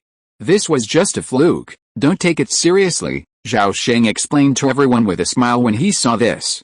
Although everyone did not quite believe his humble words, after listening to the explanation, the younger generation of the gods suddenly felt a lot more relaxed. But no matter what, winning is winning. The winner is not to be argued. After this battle, Zhao Sanyu came out of nowhere, and his reputation was built by stepping on the 5th Zhuan Yi. In the future, it will quickly spread throughout the entire Wanfeng spirit realm. From then on, Zhao Sanyu was no longer unknown, and naturally became the object of fear of other forces. At the same time, within the Shenggong Zhao family, Zhao Sanyu's status became more unshakable, and no one dared to question the various privileges of his return to the void immortal seed. Fifth Taoist, thank you for giving in. Zhao Sheng looked up at the fifth clerk opposite him, his eyes full of smiles. Humph, the immortal fruit is here, take it. Dawook's expression darkened as he waved his sleeve across the J table before him. The spirit-bearing stone plate, placed in the center of the table, instantly soared into the air and flew over, landing on the table in front of Zhao Sheng, carrying the Kunlun immortal fruit with it. Although Dawook had failed to steal the chicken and lost the rice, he remained a man of his word. Of course, he dared not deny his mistake, especially in front of his fellow return-to-void cultivators. To put it bluntly, he couldn't afford to lose face. Zhao Sheng tucked the two Kunlun immortal fruits into his sleeve, then smiled at Master Ji Bude. Seeing this, Master Ji Bude immediately clasped his hands together and muttered a Buddhist mantra. Soon, a storage bag containing over 700 law crystals was delivered to Zhao Sheng's right hand. In addition, he still had over 300 law crystals waiting outside. After all, some people, like Dawook, had staked too high a price and couldn't afford to take out so many law crystals at once. The thought of such a large sum of money involved made Dawook's heart ache, and his hatred for Dawu Zunai, the waste, deepened.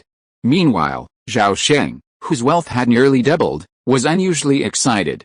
These more than 1,000 law crystals were enough to support his cultivation for the next 100 years. After experiencing the rapid advancement of his cultivation, he was determined not to return to his previous slow pace of cultivation.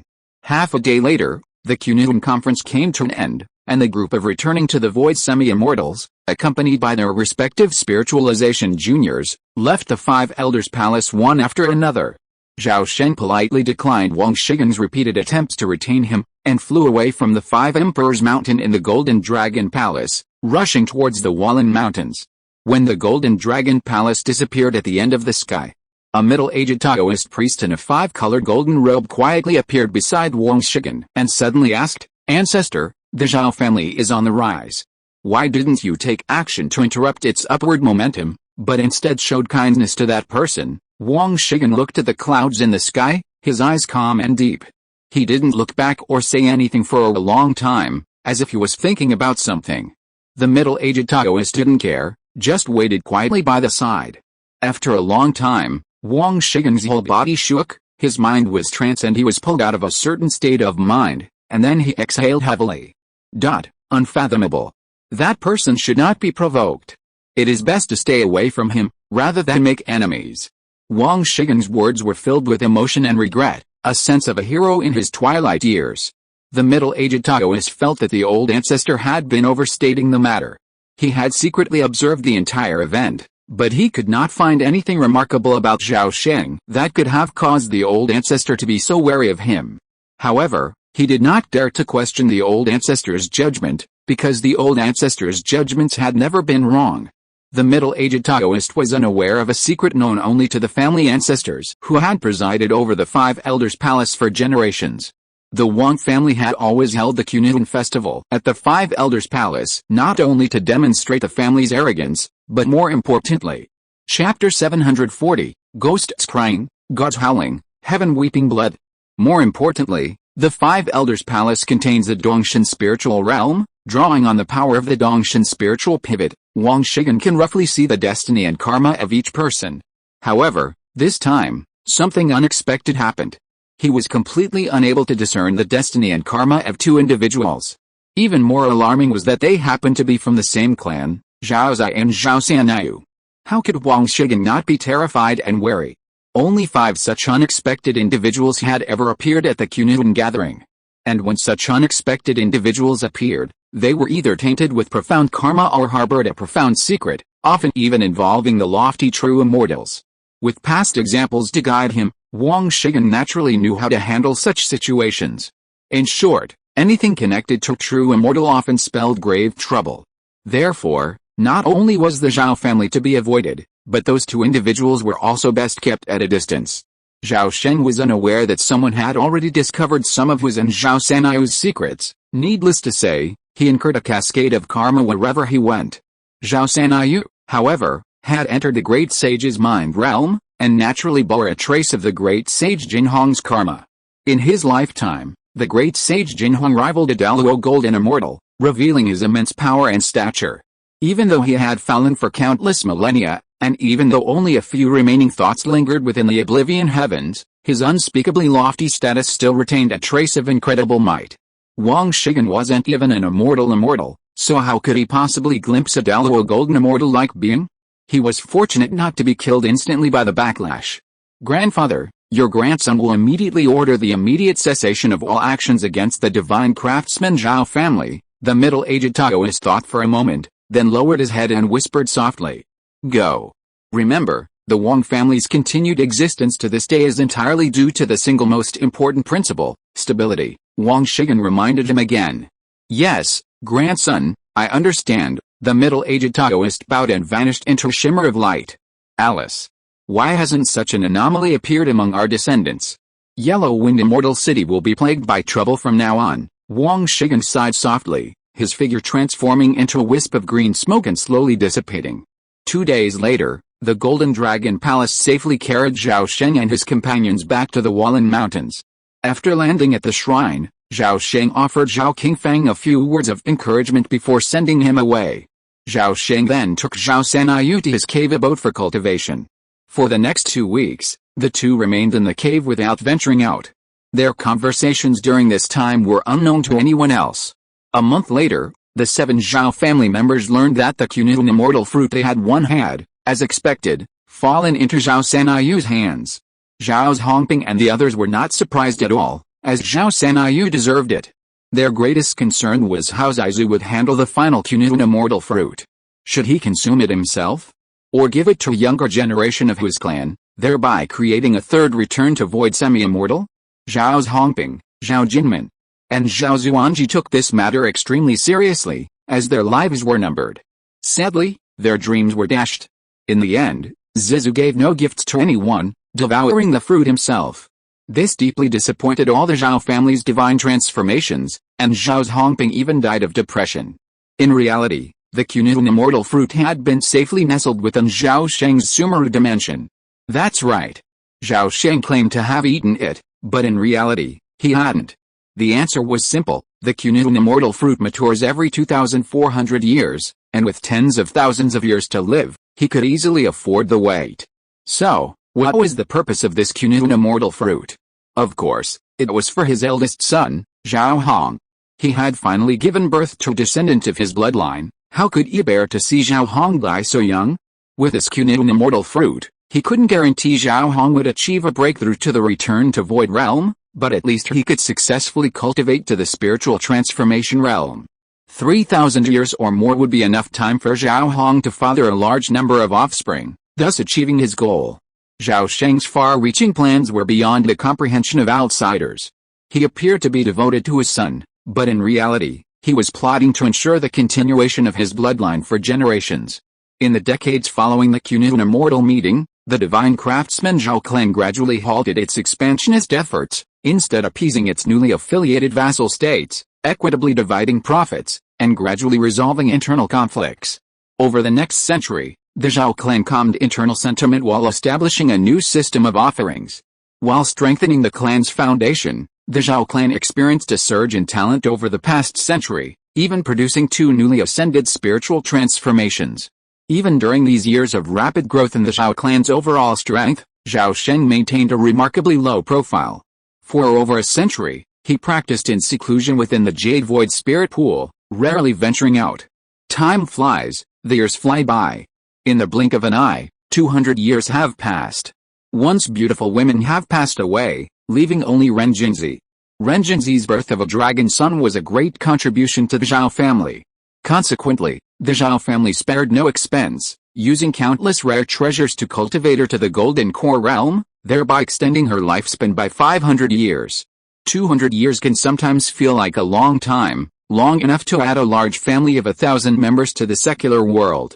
Sometimes, 200 years can feel so short that a single retreat for a return to void semi-immortal can pass by in a blink of an eye.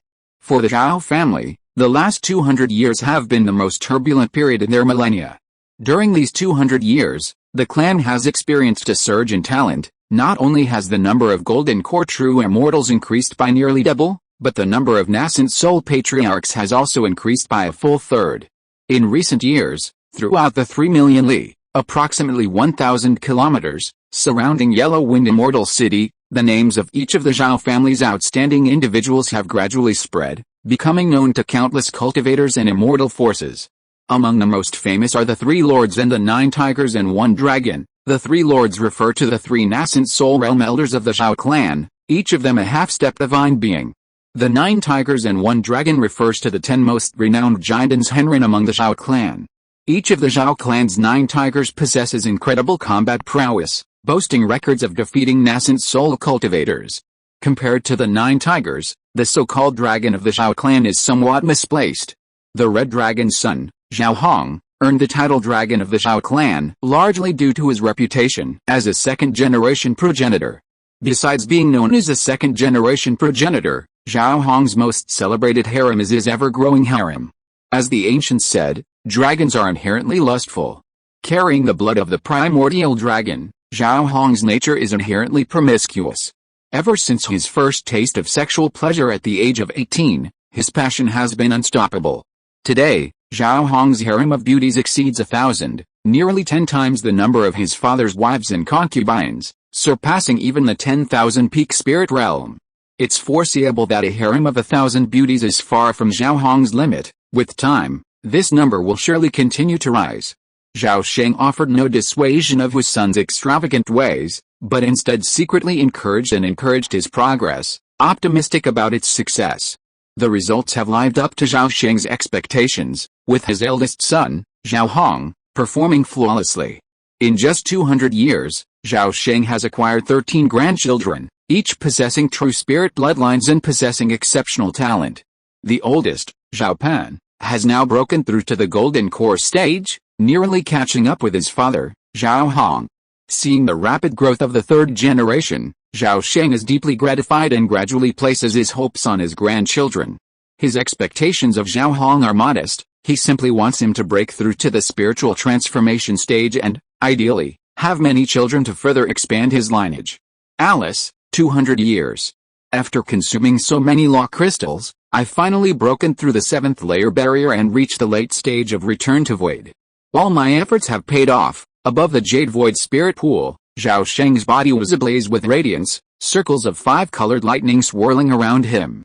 The 3-headed, 6-armed Dharma image behind him gradually faded. A breath rumbled like thunder, the void faintly trembling.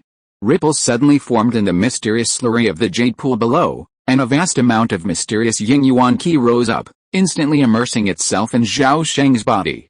Zhao Sheng slowly opened his eyes, the divine light still lingering in his eyes. Suddenly, his brows furrowed slightly, and a look of profound shock spread across his face. The next second, he rose tall, stepped into the void, and vanished in an instant. On a certain star outside the domain, the sky hung low, dark clouds gathered, and the sky was as gloomy and gray as ever. A chilling wind howled and whistled. 2 blood-red full moons loomed in the sky, their faint crimson light emanating from them, a cold and sinister look, like 2 enormous blood-red pupils. Somewhere in this world, amidst the mountains and valleys, towered a series of precipitous peaks, like razor-sharp swords pointing toward the sky. Countless deep ravines surrounded these peaks, each filled with a thick black hue. It felt as if vast black rivers snaked through them, rivers infected by demonic energy. Wherever the rivers passed, the peaks on either side seemed to be permeated by the demonic energy, fading into pitch-black hue.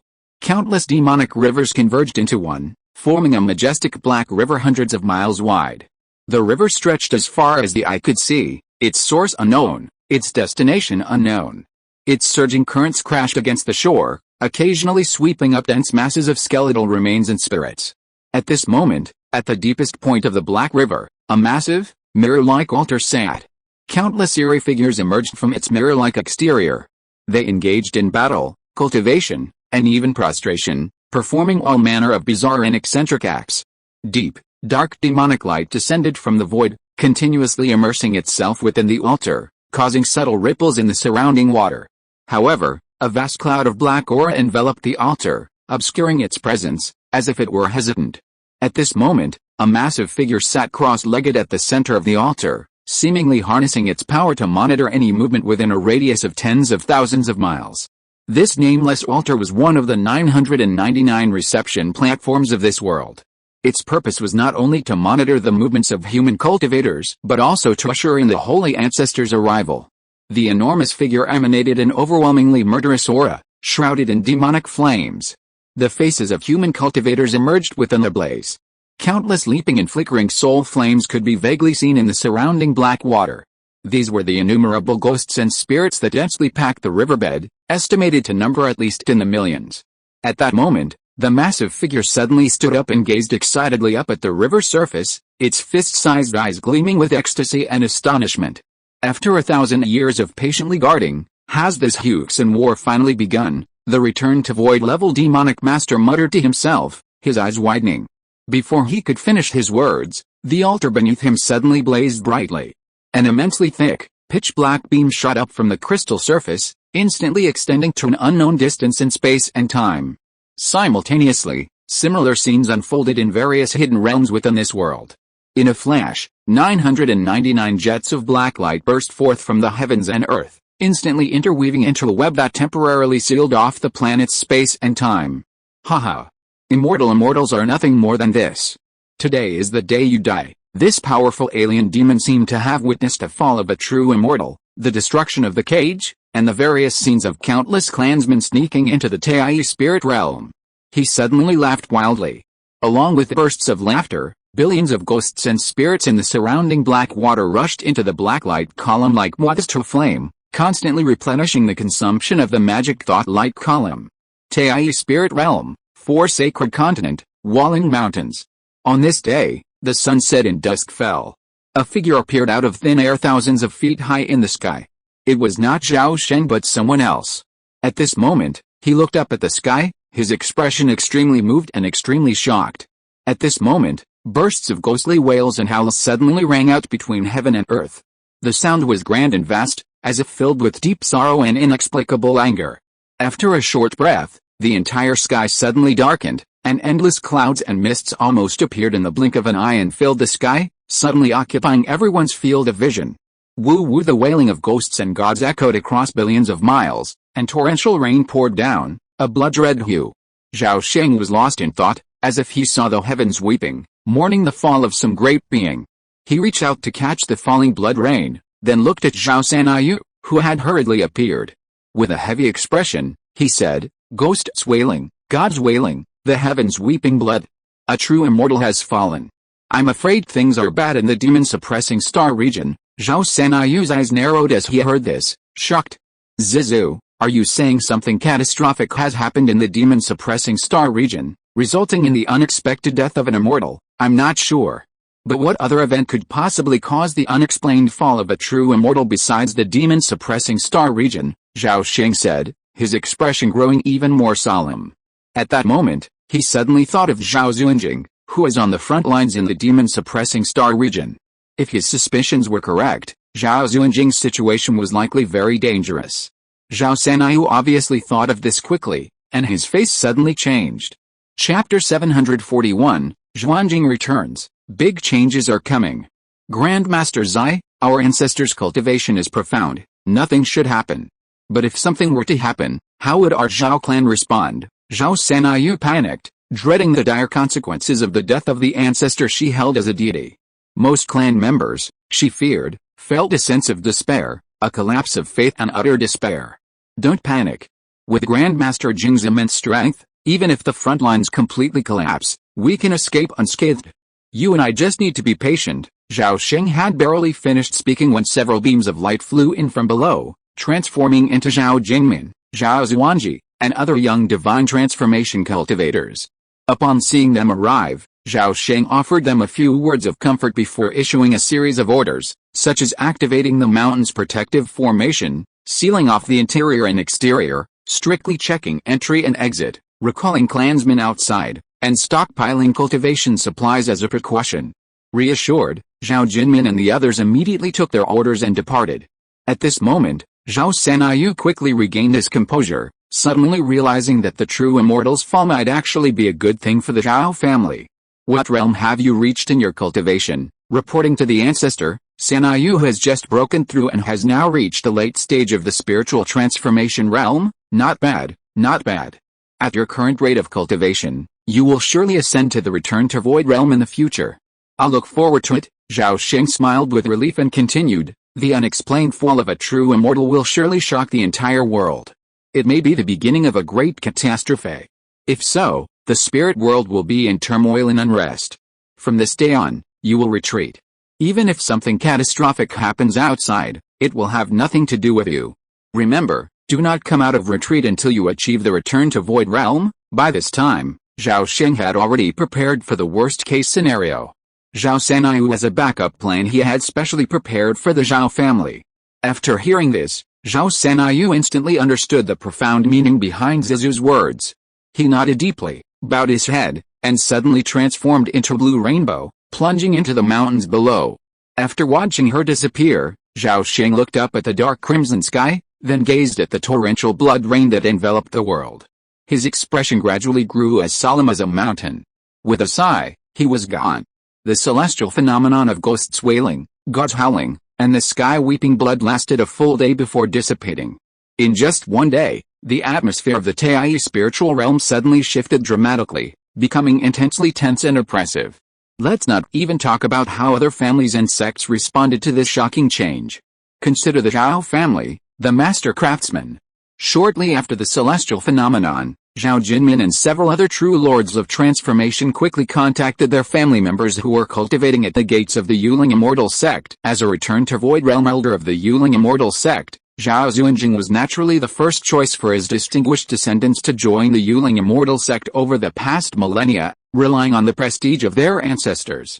The Zhao family has recruited at least 30 members of the Immortal sect. The highest-ranking member, Zhao Tongfa, has reached the late stage of the spiritualization realm, and there are over 10 other nascent soul cultivators. The Zhao family now constitutes a small but prominent faction within the Immortal sect, naturally boasting connections. However, this time, little information has reached the mountain gates, and it's impossible to pinpoint which true immortal has fallen. Even Zhao Tongfa's personal intervention has yielded little useful intelligence. As the celestial signs of the true immortals' fall coincided, the three tribulation-crossing great masters of the Yuling Immortal sect suddenly appeared simultaneously. They immediately sealed the mountain gates, prohibiting all disciples from entering or leaving, and severing all external communication channels within the demon-suppressing star region. Simultaneously, other major immortal sects took similar actions. For a moment, the people within the sect were in turmoil, unsure of what to do. Compared to the ignorant second and third-rate immortal cultivation forces, minor immortal clans like the divine craftsman Zhao family fared somewhat better. At least they knew of the major events unfolding in the demon-suppressing star region. On the day of the celestial phenomenon, all contact between the major clans and the demon-suppressing frontlines was mysteriously severed, leaving virtually no one unaware of what was happening there. However, everyone knew that if the alien demons escaped the demon-suppressing star region, the consequences would be disastrous. If the Outer Ring's forbidden area were breached again, the Tai spiritual realm would undoubtedly face a catastrophe. Recognizing the gravity of the situation, the divine craftsman Zhao family immediately dispatched several divine transformation ancestors to visit major minor immortal clans like the Wang family, the Fenbo clan, and the Diwu clan. Coincidentally, powerful clans like the Wang family and the Fenbo clan also sent their own divine transformation ancestors to visit other minor immortal clans. In just 2 weeks, the major clans within Huangfeng Immortal City experienced intense interaction, their connections unprecedentedly close and extensive. Half a month after the incident, crucial information had gradually spread, and most qualified forces had learned a portion of the truth. Crucially, the deceased true immortal was a wandering immortal named Tubo, who achieved immortality 150,000 years ago. His ancestral sect had collapsed and ceased to exist over 100,000 years earlier. After achieving immortality, immortal Venerable Tubo wandered the mortal world for tens of thousands of years before accepting the Tai Spiritual Palace's invitation to become a supreme immortal venerable. 10,000 years earlier, immortal Venerable Tubo was tasked with taking control of the demon-suppressing star region and becoming one of the 3 immortal true immortals stationed on the front lines. As for Tubo's demise, aside from the almighty true immortals and the highest echelons of the Tai Spiritual Palace, the other great immortal clans remained in the dark. After all, some secrets must be kept secret for the venerable. Otherwise, was it truly necessary to announce to the world that immortal Venerable Tubo, through his stupidity and greed, fell into an enemy trap and was ultimately beaten to death. 17 days after the incident, just as the mood within Huangfeng Immortal City was beginning to settle and the atmosphere was gradually easing, an unexpected person suddenly returned. 1,000 miles beneath Hidden Dragon Valley, deep within the Yuxa Cave, a sparse, seemingly thin stream of Zuining Yuanqi lingered in the air.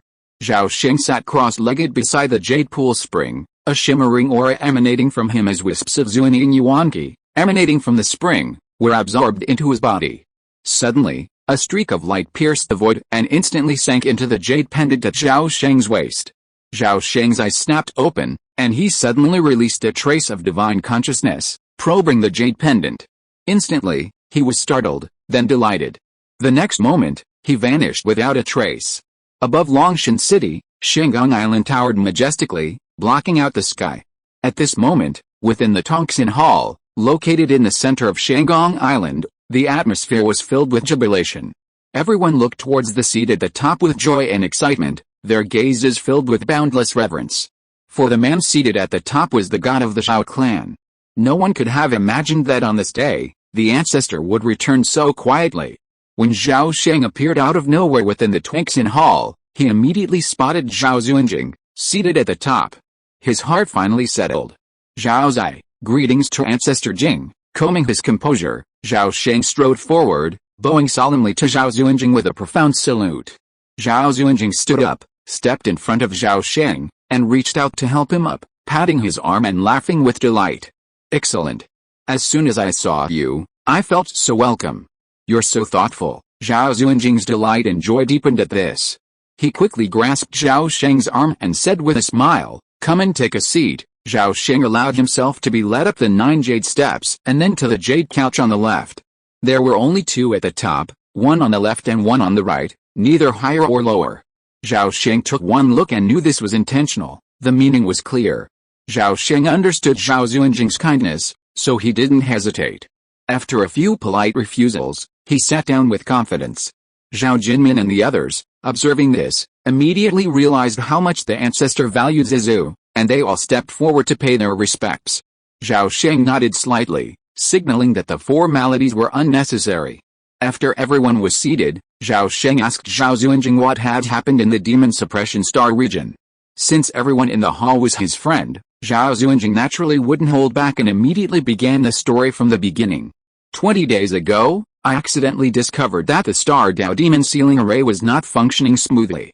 Later, I carefully checked and found that many nodes of the array were abnormally interrupted, and the monks guarding the nodes also suddenly lost contact. I suddenly felt that something was wrong, so I notified. 17 days ago, before Immortal 2 Bo died, he desperately sent a desperate message to the outside world. The demon sealing array had been destroyed by an insider, and multiple loopholes appeared. At this time, 9 armies of alien demons rushed out at the same time, breaking through the 3 lines of defense in one breath, killing people in a sea of blood, and the army was in chaos. What's more terrifying is that at the beginning of this battle, the alien demons actually dispatched 5 holy demons in one fell swoop. The 2 immortals were outnumbered and had to order a full retreat. Then the army completely collapsed, and the casualties of the monks were incalculable. I acted decisively, joined forces with several fellow return-to-void Daoists, fought my way out of the siege, and successfully seized a Lingxu-class spaceship, which allowed us to escape the battlefield safely. Speaking of the shocking defeat more than half a month ago, Zhao Zunjing still feels a lingering fear. Zhao Sheng and the others were terrified upon hearing this, while Zhao Jinmin and the others were sweating profusely, their foreheads thick with worry. Seeing that everyone had been tricked, Zhao Zunjing suddenly laughed heartily and said calmly, "What are you afraid of? Not to mention the numerous true immortals in this realm, the various sects have unfathomable depths, and their collective strength far surpasses that of the alien demons. Just take the Outer Star Ring Forbidden Zone, for example. It's impenetrable. No matter how many alien demon armies arrive, they will never be able to penetrate the spirit realm itself. While small-scale infiltrations are inevitable, they were only minor. There's no need to worry." Hearing the ancestors' words, Zhao Jinmin and the others gradually relaxed, their smiles returning to their faces. A moment later, Zhao Jinmin and the others exited the Tongxin Hall, each receiving their own orders and making their own arrangements. The Zhao clan members at the nascent soul and golden core stages quickly learned of the ancestors' safe return, and the entire clan was instantly reassured and overjoyed. When only Zhao Sheng and the other two were left in the hall, Zhao Xuanjing's smile faded, his face suddenly pale, and his aura instantly became erratic.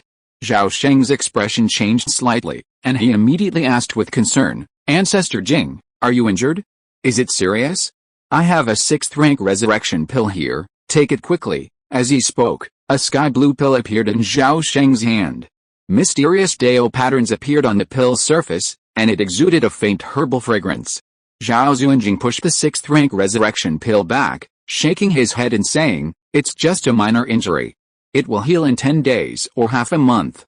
There's no need to take such a precious 6th rank pill." Zhao Sheng saw his resolute expression and put the pill away, no longer mentioning his injury. Zhao Xuanjing smiled slightly and suddenly asked about the Zhao family's branch in the Taisai spirit realm.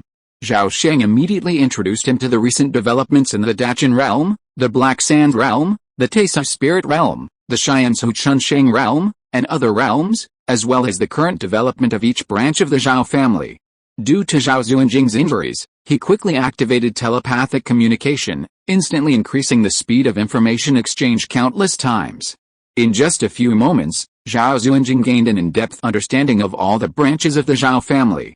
He couldn't help but praise Zhao Zai's contributions to the Zhao family, his achievements rivaling those of previous generations. Zhao Sheng simply expressed his unworthiness, repeatedly modestly stating that he dared not even mention the word achievements in front of his ancestor. Zhao Xuanjing listened, then heaped praise upon him again. Zhao Sheng again modestly declined, instead recounting his brother's numerous achievements. This exchange of praise naturally bridged the gap between the two, and their relationship quickly blossomed. The saying, "A true friend is hard to come by, and it's a shame to meet too late," likely refers to Zhao Sheng and Zhao Xuanjing. Zhao Xuanjing had originally planned to recuperate on Shengong Island for 10 days or half a month. Unexpectedly, the next day, a decree descended from the sky, urgently summoning him back to the mountain gate. It wasn't until 3 days later that Zhao Sheng received the first-hand news he'd relayed: the demon suppression star region has been breached. 9 armies of alien demons, aboard the Cave Heaven divine ship, secretly attacked from the divine palace, but were intercepted by the combined forces of the spirit realm's immortals. That day, 7 true immortal level saint demons appeared and brazenly engaged the spirit realm's immortals head-on, a battle that remains undecided. The alien demon army is currently blocked mid-route, unable to advance into the spirit realm's homeland. Then, the next day, the bad news arrived: a small group of powerful alien demons has infiltrated the defeated troops and has secretly infiltrated the spirit realm. The major immortal sects are urgently investigating their escaped disciples.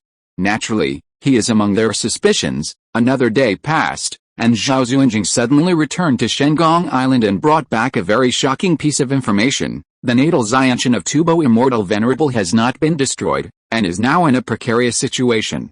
In order to compete for the dominance of Xiantian, the immortals and demons have been fighting fiercely until now, and the winner has not yet been determined. However, the spiritual world has lost the initiative, and the advantage is gradually tilting towards the enemy. In order to save the situation, Taiyi Lingang once again asks for Taiyi Merit Tablet. What is this? Deep in the cave, Zhao Sheng was full of doubts, and he couldn't help but look up at Zhao Xuanjing opposite him. At this moment, Zhao Xuanjing's expression was unusually solemn, a rare hint of excitement in his eyes. He spoke, "The Taiyi Merit Steel is a supreme treasure of this realm. Rumor has it that it was personally forged by a Daluo Golden Immortal. This steel is unfathomable and possesses indescribable powers, but for cultivators like us, its most important power is to aid us in our ascension to immortality." Upon hearing this, Zhao Sheng's heart leaped, and even with his profound concentration, his expression was deeply moved. Really, absolutely true. With enough merit, not only cultivators like you and me who have reached the return to void stage, but even mortals can instantly become immortals and achieve eternal life. Zhao Xuanjing spoke with absolute seriousness. Zhao Sheng's doubts were gone, and he excitedly asked, "How do I obtain this merit?" Zhao Xuanjing didn't answer immediately, but instead pulled something from his sleeve. Zhao Sheng took a closer look and saw an ordinary stone tablet, no more than 3 inches long and wide. The front was engraved with the characters Tai Yi in Taoist script. But upon a second glance, he felt an endless brilliance fill his vision. The stone tablets suddenly became majestic and vast, ablaze with dazzling divine light. If you are listening to this novel on a channel other than Fanfic World, it means it was downloaded and re-uploaded without effort. We warmly invite you to visit our channel, Fanfic World. There you will find the original version of this story and many other novels of various genres. We look forward to seeing you dive into a world of incredible novels. Chapter 742, Xiantian Continent. The divine light was overwhelming, carrying the aura of the vast and supreme avenue. It instantly poured into Zhao Sheng's mind and suddenly attracted all his attention. In a trance, he seemed to hear an indifferent and ruthless Taoist voice in his mind. The demonic calamity from outer space is approaching. Tai cultivators, listen carefully. I specially request the Immortal tablet to be born. All heavenly cultivators should follow the edict and slay the demons and defend the Dao today. I grant you merits to show your achievements. Along with the bursts of magnificent Taoist voices, a large amount of information suddenly emerged in Zhao Sheng's mind. The Taoist fruit of immortality, after refining, can become an immortal instantly. 10,000 Xiangong can be exchanged for it. 7 treasures glazed pupil, a 9th grade true immortal weapon. 9,900 Xiangong can be exchanged for it. Green Emperor's Dao Sutra, a 3rd grade immortal method. 9,300 Xiangong can be exchanged for it. Tai disaster repelling order, can ward off the wind, fire, 5 elements and thunder calamities. 6,100 Xiangong can be exchanged for it. A Star Master of a realm, with a term of 10,000 years. 800 Xiangong can be exchanged for it. A blessed cave. 630 Xiangong can be exchanged for it. Acquired Taoist body. 500 Xiangong can be exchanged for it. Return to void pill. 10 Xiangong can be exchanged for it. 5th tier spiritual land. 3,000 years of lease. 3 days of merit to redeem. Tai demon slaying sword, a true spiritual treasure. 1 day of merit to redeem. Purple sky divine thunder pearl. 8,600 great merits to redeem. Sumeru ring, 570 great merits. 4th tier Yuanshan pill, 100 great merits to redeem. Top grade magic weapon, 30 great merits to redeem. Merit bounty list to slay a holy demon, 10,000 heavenly merits shall be credited. To slay a 3 tribulations demon venerable, 1,000 heavenly merits. To slay a 1 tribulations demon venerable, 300 heavenly merits. To slay a void realm demon elder, 1 day of merit, up to 9 heavenly merits, depending on realm. To slay a Yuanshan demon monster, up to 900 great merits, depending on realm. After an unknown amount of time, the divine light and sound slowly dissipated. Zhao Sheng had just regained consciousness when he saw Zhao Xuanjing tuck the stone tablet into his sleeve. How is it? Are you moved after seeing it? Haha. Tai Ling Palace has invested so much money to kill the alien demon. Not to mention you and I are extremely moved after seeing it. Even a true immortal will want to kill it on the spot. Zhao Sheng laughed, his eyes full of passion and desire. Ancestor Jing, do you think it's possible for me to? Before he could finish, Zhao Xuanjing smiled and nodded. The immortal venerables have not set any restrictions. Anyone who has the heart to slay demons and defend the way can earn merit. At this point, he suddenly changed the subject. However, it's too early to say this now. You have not been granted the body of the merit steel, and you cannot earn merit for the time being. Zhao Sheng heard this, looked at the bottom of his sleeves, and tentatively asked, tell me, how can I get this body of the merit steel? I don't know either. To be honest, this steel was given to me by my master himself. You may not know that I am one of the first people to be granted this steel. Zhao Sheng felt a chill in his heart after hearing what Zhao Xuanjing said, but when he heard what he said next, some hope was rekindled in his heart. No need to rush. In my opinion, this substeel doesn't have any pre-existing restrictions. If I can use it, so can you. You'll just have to wait patiently for a while. Zhao Xuanjing finished, then added, let's put that aside for now. Let's get down to business. Do you know why I was the first to be granted the substeel of merit? Zhao Sheng's thoughts raced, and he said thoughtfully, could it be so, that you can redeem yourself from your crimes? Indeed. Redeem yourself from your crimes is only one reason. More importantly, I and the others are not only formidable, but also have ample experience battling demons. That's why we, the defeated generals, are the perfect pioneers. Pioneers? Zhao Sheng frowned, as if suddenly realizing something. His expression darkened, and he uttered a few words, Immortal Continent, The so-called immortal continent actually refers to the cavern heaven opened up by the immortal immortals. Even a cultivator at the fusion realm can create a cave heaven, let alone an immortal. Upon ascending to immortality, the immortal's natal cave heaven undergoes further evolution. Not only will its spatial area explode countless times, but the laws of the cave heaven will also be greatly refined, becoming even closer to the laws of nature. After the death of the immortal Venerable Tubo, his natal immortal heaven did not swiftly fall to destruction. Instead, it slowly descended from the immortal heaven to the near heaven, then, after countless eons, to the divine palace heaven, then to the dark heaven, all the way to the real universe.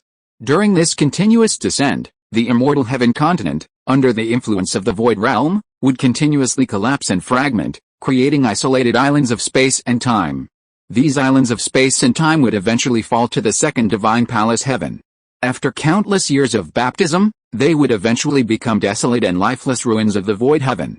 The moment the remaining main body of the immortal heaven continent fell into the real world, it would undergo a space-time warping phenomenon under the influence of the great Dao of space and time, instantly transforming into a planet imbued with spiritual energy. This is how a significant number of spiritual planets in the universe were born. You guessed correctly. I'm only the first batch, there will be a second and a third. In short, Immortal Tubo's natal immortal world must not fall into the hands of the alien demons, or the consequences will be disastrous. Zhao Sheng nodded after hearing this. He was well aware of the dire consequences if the immortal continent became a den of alien demons. The immortal continent is vast and boundless, home to trillions of living beings. If every living being on the continent were parasitized by the alien demons, it would surely create a terrifying demon army numbering in the trillions. Who knows how many terrifying monsters and demon elders would be born from this? If the alien demons were to infect the immortal world, the Tai spirit realm would naturally do everything in its power to stop them. After figuring this out, Zhao Sheng didn't waste any words. He immediately asked, I understand.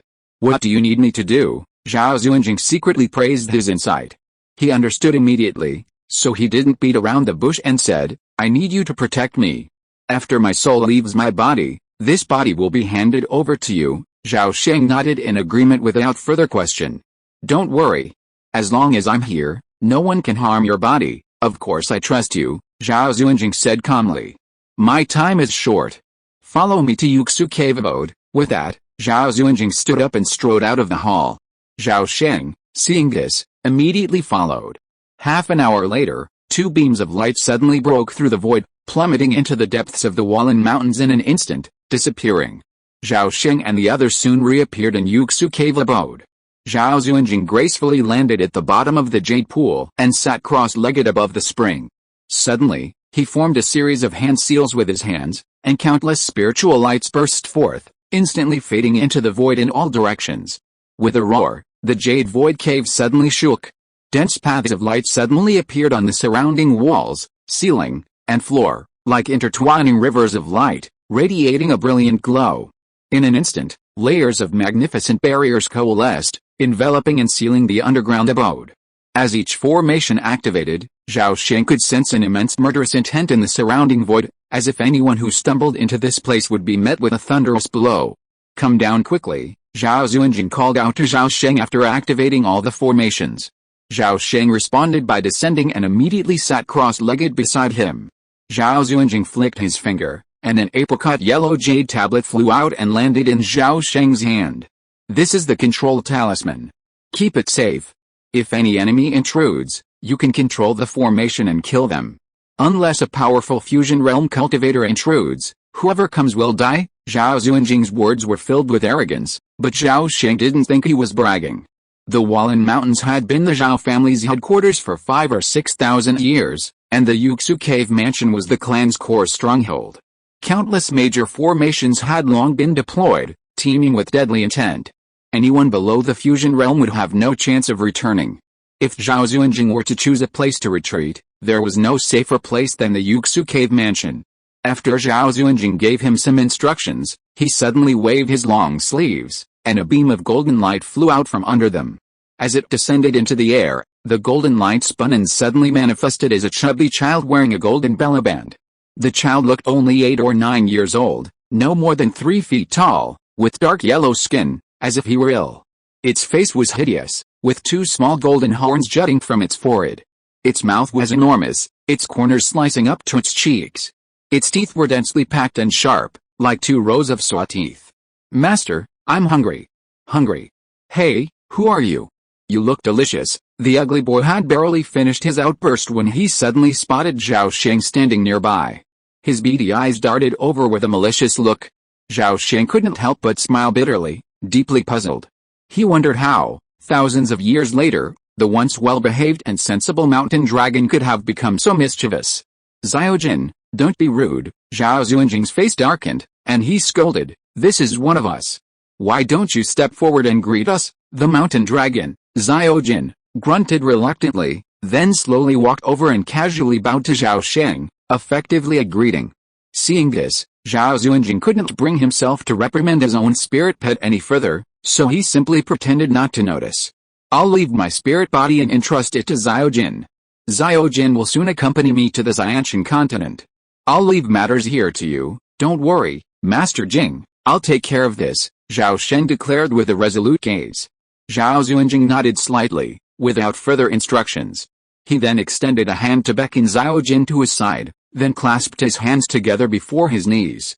Instantly, a Zhao Xuanjing, indistinguishable from the real person, emerged from his physical body and, in one step, entered Zhao Jin's body, disappearing without a trace. "Zhao Jin and I are leaving now. Our fate is uncertain, and we don't know when we'll return." Instantly, the Tai Merit steel soared into the air, instantly expanding to approximately 10 feet in height. It loomed as if heaven and earth had descended. "I'm leaving." As soon as he finished speaking, Zhao Jin soared into the air, suddenly transforming into a small golden dragon. With lightning speed, it flew into the steel and vanished without a trace. Boom! The monument of merit crashed to the bottom of the jade pool, and the two characters Tai Yi suddenly emanated a faint glow. Zhao Sheng walked over to the monument, facing the inscription, then slowly closed his eyes, as if falling asleep. After an unknown amount of time, a ray of light appeared in the gloomy world. A golden light shot out from the depths of the sky, suddenly revealing its true form, once again transforming into an ugly, 3-foot-tall child. Then, a figure emerged halfway from its body. It was Zhao Xuanjing's primordial spirit. Guided by the monument, the master and servant successfully arrived at the celestial continent. Although neither of them lost consciousness, their minds were clearly groggy. After a moment of adjustment, they regained full consciousness. Zhao Xuanjing surveyed the world before him, feeling the sky darken. A chilling wind whistled in his ears. He was actually above a dark mountain range. He emerged from his small golden body and opened his mouth, about to give a command, when a sudden jolt shook him. At that moment, his entire body began to glow. His spiritual orifices, both internal and external, lit up one after another. Wisps of ancient vital energy gathered from all directions. At first, they resembled fluttering willow catkins, then formed into a vast torrent, vying to pour into the purple palace soul sea and merge into his primordial spirit and body. At this moment, the mountain dragon's Iajin noticed his master's abnormality and looked over curiously. "So that's why Master repeatedly urged us to enter the immortal realm through a primordial spirit. It turns out this immortal realm is now ownerless, and boundless immortal energy is scattered throughout the world, accessible to those with a predestined destiny." Zhao Xuanjing's eyes lit up with surprise. He felt his spiritual consciousness grow little by little, and his primordial spirit and body gradually transformed into a true person. If he could draw upon sufficient immortal energy, he might be able to create a new body from thin air. A body born of his will. At this moment, the mountain dragon's Iajin also slowly grasped the power of this. His brows raised, a look of astonishment flashed in his eyes. He clapped his hands and laughed. "Master, this is far from enough. Inhale more, quick, shut up. Go find a secluded place.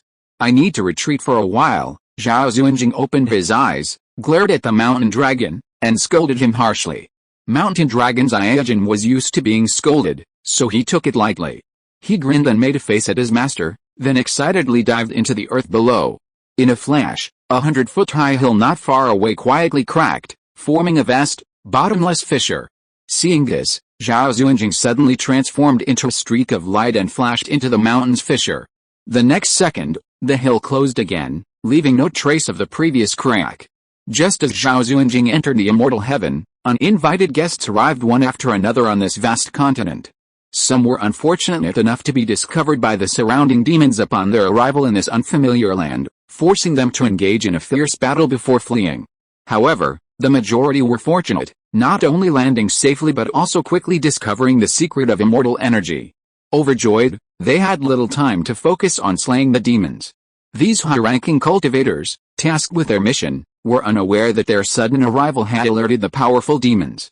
Suddenly, demonic energy surged from every vein noted the immortal continent. Billions of demonic thoughts quickly spread, engulfing the surrounding territory for billions of miles. As countless beings were possessed by demonic thoughts, the demonic army multiplied exponentially. Soon, waves of demons swept across the land. Driven by each high-ranking demon, millions of demons scoured nearly every inch of land, frantically searching for human cultivators. Whenever a demon discovered someone, a bloody battle ensued, often leading to a siege from the outset. In less than a day, the first person to fall appeared, followed by the second and the third. Even if they were to return to the Void Realm and Semi-Immortal Realm, most of them would suffer a miserable end once they were surrounded and beaten by more than 3 powerful demons of the same level. Chapter 743, The Demons Call Themselves Immortals. 3 years later, in a region of the Xiantian continent, amid strolling mountains and ancient forests, a thick, hazy mist hung heavy in the air, casting shadows. Suddenly, a wolf's howl echoed from the depths of the fog. The roar shook the valley, sending dust flying and the mist scattering. Following the wolf's howl, the mountains below were soon filled with a variety of roars and cries. Countless enormous, ferocious beasts scurried out of the mist with a deafening roar. Countless demonic birds also flew out from the forests, their dense swarms covering the sky and obscuring the sun.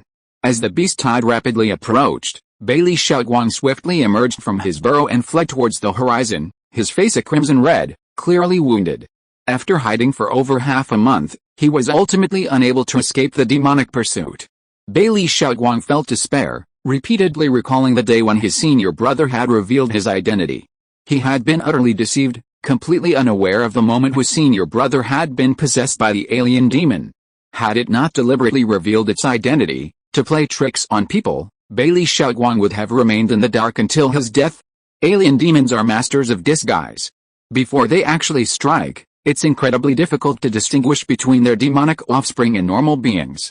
This inability to distinguish between the real and the fake is precisely the alien demon clan's most vexing problem.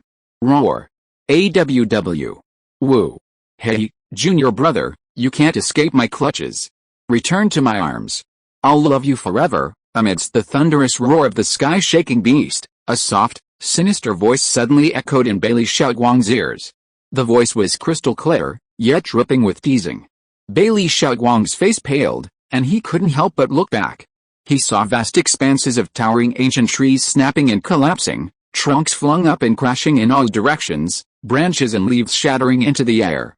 At that moment, a 3-tailed tiger, pitch black and as massive as a dragon or elephant, sprinted out from behind the trees, riding a demonic cloud and a fishy wind, rapidly approaching him. Atop the tiger's broad, dark head stood a slender, feminine-looking, pale-faced elder. A faint smile shone on his face, and his eyes glared evilly. As Bailey Shaoguang's eyes met, he shuddered, a chill running through his body. Behind the tiger, a nearly 100-foot-long cyan python and a ghost-faced spider the size of an elephant advance in unison, both soaring through the clouds and emitting a demonic aura. The cyan python opened its bloody maw and suddenly unleashed streams of dazzling poisonous flames, sweeping down like a torrent, mingling with countless small, emerald snakes. The ghost-faced spider demon shuddered, shaking off countless ghost-faced spiders, which instantly coalesced into a black cloud and pounced upon Bailey Shaoguang. Behind the 3 demons, a thick, demonic fog surged, teeming with bizarre beasts. The beast tide surged, its menacing aura permeating hundreds of miles. Bailey Shaoguang, terrified by this terrifying scene, instantly channeled his magical power, releasing a stream of blood from his mouth, which landed on his life-defining magical weapon, the Tribulation Sword. Instantly, the flying sword's radiance surged, enveloping its owner, transforming into a streak of sword-like rainbow, streaking towards the horizon. Unexpectedly, the 3 demons behind them were no slower, and even accelerated under the pressure of the white-faced Taoist priest, gradually closing the gap. Fleeing in front, chasing in the back. Hundreds of miles passed in a flash. The beast tide quickly receded, leaving fewer than 100 beasts in pursuit. Even so, Bailey Xiaoguang remained in constant danger, repeatedly overtaken by the monsters, forcing him to change direction and steadily worsening his injuries. In his panic, Bailey Xiaoguang didn't realize that he was running in the wrong direction, and he unknowingly made a big circle. Until he suddenly saw the demonic fog rising into the sky in front of him, and the roar was deafening. Countless hideous and strange monsters and ferocious birds gathered into torrent, suddenly rushing out from the mountains and forests in front of him. For a moment, countless fierce and cruel eyes fell on him. Bailey Xiaoguang's whole body shook violently, and the flying sword under his feet trembled violently. The sword light flickered for a moment, as if he was frightened by something. The next second, Bailey Xiaoguang suddenly stopped in midair, turned around with a firm expression, and looked calmly at his senior brother Mo Xingquang who was chasing him. "If I die, I die. I won't run away," Bailey Xiaoguang muttered as he looked at the monsters that were chasing him with a powerful demonic energy. After that, he flashed and flew down, waving his hands repeatedly. Rays of light shot out, encasing array plates and flags. After sinking into the ground, 5-colored spiritual light burst forth, instantly transforming into a vast, 5-colored cloud of light. Great 5 elements killing formation, activate. Seeing his senior brother approach, Bailey Xiaoguang rushed into the depths of the cloud, shouting. As soon as he finished speaking, the 5-colored cloud of light instantly spread across dozens of miles, transforming into a thick, foggy haze that enveloped the sky and earth. With a rumbling roar, towering walls of gold and stone rose from the ground, forming a dense network of corridors. An immensely complex maze instantly took shape. The maze was filled with death traps and 5-element killing formations, all brimming with murderous intent. Senior brother Mo Xingquang paused outside the mist, a look of mild surprise on his face, but he didn't believe the man could escape its clutches. After all, it had toyed with him enough, so it decided to capture him and return to report. "Men, charge in," the pale-faced old man, knowing full well that many of his demonic offspring were his own, didn't need to speak. However, this didn't stop him from imitating human behavior and issuing commands to his beasts. With a single command, the dense swarm of demonic beasts rushed into the mist without hesitation. Boom boom boom. Hundreds of demonic beasts crashed directly into the high stone walls, shattering them into pulp. The walls trembled violently, a golden glow dissipating, yet the walls remained motionless, showing no sign of cracking. The demonic beasts quickly discovered several entrances to the maze, rushing in and never emerging. For a moment, the maze entrances seemed to have become black holes, never filling up no matter how many demonic beasts entered.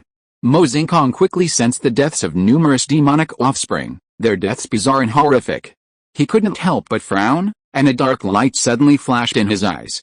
The next moment, the giant azure python and the ghost-faced giant spider leaped out, both riding demonic clouds into the mist, then swiftly dived into the maze's entrance. Both beasts were 11th level demon kings, their combat power rivaling that of a divine transformation cultivator. Therefore, ordinary traps and killing arrays proved completely ineffective against them. After charging relentlessly, the two monsters quickly traversed the outer reaches of the maze and reached its innermost lair. At the deepest part of the maze, Bailey Xiaoguang exhaled softly. The tribulation sword, lying across his knees, suddenly hummed and emanated a clear, watery sword light. "Go!" He formed a sword seal with his hands and shouted softly. The tribulation sword suddenly soared into the air, instantly transforming into a wisp of sword thread that vanished into the mist. Elsewhere, Mo Xingquang released his divine sense and clearly saw the two sub-bodies charging through the maze, gradually approaching its core. A smile crept across his face. "Junior brother, why don't you understand my painstaking efforts? Wouldn't it be wonderful to join me and become a member of the Hangdi Immortal clan?" Mo Xingquang sighed to himself. The alien demons called themselves the Hangdi Immortal clan. Everyone in the clan worshipped the Taoist ancestor Hangdi, and they were proud of being descendants of the Taoist ancestor, hence the name Immortal clan. Just as the beast tide encircled the 5 elements mist, and Mo Xingquang felt his victory was certain, a horribly ugly child suddenly emerged from the ground on the hillside of a nearby ordinary hill. He peered over furtively, his 2 dark eyes darting around as if he were plotting something sinister. "Shut up. Master is in retreat, and I can't let these beasts disturb him. And since I'm starving, I'll use you to fill my stomach," Mountain Dragon's Ayajin muttered to himself, then shrank back into the earth, disappearing. After a few breaths, the earth shook slightly. Then, the ground over a radius of 10 miles suddenly collapsed. Countless demonic beasts, barely able to react, were pulled into the earth by an immense suction force, vanishing in the blink of an eye. In their place, a pitch-black, bottomless cavern, over 10 miles in diameter, suddenly appeared. This cavern quickly closed, and another appeared in the blink of an eye, swallowing up thousands more demonic beasts in one gulp. As the ground collapsed, one bottomless hole after another appeared and vanished. In the blink of an eye, tens of thousands of demonic beasts had vanished. The herd was in a state of panic, howling and fleeing in all directions. This unusual phenomenon immediately caught Mo Xingguang's attention. He was furious. The once million-strong herd had suddenly dwindled to nearly a third. Watching the ground continue to collapse, waves of demonic beasts were swallowed up by the caverns without even a moment's notice. Mo Xingguang's heart trembled, and he immediately became alert. The powerful demonic beasts surrounding him immediately gathered around, fiercely protecting their master. Mo Xingguang reconnected with his demonic sub-body. Through its perspective, he could actually see all around him, a golden wall of flesh covered in rows of razor-sharp serrations.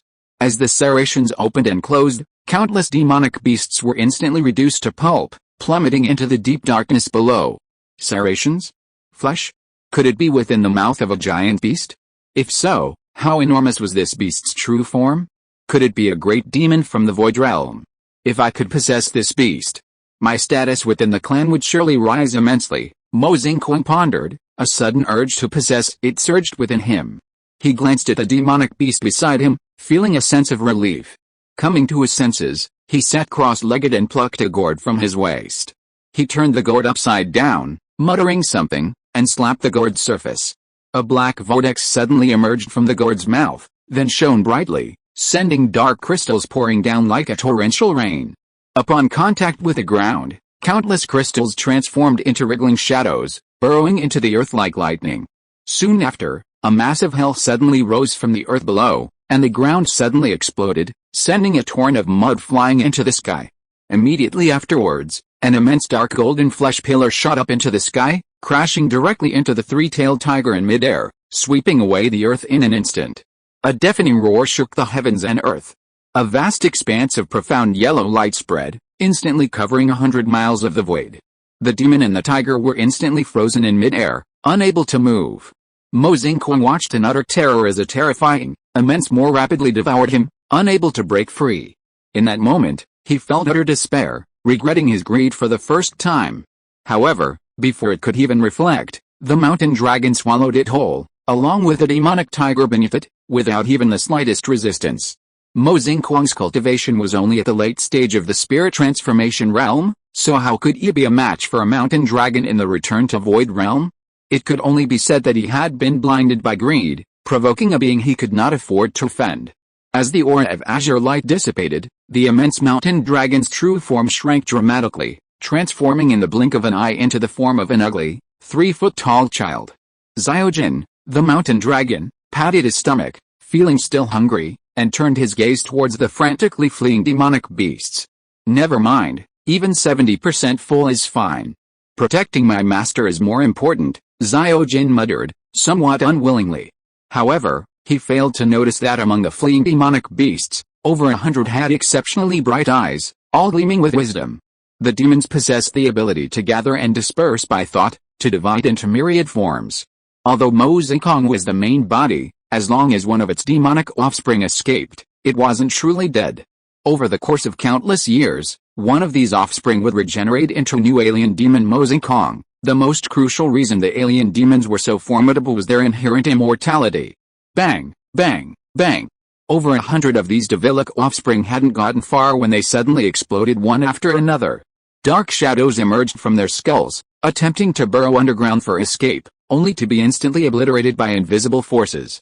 Zhao Sheng, the mountain dragon, suddenly beamed with joy and quickly descended to the ground, turning to gaze at the hills behind him.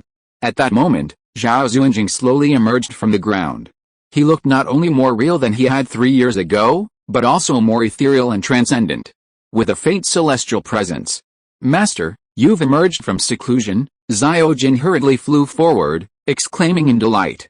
Zhao Sheng glanced at it, then looked up at the 5 elements mist more than 10 miles away, and said lightly, "You just made such a big noise. How can I go into seclusion?" After that, his figure floated forward. Zhao Jin scratched the back of his head a little embarrassedly, and hurriedly followed.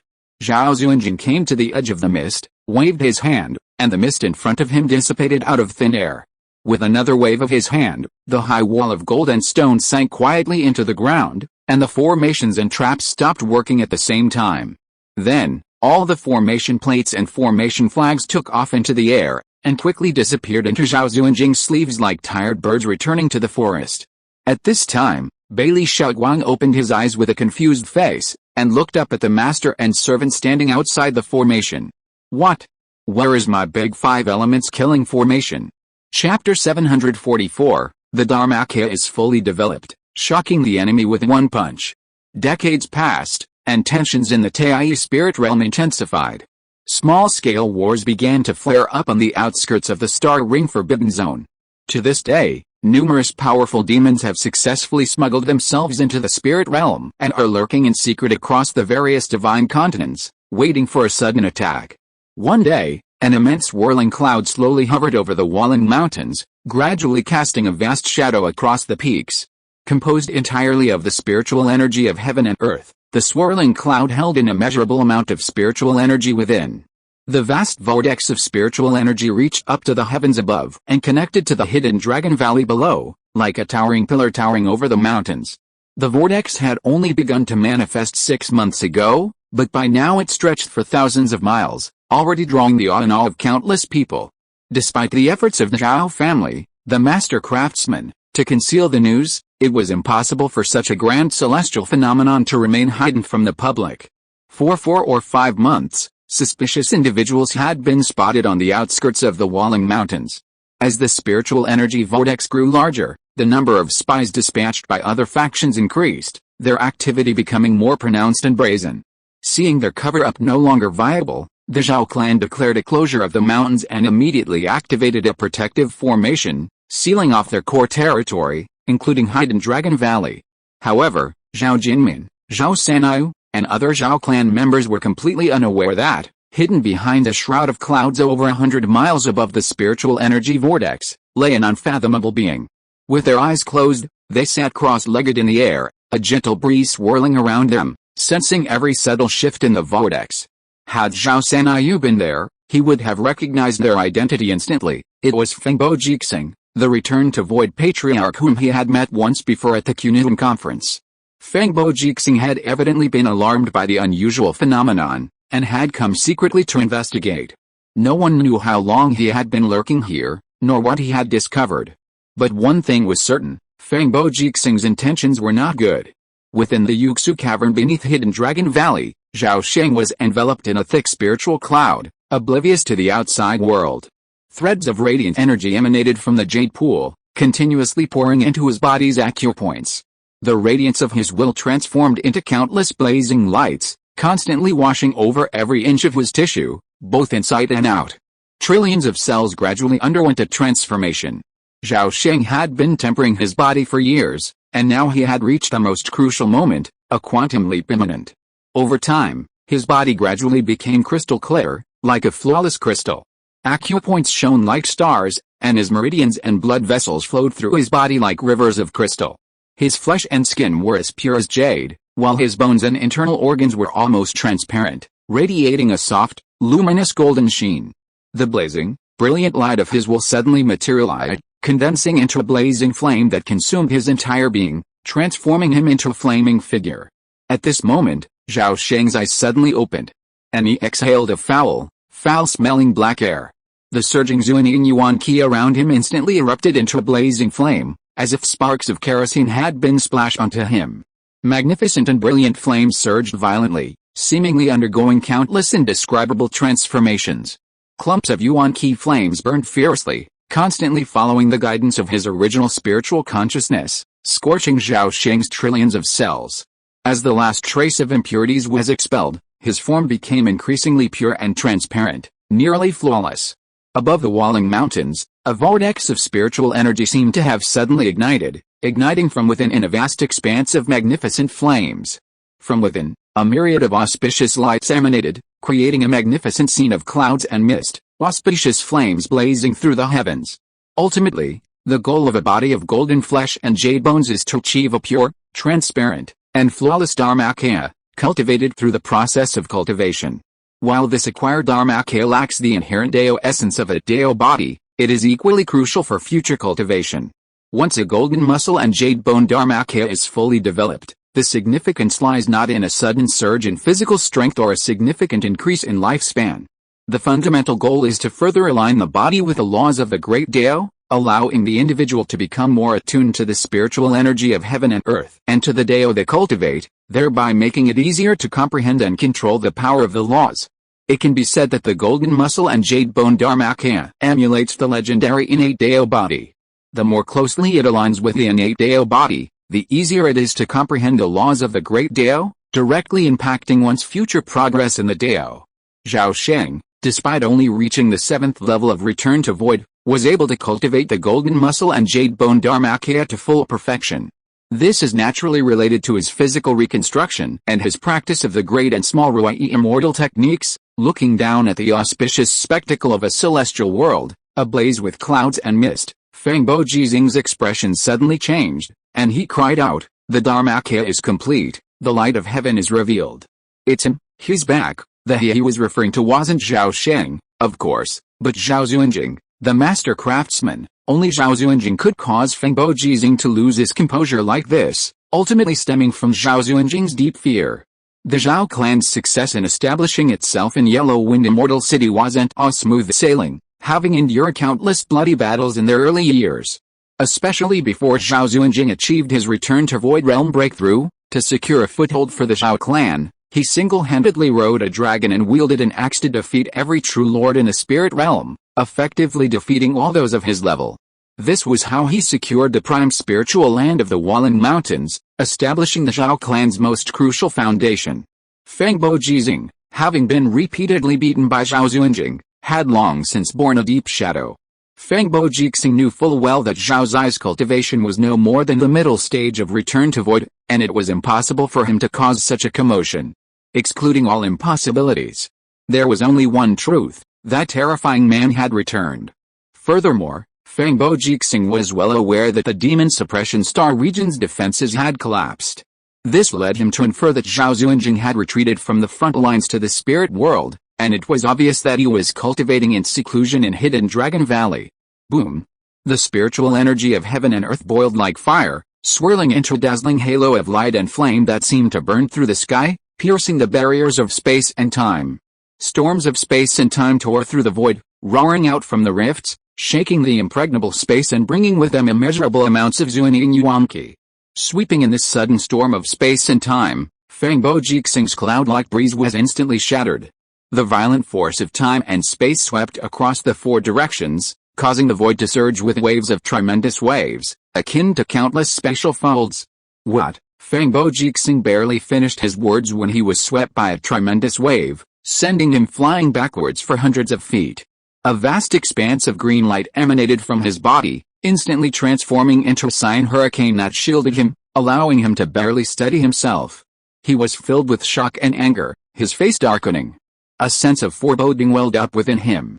Meanwhile, the Zhao family cultivators in Hidden Dragon Valley were also stunned by this unusual celestial phenomenon, momentarily unsure what to do. "Oh my god, who knows what's happening?" Zhao Jinmin muttered to himself, his face aghast, as he gazed at the auspicious light and flames that filled the sky. Zhao Zuanji, standing nearby, was also bewildered and speechless. "The Dharmakaya is complete, and the heavens are ablaze. I'm afraid Zizu has already achieved his Dharmakaya," causing the celestial phenomena to shift. As Zhao Sanayu finished speaking, Zhao Jinmin exchanged glances, suddenly recalling some of the records in the sects Jade book. Could it be? Before Zhao Jinmin could finish, a massive pressure suddenly surged from the depths of the earth. This pressure was so intense, the three of them had never witnessed it before, and it was incredibly shocking. Boom! After a deafening roar, the auspicious light and flames that filled the sky dissipated, replaced by a massive figure tens of thousands of feet tall, whose features bore a striking resemblance to Zizu. Feng Bo Jixing's face drastically changed, almost in disbelief. This. How is this possible?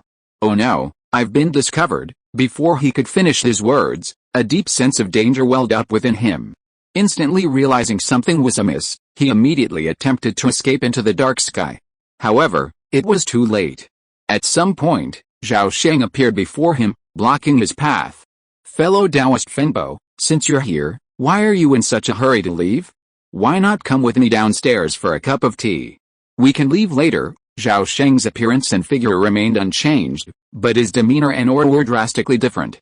At first glance, he seemed to blend into the surrounding universe, his aura ethereal and transcendent, like an immortal.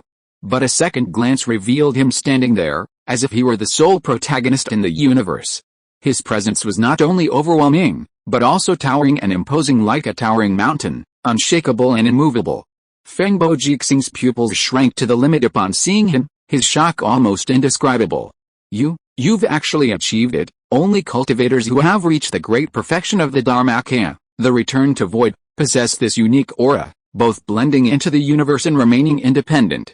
Today, Fengbo Jixing actually sensed this special aura from Zhao Sheng, and how could he not be deeply shocked? He even believed that this person had deceived everyone before, that his true cultivation level had long been at the 9th level of return to void, and that he had only just successfully broken through to the great perfection realm, having now reached the perfection stage of his Dharmakaya. Zhao Sheng naturally wouldn't tell Fengbo Jixing the truth. Since he'd misunderstood, he simply accepted it as a tacit agreement. Just then, Zhao Sheng suddenly sensed something amiss. He abruptly turned his head to gaze at a corner of the void, then sneered, "Friends hiding in the shadows, stop watching. Come out and show yourself." Boom. As soon as his words fell, the void within 100 miles shook violently, erupting with a sudden roar of thunder. 5 colored lightning flashed through the void, instantly striking a corner, forcing the hidden individual to reveal himself. With a flash of yellow light, the 5-colored lightning was instantly blocked by a stone wall, revealing a kind-faced, plump, and eyebrowless old man. Wang Shiguang. Fengbo Jixing's expression changed, and he cried out in shock. I never imagined that the Zhao family, the master craftsman, would produce another true dragon. Fellow Taoist Zhao hid himself so well. He managed to conceal himself from everyone and condense a perfect Dharma body. He will surely be able to open up his natal cave heaven and break through to the fusion realm soon. Wang Shigang ignored Fengbo Jixing and instead surveyed Zhao Sheng with deep admiration. Opening up the origin cave heaven? How difficult. Although I have cultivated a perfect Dharma body, I'm still a long way from achieving the fusion of my soul and the true opening of the origin cave heaven. Zhao Sheng remained unmoved and spoke calmly. Wang Shigang chuckled, a sudden glint in his eyes. He said with a smile, regardless, fellow Taoist Zhao is already far superior to the likes of us, the dying. I'm afraid that aside from the 2 fusion realm masters, there are few in this domain who can rival fellow Taoist Zhao. He spoke so because one of the 2 fusion realm masters was surnamed Wang, the Wang from the 5 Emperors Mountain Wang family. The intimidation in his words was self-evident. Fellow Taoist Wang, you're wrong. Let's not even talk about the other return to the void Taoists, each possessing extraordinary powers. Take you, fellow Taoist Wang, for example. Your strength is unfathomable. You must have already reached the pinnacle of return to the void. I, Zhao, truly feel inferior. Zhao Sheng subtly pointed out the other's weaknesses, causing Fengbo Jixing's face to change again, clearly shocked by this secret. Wang Shigang's smile froze, and he quickly waved his hand in denial, saying, No. If I truly possessed such a level of cultivation, I would have long since secluded myself, seeking that glimmer of a breakthrough. How could I have found the time to show up in public? Fengbo Jixing was filled with doubt and uncertainty, though he felt Wang Shigang had a point. However, Zhao Sheng would not be fooled by such a few words. Having just achieved a breakthrough, he was extremely sensitive to the aura of his kindred spirits and had already sensed the powerful nature beneath Wang Shigang's aged exterior. Whether it's true or not, we'll know after a try. Hey, take my punch. The moment his words fell, Zhao Sheng, like lightning, appeared before Wang Shigang. His fist thundered down, piercing his chest. Wang Shigang's eyes darted, and he had no time to dodge. He could only cross his arms over his chest, his hands gleaming with a golden sheen, as if cast in gold, radiating golden light. Wang Gong, be careful. Fengbo Jixing's face trembled with fear, and he subconsciously sent a divine message. However, Zhao Sheng's attack was so swift that before the divine message reached him, His fist had already struck Wang Shigong's raised arms. Boom! A resounding, earth-shattering explosion echoed through the void. The golden and purple light of the laws collided, then exploded with a bang. The void within 100 miles twisted and distorted, tearing into a dense network of inky black cracks, followed by the collapse of a jagged, irregular dark zone. The spiritual world's space-time recovery power was immense. The dark sky appeared for a mere breath before swiftly vanishing. Zhao Sheng slowly retracted his fist, his body suspended in midair, motionless. Wang Shiguang, however, retreated hundreds of feet before finally regaining his balance, his face ablaze with shock and fury. His arms were riddled with cracks, and countless strands of thick golden light streamed from them, dripping into the air in an instant, resembling beads of gold, barely discernible as drops of blood. Feng Bo Jizing was involuntarily thrown dozens of feet before coming to rest, his ears still ringing. I was impulsive just now, Zhao.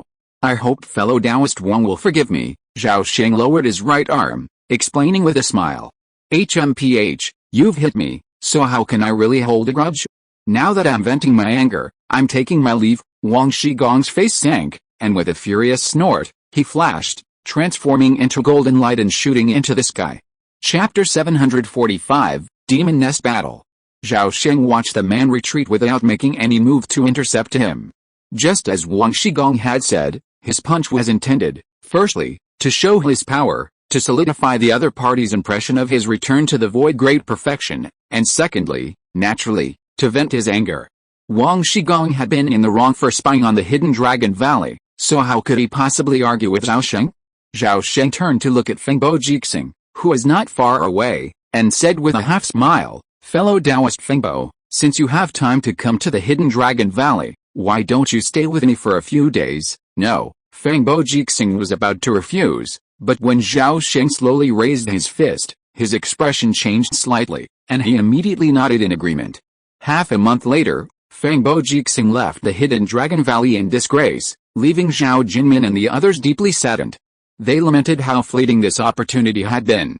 During his stay in the valley, Feng Bo Jixing hadn't even had time to rest, communicating with Zhao Sheng for 15 or 16 days and nights. Of course, Feng Bo Jixing was primarily the one who lectured, while Zhao Sheng, Zhao Jinmin, and the others primarily listened. Zhao Jinmin and the others were captivated, each finding immense benefit. But for Zhao Sheng, it was only a minor gain. The Feng Bo clan was immensely powerful, with connections and deep pockets. He didn't want to offend them over this small matter, but he could still make Feng Bo Jixing pay a small price. Afterward, Zhao Sheng summoned Zhao Hong, the Red Dragon's son, to his site and gave him a detailed instruction. He then met with all his descendants and selected 2 of the most outstanding children, personally sending them to Zhao Sanayu for her guidance. 2 months later, Zhao Sheng returned to the Yuxu cave abode, where he quietly cultivated while continuing to protect Zhao Zuanjing's physical body. On the Xianshan continent, the sky darkened, clouds thick with a mottled haze. A rumbling sound echoed from a hidden valley surrounded by mountains, and a gray-black mist enveloped the valley and the surrounding hills. Lightning and thunder roared, and swords flashed across the valley. A massive, wings-bearing python, its body shimmering in crimson gold, half hidden within the mist, its body ablaze with poisonous light, spitting streams of poisonous flames at the pursuing figure. More than a dozen miles behind the demon, a figure clad in ancient armor dodged repeatedly, a dazzling halo of swords swirling before it as it slashed at the winged python. Its movements were incredibly swift, and its armor's immense defensive power denied it the majority of the poisonous flames. Even those that were struck by the flames were unscathed by the armor. Each strike of the swords left a deep, long wound on the winged python. The python's dark green eyes were filled with resentment, but its sheer size and the man's immense speed made it impossible to escape, forcing it to rely on its immense bulk to sustain itself. Suddenly, a vast yellow light descended from nowhere onto the giant double-winged python, causing it to freeze and stop in midair. The surrounding mist suddenly transformed into countless stone powders, which rained down to the ground. At this moment, the figure appeared out of nowhere at the back of the python's neck. With both hands, it struck fiercely. 2 sharp sword beams, as clear as water, struck the python's vital point 7 inches below the neck with lightning speed, unexpectedly passing through it. Puff! A stream of crimson blood spurted out. The giant python's head was directly severed by the sword light. With a series of mournful cries, its massive body plummeted downward, crashing into the center of the valley. Before the giant python spirit could escape, a yellow light enveloped its head, instantly pulling it beneath the earth. Within the valley, countless bizarre monsters engaged in a frenzied battle. Everywhere one looked, piles of monster carcasses piled high. Dark red blood flowed everywhere, forming a river. Beneath many of the massive demon corpses, pools of foul blood formed, strewn with densely packed demonic remains. The area was a scene of devastation. The ensuing battle between the demonic beasts was evidently divided into two camps, with the dominant group surprisingly aided by human cultivators. The humans and the demonic beasts had clear divisions of labor, advancing and retreating with swiftness, forming distinct formations of varying sizes.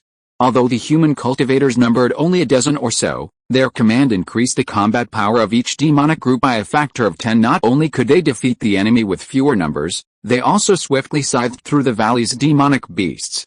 The giant winged python slammed heavily into a pool of blood 100 feet in diameter, its body still struggling and tumbling, its body still limp in death, sending a shower of foul blood splattering everywhere.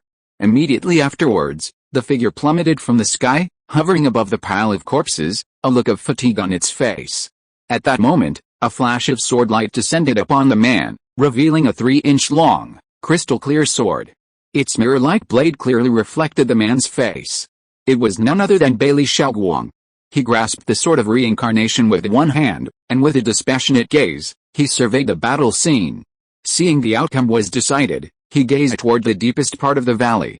Thick fog enveloped the air, demonic energy soared, and the very void vibrated, faintly permeated with a terrifyingly powerful aura. Bailey Xiaoguang knew the key to this battle lay in the man's ability to ultimately defeat his formidable foe. Deep within the valley, a towering pyramid loomed faintly through the thick fog. Spanning several miles, its towering height reached 1,000 feet, its walls gleaming and shimmering like gigantic crystal mirrors. Above the pyramid, a writhing dark sphere of light loomed. Countless bizarre shadows emerged from within, then sank back down, as if harboring countless strange creatures. Bailey Xiaoguang's eyes flickered a few times before he resolutely averted his gaze, not daring to look at the mirrored pyramid again. Looking out, he saw streaks of yellow light constantly emerging from the valley, precisely capturing monster heads one after another and pulling them back into the ground. Bailey Xiaoguang had witnessed similar scenes countless times over the years, and he knew full well that within those monster heads lay members of the Alien Demon Clan. Alien Demon Clan members possessed a physical form, their most crucial core being the Soul Crystal Core, the vessel of their consciousness. Soul Crystal Cores could be hidden within any parasite, making their true location extremely difficult to locate. If this valley weren't a crucial spiritual vein node, the Alien Demon Clan had not only heavily guarded it to control it, but also transformed it into a demonic lair. Bailey Xiaoguang and his companions wouldn't have been able to locate so many Alien Demon Clan members. It could be said that the gains from this battle rivaled those of decades prior. As time passed, the demonic beasts were gradually decimated, and the battle on the outskirts of the valley was drawing to a close. Bailey Xiaoguang held the center of the valley, constantly on guard against any enemy escape from the depths. A moment later, the remaining demonic beasts, commanded by the human cultivators, converged, quickly forming a massive array of 10,000 beasts. This array was the work of Zhao Sheng, a descendant of the Yuling Immortal sect, and the art of controlling beasts into formations was one of his specialties. The demonic race was particularly adept at the ant-sea tactic, which is why Zhao Sheng was using his vast numbers of demonic beasts to counter it. At this moment, more than a dozen human cultivators flew forward, saluted Bailey Xiaoguang, and reported their respective battle results. Their cultivation levels varied, ranging from the lowest above the nascent soul realm to the highest reaching the late spiritual transformation realm, a stage higher than Bailey Xiaoguang. Yet, all of them treated Bailey Xiaoguang with deep respect, even a touch of awe. This was because these people were native to the Xianshan continent, and their acquired status was significantly lower than that of the Outer Heaven Immortal cultivators. Furthermore, Bailey Xiaoguang was deeply trusted by Zhao Sheng and usually commanded the cultivators, so they all held him in order. Sir, the outer demonic beast army has been completely eliminated. Please direct us on how to proceed. The human cultivator in the late stage of the divine transformation realm stepped out from the crowd and respectfully bowed to Bailey Xiaoguang, inquiring. You can control the beast army and defend the valley. Do not cross the front line. The Venerable is currently engaged in a fierce battle, and it is beyond the reach of us cultivators to intervene, Bailey Xiaoguang instructed calmly, his gaze once again gazing deep into the valley. At this moment, a sudden and loud boom echoed from the west. A massive, scarred, pale demon monkey, 100 feet long, suddenly burst from the dense fog. Leaping high above the cultivators, it waved its arms, unleashing a vast blast of frigid wind that swept toward Bailey Xiaoguang and his companions. The pale demon monkey emanated a vast, overwhelming demonic energy like an ocean, its power far surpassing that of the other cultivators. The frigid wind roared past with incredible speed, engulfing the cultivators before they could dodge. Their bodies were instantly frozen in layers of white ice crystals, plunging them to the ground.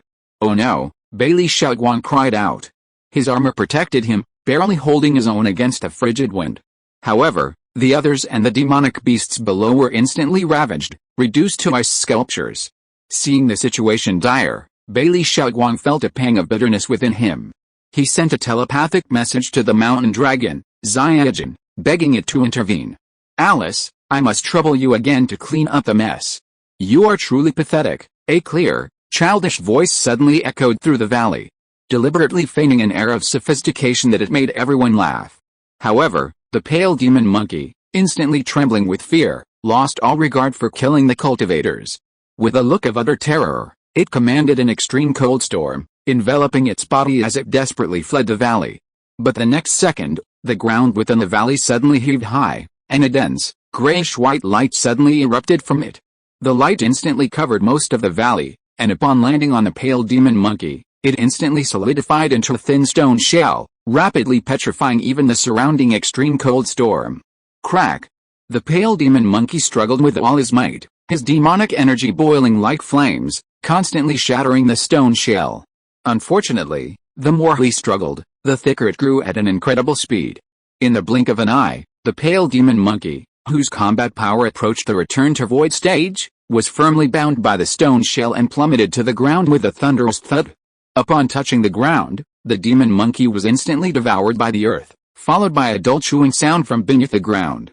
A few breaths later, a streak of yellow light shot out from the ground, sweeping past the cultivators at lightning speed. Bang, bang, bang. One by one, the ice sculptures shattered, and the cultivators came back to life. The yellow light finally reached Bailey Xiaoguang's side, slowly manifesting the figure of the mountain dragon Xiaojin. Puff, puff, puff. Xiaojin suddenly opened his mouth and spat out dozens of multifaceted crystals. These crystals ranged in size.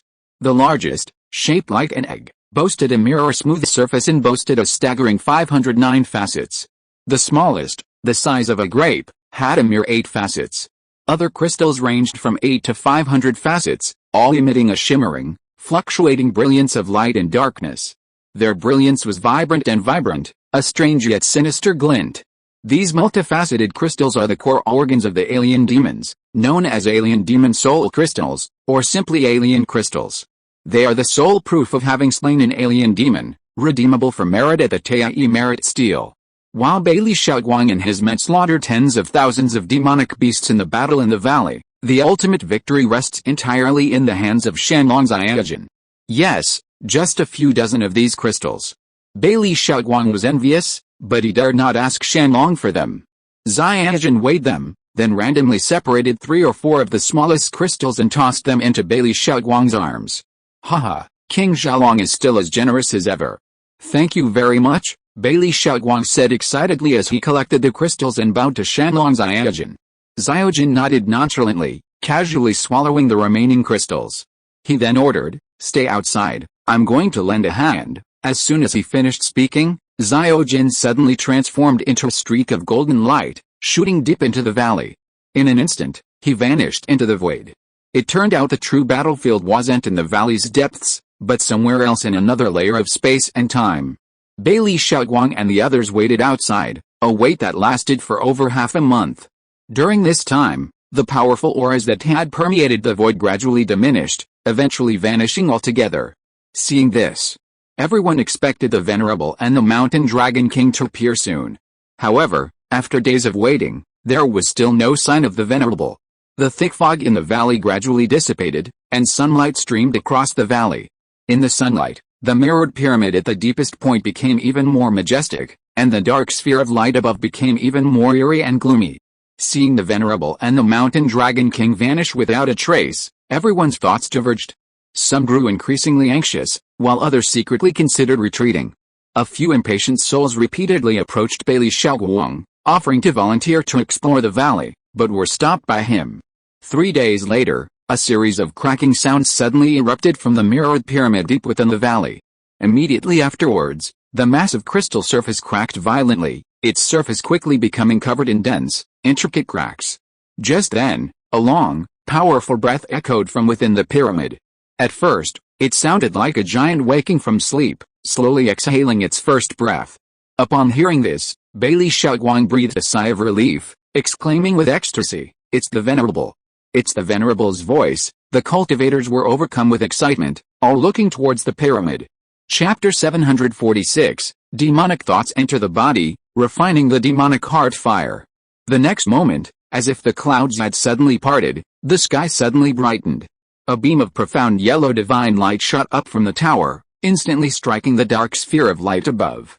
Instantly, the dark sphere melted away like snow in sunlight, and a multifaceted crystal, as big as a head, fell from it. At that moment, a towering figure slowly emerged from the profound yellow divine light and reached out to catch the massive, strange crystal. Who else could that towering figure be but Zhao Sheng? Unimaginable power of the laws surged within him, and a blinding light shone around him, making it impossible to look directly at him.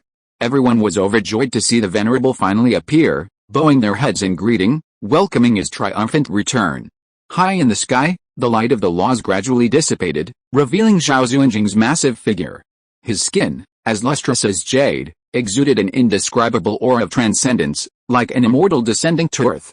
Zhao Zunjing surveyed the devastating scene, a sudden thought flashing through his mind. The surrounding atmosphere suddenly sank, and countless invisible ripples instantly swept across the valley, as if boundless waves were stirring beneath a clear sky. The cultivators' hearts leaped, feeling a vast, overwhelming aura surge. Zhao Zunjing lifted his right foot and slowly stepped downward, whispering the word break. A resounding, earth-shattering roar erupted. The pyramid below, as if crushed by a tremendous weight, erupted on all four sides. Its massive structure sank violently. As it sank into the earth, the pyramid collapsed rapidly, rumbling and shattering into countless fragments of shattered crystal. Dark shadows scurried out of the tower, but before they could get far, they shrieked and wailed as they were crushed into wisps of black smoke, instantly dissolving into ashes. A vast, dark yellow divine light enveloped the vast valley. The ground shook, rising and sinking, the terrain rapidly becoming jagged. The mountains on either side collapsed into the valley, covering most of it. Seeing this, Bailey Xiaoguang and his companions quickly soared high into the sky to avoid the torrents of dust that rose up. Soon, the valley was practically razed to the ground, the former sea of corpses and blood buried beneath the earth. Bailey Xiaoguang and his companions watched in amazement, gazing at Zhao Zunjing with admiration, unconsciously regarding him as a god. However, they only saw the surface, unaware of the even greater and unimaginable changes taking place deep within the earth. Beneath the immense earth, winding dragon-like spiritual veins, influenced by a powerful will, gradually intertwined and separated. Simultaneously, the crystal roots anchoring each spiritual vein's orifice shattered one by one, freeing the spiritual veins. Just as the mirrored pyramid was crumbling, and the various arrangements of the alien demons were completely purged, a sudden change occurred. How dare you? Stop! Suddenly, the multifaceted crystal, the size of a head, blazed with a blinding light, and a furious roar erupted from within. The roar, imbued with a boundless and immense will, instantly darkened the heavens and earth, transforming the clear sky into darkness. Zhao Zunjing, caught off guard, was struck. He felt a wave of dizziness, his spirit and body flickered faintly, and ripples spread across his body. The other cultivators were also affected by the sonic surge, losing consciousness and falling like logs from midair. Fortunately, the nearby mountain dragon Xiaojin, possessing high health and defense, waved his hand in time, unleashing a vast expanse of yellow light, reassuring the group. Before Zhao Zunjing could recover from his dizziness, a terrifying face suddenly emerged from within the massive multifaceted crystal. With 1,000 eyes and 1,000 touches, it resembled a demon. "You wicked villain! How dare you destroy my plans? I will make you pay." Pay with yourself. The telepathic transmission was so swift. Before Zhao Xuanjing could regain consciousness, the terrifying face transformed into a streak of black light, instantly shooting out from the giant alien crystal and plunging into Zhao Xuanjing's body like lightning. Instantly, like a drop of ink dripping into milky white milk, tiny black spots appeared on Zhao Xuanjing's spiritual body. These spots rapidly multiplied and expanded, transforming into a palm-sized black smudge in the blink of an eye. Even more terrifying, the black smudge twisted and squirmed, emitting an extremely evil aura. Pitch-black tentacles emerged from the smudge, frantically lashing out at everything around them. Simultaneously, bloodshot eyes emerged, each gleaming with cruel, evil intent. Master, the mountain dragon's Iyajin leaped forward in terror, hastily unleashing rays of golden light, covering the clusters of evil black smudges in an attempt to suppress them. Unfortunately, the effect was insignificant. Though the black contamination's expansion slowed by a factor of 3, it continued to grow tenaciously. However, at this moment, Zhao Xuanjing finally regained consciousness. A blinding light instantly emanated from his body. His divine consciousness and will condensed into streams of jade nets, forcibly enveloping all the black contamination and pressing it into a single point within his body, then imposing layer upon layer of divine restraints. Elsewhere, the mountain dragon's Iyajin screamed in fear as pitch-black tentacles suddenly broke through his flesh, lashing wildly with bared fangs and claws. The ends of the tentacles rapidly expanded, cracking with a thud, and from within emerged blood-red eyeballs, whirling and whirling.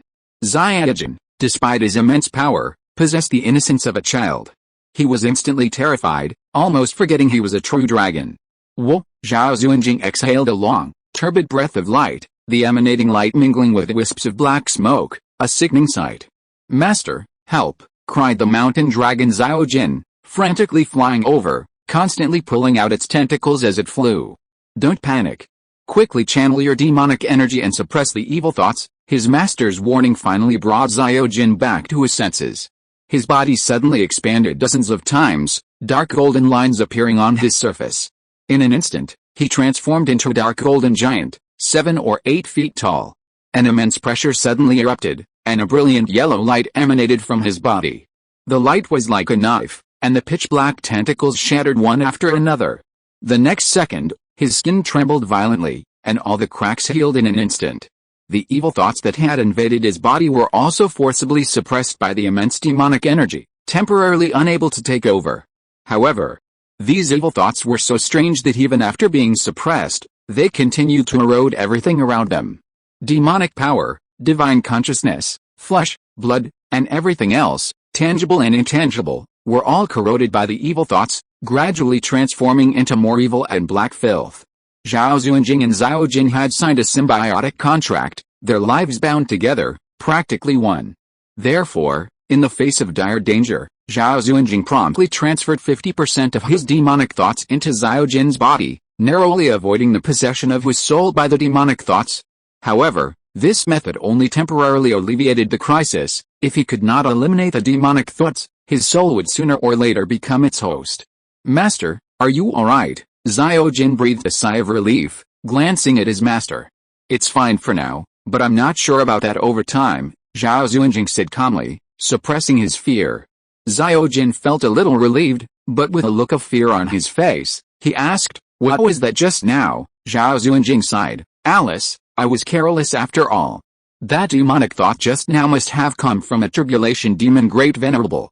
My soul has been infected by the demonic thoughts, and I'm afraid I can't hold out for much longer. Tribulation demon great venerables are equivalent to the human tribulation great venerables, whose realms are categorized as first, second, and third. On the TIE merit list, slaying a first tribulation demon lord can be exchanged for 300 heavenly merits. 1 heavenly merit is equivalent to 100 great merits, enough to redeem a TIE demon slaying sword, a true spiritual treasure. This clearly demonstrates the preciousness of heavenly merits.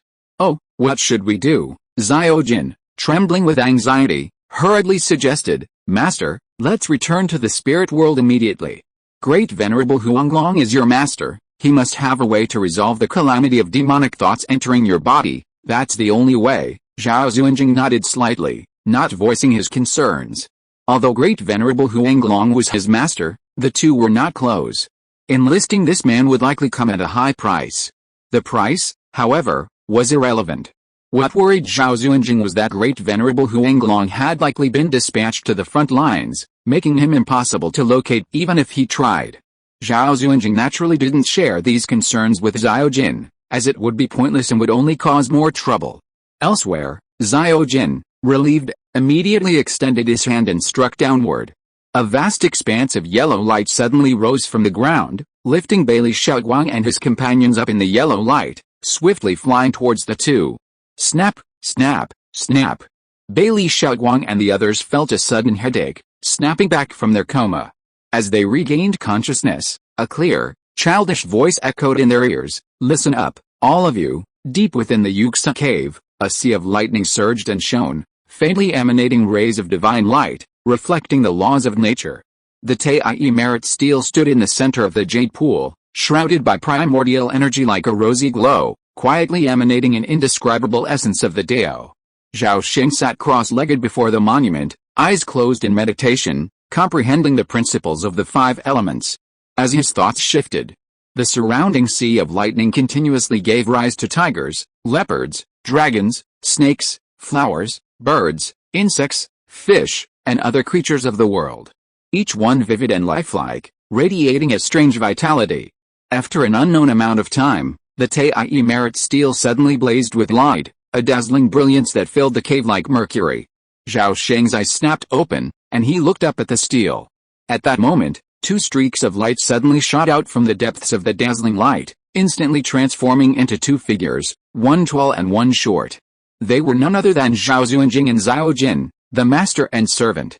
Zhao Sheng stood up, a smile flickering across his face, only to fade in the next moment, his gaze suddenly filled with uncertainty. Clearly, he had sensed something was amiss with Zhao Xuanjing and Zhao Jin. "Master Jing, you?" Zhao Xuanjing knew he couldn't hide this from them, so he spoke calmly. "I was accidentally ambushed and had to withdraw temporarily. But don't worry. I've suppressed my evil thoughts, and my life is safe for now." Zhao Jin, the mountain dragon standing nearby, glanced at his master, a flicker of worry in his eyes. Zhao Sheng gasped after hearing this. He knew Zhao Xuanjing's immense power. The fact that he couldn't return to the spirit world showed how powerful and formidable the demonic thoughts he spoke of were. It was so powerful that even a semi-immortal nearing the great perfection of returning to the void could utter the words "fear for my life." Zhao Sheng's mind raced, and two rays of divine light suddenly shot out from his eyes. His original spiritual consciousness followed the divine light and instantly landed on Zhao Xuanjing. A moment later, a flash of horror flashed in his eyes, then he subsided, his expression visibly moved as he exclaimed, "What a terrifying demonic thought! What terrifying being did you encounter in there? Could it be a Void Realm Demon Emperor?" A Void Realm Demon Emperor of the alien demon race is equivalent to a powerful human at the fusion realm, but far more formidable than a human. Oh! It's 10 times more terrifying than that. This time, Zhao Jin, the mountain dragon Zhao Jin was about to vent his frustrations when his master suddenly interrupted him. Zhao Xuanjing looked up at Zhao Sheng and suddenly sighed. "I was careless this time." He then briefly recounted his previous experience. Zhao Sheng finally understood the sheer magnitude of the demonic energy within the two men. It was no exaggeration to say that if it weren't for the mountain dragon Zhao, who had absorbed half of the demonic energy, Zhao Xuanjing would have likely been possessed by it, becoming a new demonic host. "Don't worry. I'll return to the Yuling Immortal Sect's mountain gate immediately. They'll surely have a solution," Zhao Xuanjing said, noticing his grim expression. Zhao Sheng felt a sense of relief. Just as he was about to speak, a sudden flash of inspiration struck him, and he remembered something. "Master Jing, don't go. I have a demon refining heart sutra that might be of use." He was being overly modest. Remember, this demon refining heart sutra was personally passed down by a true immortal. It could even refine the demonic energy of a true immortal, let alone a mere trace of the demonic energy of a tribulation demon. Zhao Xuanjing was astonished by this. While he didn't think the demon refining heart art he was talking about was useful, he still thought it worthwhile to listen. Without waiting for him to inquire, Zhao Sheng immediately sent out a divine thought, containing not only the entire demon refining heart art but also Zhao Sheng's complete understanding of it. The art contained just over 1,000 words, each one a gem of wisdom, each word profound and profound, truly unfathomable. Zhao Xuanjing's expression was instantly moved as he absorbed the vast amount of information in his divine thought. This was what it meant to be saved from a desperate situation. Zhao Sheng had never expected such a sudden surprise. With his vision, he naturally understood the preciousness of the demon refining heart art. Zhao Sheng couldn't help but glance at Zhao Sheng, words of gratitude welling up in his lips but swallowed them back, only to give him a solemn nod. Zhao Sheng, sensing something, suddenly smiled and said, "There's no time to lose. How about I protect you?" "Thank you," Zhao Sheng nodded without further comment. Zhao Jin, in tune with his master's thoughts, sensed his master's joy and leaped with excitement. A moment later, Zhao Sheng sat cross-legged in midair, chanting an ancient incantation. An indescribable rhythm filled the air. A radiant light surged around Zhao Sheng, and within this light, countless dark fumes wriggled and swirled, occasionally transforming into terrifying forms such as tentacles, eyeballs, and ghostly faces. Flames of will danced up and down, synchronizing with the rhythm of the incantation, continuously absorbing strands of demonic thoughts and gradually refining their essence. At first, Zhao Sheng maintained a composed demeanor, but as soon as the demonic thoughts were scorched by the demonic heart fire, they launched a ferocious counterattack. His face quickly twisted into hideous, brow-furrowed in knots, a look of agony etched across his face. Along with this, wisps of black demonic thoughts continuously emanated from him. Chapter 747, Demon Refining marks the target Star-Lord. Zhao Sheng's gaze narrowed slightly, noticing the nearly pitch-black eyes of the mountain dragon Zhao. His heart tightened, realizing he had underestimated the power of the demonic will. A thought flashed through his mind, and a vast, surging wave erupted from the purple mansion Soul Sea. The battered five thunder ring slowly emerged from the surface. A vast expanse of his primordial light pierced the five thunder ring, instantly creating a layer of five-colored ripples. These ripples instantly transformed into strands of five-colored lightning threads, piercing the void of the purple mansion before disappearing in a flash. Just as a flash of lightning flickered between Zhao Sheng's brows, the mountain dragon Zhao suddenly groaned, his eyes darkening. I'm almost losing control. I'm revealing my true form." Zhao struggled to suppress his bestial instincts, but under the onslaught of the demonic will, he could barely control his rationality and desires. A second later, a crackling sound like popping beans emanated from his body, and his small body expanded rapidly as if inflated, radiating a gray-black glow. A colossal dark gold figure suddenly emerged behind him, rapidly darkening and sprouting dense tentacles. It looked as if its mind was about to be robbed by the demonic energy. This startling turn of events almost caught Zhao Sheng off guard. He hadn't expected the demonic energy to strike back so fiercely, even affecting Zhao Jin. It was clear that Zhao Jin was a particularly vulnerable target. "Zhao Zai, I'm trapped by the demonic energy and currently unable to rescue Zhao Jin. If you have a solution, act quickly. Otherwise, leave quickly. If Zhao Jin goes berserk, you can't resist. Leave." At this moment, Zhao Sheng suddenly regained consciousness and telepathically transmitted a message to Zhao Sheng. Zhao Sheng heard this but made no response. At that moment, lightning flashed from his brows, landing on Zhao Jin's head. Boom! The five-colored lightning expanded, instantly enveloping Zhao Jin's entire body and striking the rapidly expanding gray-black light. The blow was like thunder and fire, unleashing an unimaginable destructive force. Following a shrill scream, the gray-black light instantly vanished. The tentacles and eyeballs sprouting from Zhao Jin's body were also swept away by the five elements divine thunder. The five thunder ring was a remnant immortal artifact. Even if it unleashed a trace of five elements divine thunder, its destructive power against dark forces like ghosts, demons, and yin demons was unimaginably great. Demonic thoughts, by their very nature, were a filthy and dark force, naturally restrained by thunder. This was especially true of the purest five elements divine thunder. Zhao Jin felt his consciousness clear up, the frenzied thoughts in his mind suddenly diminished, and the demonic thoughts that threatened to burst forth wither, as if frightened. "Come on, a little more. Can the power of thunder really annihilate demonic thoughts?" Zhao Jin shouted eagerly, overjoyed, suppressing the surging blood. Zhao Sheng listened, silently nodding to Zhao Jin. Then, with a wave of his hand, he unleashed several streams of magical power, instantly pushing Zhao Sheng's body hundreds of feet away. Then, layers of purple lightning instantly enveloped his body, protecting it from any intrusion of demonic thoughts. Zhao Sheng then formed a seal with his hands. And a dazzling divine light emanated from his brows. A silver-white ring slowly emerged from the divine light, with strands of five-colored lightning flickering across its surface. As the five thunder ring emerged, an indescribable, ancient, and vast aura instantly filled every inch of space. The void seemed to grow silent, then, as if unable to bear the weight, cracked open with pitch-black cracks. Veins bulged on Zhao Sheng's face, his spiritual power steadily dwindling, and his mana poured out like a torrent. Five thunder ring, go! Before he could finish his words, the silver-white ring flashed and vanished. The next moment, it appeared out of thin air above Zhao Jin's head, descending down and engulfing him head-on. Zizzy! Wisps of five-colored lightning spread out, transforming in the blink of an eye into a pool of multicolored lightning, thin as mist. Zilla! As Zhao Jin's demonic aura touched the five-colored lightning, it was like a drop of water splashing into a frying pan. The previously silent five elements divine thunder suddenly boiled and blazed violently, bombarding the fleeing demonic thoughts. Terrified, the demonic thoughts frantically burrowed into Zhao Jin's body, attempting to avoid the divine thunder's annihilation. Good, Zhao Zunjing saw this, his worry instantly vanishing. He couldn't help but cheer, a huge weight lifting off his chest. Ow!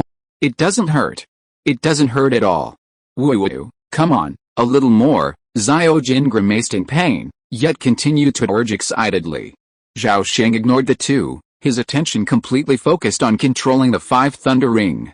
He had to control the intensity of the five elements divine thunder to avoid harming Zhao Jin, while also enduring the excruciating pain from the rapid depletion of his spiritual power, suppressing the five thunder ring with all his might to prevent it from unleashing a violent rage.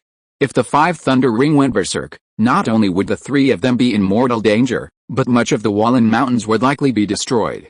At that moment, the five thunder ring suddenly trembled, as if awakening from a state of profound silence, as if sensing a threat.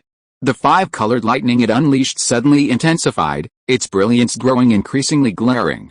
At that moment, Zhao Sheng felt an immense strain, his mana and spiritual power draining at a rate exponentially higher. Almost uncontrollably, he was being forcibly sucked away by the five thunder ring. Even with his cultivation reaching the late stage of return to void, controlling the immortal artifact with his limited strength was still a struggle. As if suddenly finding a target of interest, countless five elements divine thunder spontaneously surged into Zhao Jin's body, following the path of the demonic thoughts and pursuing them. Instantly, countless black evil thoughts were entangled by the five-colored lightning, melting away like snow in sunlight, evaporating. The black patches rapidly shrank, their color faded, and finally vanished completely. A moment later, Zhao Jin suddenly trembled, and a crack suddenly appeared in his palm, releasing a stream of dim smoke. The smoke fled into the air, suddenly twisting into a terrifying ghostly face, chirping and piercing Zhao Zunjing's flesh. Boom boom, waves of incredibly violent purple lightning erupted from his body, instantly engulfing the remaining evil thoughts. The purple sky divine thunder possessed the dual destructive power of thunder tribulation and annihilation. How could the evil thoughts withstand it? They were instantly annihilated into nothingness. Ow! The five thunder rings slowly rose, and Zhao Jin rolled over in pain, uttering heartbreaking screams. Clearly, even with his tough skin and flesh, he could barely withstand the onslaught of the five elements divine thunder. At that moment, Zhao Jin looked like a multicolored hedgehog, with strands of five-colored lightning darting in and out, leaving burn marks all over his body, some even charred black. It hurts, Zhao Jin screamed in pain, writhing on the ground. Just as Zhao Sheng was retracting the five thunder rings with all his might, a surge of dark earth energy suddenly rose from the cave floor. This energy poured into Zhao Jin's body, visibly healing all his injuries. Mountain dragons are known for their tenacious vitality, able to survive even when their bodies are cut into pieces. Therefore, minor physical injuries were of little consequence. Zhao Jin quickly recovered, leaping from the ground, beaming as he leaped to Zhao Sheng's side, hugging his thighs and shouting his thanks. Hey, I'm fine. It didn't hurt at all, really, that's good. Let go. You almost broke my leg. Zhao Sheng patted Zhao Jin's head, turning his gaze to Zhao Zunjing. He closed his eyes again, and the demonic fire of his heart engulfed his body, penetrating through his eyes, ears, mouth, and nose, gradually obscuring his entire face, making it blurry. Zhao Zai, please help the master. Look how much pain he's in. Zhao Jin, heartbroken, pushed Zhao Sheng hard, urging him expectantly. Zhao Sheng shook his head and said calmly, Jingzhu's situation is different from yours. While the demonic thoughts are a calamity, They're also a test for him. After this, his Dao heart and willpower will surely reach new heights. This is crucial for his future cultivation. Zhao Jin understood the deeper meaning behind his words and stopped urging him. He stared intently at his master, his fists clenching involuntarily. Time flew by, and months passed in a flash. By this time, Zhao Xuanjing's spirit and body no longer emanated demonic thoughts. Its entire spirit had become even more solid and tangible than before, appearing to be a living being, with barely a trace of illusion left. Suddenly, with a resounding boom, Zhao Xuanjing's spirit erupted in blazing flames, and a shrill, desperate cry emanated from within. But in an instant, the scream ceased abruptly, as the last traces of demonic thoughts were finally refined by the fire of his heart, transforming into nourishment for his cultivation. Zhao Xuanjing slowly opened his eyes, 100-foot-long divine light emanating from his body. He chanted, "If only my life were my own, I could cultivate a golden lotus in the flames. Only today, my path has been fulfilled." As soon as he finished speaking, his spirit and body suddenly transformed into a long rainbow and instantly disappeared into his body, hundreds of feet away. The next second, Zhao Xuanjing slowly floated into the air, a brilliant halo appearing behind his head. At the center of the halo was a vortex of chaos, from which something seemed about to be conceived. Zhao Xuanjing's body suddenly fell, his feet landing lightly on the ground. The moment he opened his eyes, his whole body suddenly emanated a harmonious and natural aura. Seeing this, Zhao Sheng's brows relaxed, a smile appeared on his face, and a sudden realization arose in his heart. Ginger has reached the limit of returning to the void and is about to face the dual test of the fusion realm. But these two tests are extremely difficult, and can be said to be a life or death struggle. Zhao Sheng was not sure whether Zhao Xuanjing could successfully open up his natal cave heaven and successfully survive the 69 thunder tribulations to become the supreme fusion realm power. At the side, the mountain dragon Xianjin widened his eyes, suddenly clapped his hands and cheered loudly, "Great! The master has finally broken through the confusion in his heart and successfully cultivated to the great perfection realm." After nearly 10,000 years of hard practice, today he finally saw the fruits of his Tao. Zhao Xuanjing smiled slightly after hearing this, took a step forward, quietly came to Zhao Sheng, and bowed solemnly to him. This time, this old man turned a disaster into a blessing. "Thanks to your contribution. Please accept my bow." Zhao Sheng did not stretch out his hand to support him, but accepted the other party's bow generously. What Zhao Xuanjing said was right. Zhao Sheng had put in a lot of effort to help him get to where he is today, but the other party just didn't know it. After he finished the bow, Zhao Sheng stretched out his hand to help him up, saying that there was no need to do so. Zhao Xuanjing stood still again, and slowly opened his palm with a solemn expression. In the middle of his palm, a dark yellow halo suddenly rose, and a blurred and distorted pale face was vaguely revealed in it. The face was looming and bright and dark, and looked like a candle in the wind, tottering. "Alice, it seems that we are not strong enough, and we are still a little bit short of it." Zhao Sheng sighed. He saw at a glance that the pale face was actually a mark, and its origin was self-evident. "Don't blame yourself. It's all my fault for being careless. Don't blame others. But I'm not afraid, I'm just afraid it won't dare come. If it does, it will only become a whetstone," Zhao Xuanjing said to Zhao Sheng in a relaxed tone. "This mark is too weak, it probably can't affect your Dao heart." "This is a blessing in disguise," Zhao Sheng sighed softly and spoke slowly. "There are 50 great evolutions, but only one escapes. Who knows, this mark may be some kind of opportunity," Zhao Xuanjing said thoughtfully. Shenlong Xianjin suddenly spoke, "Master is blessed with great fortune and will surely turn danger into safety." Zhao Sheng nodded slightly, no longer worrying about this small regret. At this moment, the halo behind Zhao Sheng's head slowly disappeared into the void, and his aura subsided, as if he had become an ordinary mortal. "I am temporarily unable to enter the Xianqian continent. Having experience alone is useless, so I'm passing it on to you now." Zhao Xuanjing's mind was firm, and a tiny starlight flew out from his brow, flashing and disappearing into Zhao Sheng's brow. Zhao Sheng felt a flood of information flooding into his mind, and countless images emerged one after another, all of which were Zhao Xuanjing's personal experiences over the years. In just a few breaths, he had analyzed all the information and images, and suddenly had a clear understanding of the Xianqian continent. After a moment, Zhao Sheng came back to his senses, and a hint of longing appeared in his eyes. As if he really wanted to enter the Xianqian continent and explore it. Zhao Xuanjing saw his intention and said in a deep voice, I must warn you carefully. That Xianshan continent is not only full of countless opportunities, but also full of countless unknown dangers. No one knows how many powerful demons above the Void Realm Demon Elder have infiltrated the alien demon clan. My experience is the best example. You should consider this carefully. Yes, I have an idea. Now the quota for admission has not been released yet, so even if I want to enter, I have no way to do it. As he spoke, Zhao Sheng's eyes fell on the Tai Merit stele beside him. He was moved and suddenly changed the subject and asked, I have a question, could Jingzhu help me solve it? What doubts do you have? Just ask, Zhao Xuanjing answered readily. Zhao Sheng asked, I really want to know what Jingzhu wants to exchange for merit. Is there anything missing? Zhao Xuanjing was stunned for a moment, then he understood what he meant, and couldn't help but smile and said, I thought you were going to ask something else, but it turned out to be this question. You are thoughtful. It's okay to tell you. I have my eye on the position of Star Lord. Upon hearing this, Zhao Sheng thought to himself that as expected, the other party's choice did not exceed his expectations. The so-called Star Lord, as the name suggests, refers to the Lord of a star. There are tens of thousands of spiritual planets in the star ring belt outside the Tai spiritual realm. Each spiritual star represents an infinite world, and there are also trillions of creatures reproducing and breeding in it. The Star Lord is the nominal ruler of an infinite world, responsible for holding a part of the authority of the heavenly Dao.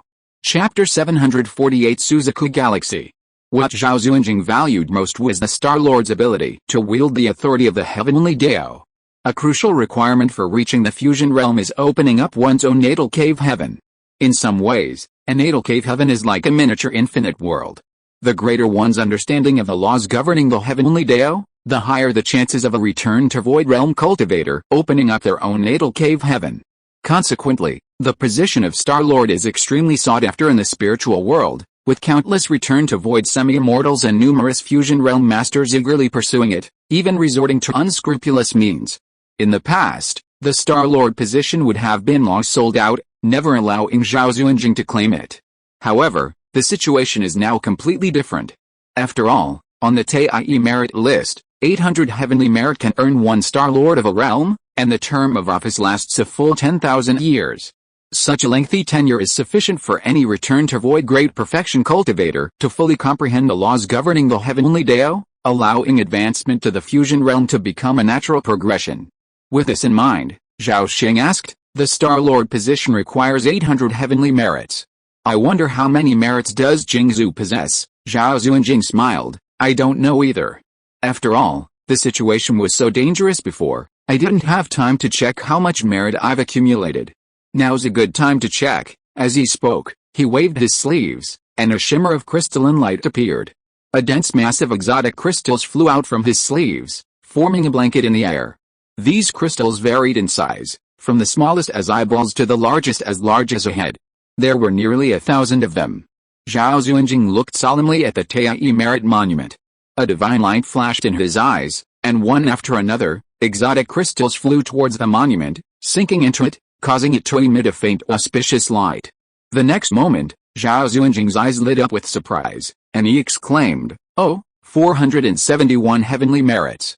That's so many, so few. Zhao Sheng frowned, feeling a touch of disappointment. Haha, that's quite a bit. Zhao Xuanjing smiled and shook his head upon hearing this, then explained, after all, slaying a Void Realm Demon Elder can earn you one heavenly gong. A Void Realm Demon Elder can be considered a human returning to the Void. These 470 heavenly gongs are equivalent to slaying over 400 returning to the Void semi-immortals. Do you still think it's too little? He continued, I was quite lucky. I completely destroyed a demon nest and was rewarded with 200 heavenly gongs. Add to that the 100 heavenly gongs I exchanged for the K-Void Demon Emperor's exotic crystal. That totals to a full 300 heavenly gongs, which already accounts for the bulk. Not everyone is as lucky as me. Zhao Sheng finally understood his misunderstanding.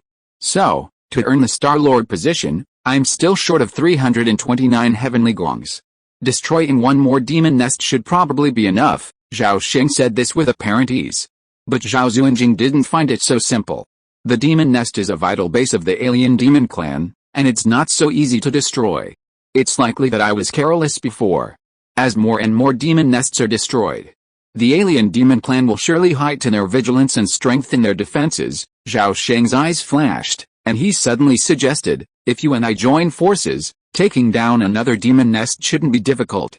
The challenge lies in finding its location. We'll discuss this later. Zhao Xuanjing didn't respond, instead brushing off the suggestion. Seeing this, Zhao Sheng instantly realized something and stopped talking about the previous point, moving on to another matter. Ancestor Jing, one return to void pill can be exchanged for 10 heavenly merits. That's a very cheap price. Do you think we could take advantage of this opportunity to exchange for some, and thus build up our family's foundation? Excellent idea. I'll do as you say. Zhao Xuanjing smiled and agreed without hesitation. Although the probability of achieving a return to void breakthrough after taking the return to void pill was low, the success rate would naturally increase dramatically if the number of pills taken increased. In truth, Zhao Sheng had long suspected the Tai Spiritual Palace's intentions. They deliberately kept the price of the return to void pill significantly low, most likely to rapidly increase the number of return to void semi-immortals to counter the current war situation. A few years later, a direct decree from the Tai Spiritual Palace confirming his suspicions. Time flew by, and 2 years passed in a flash.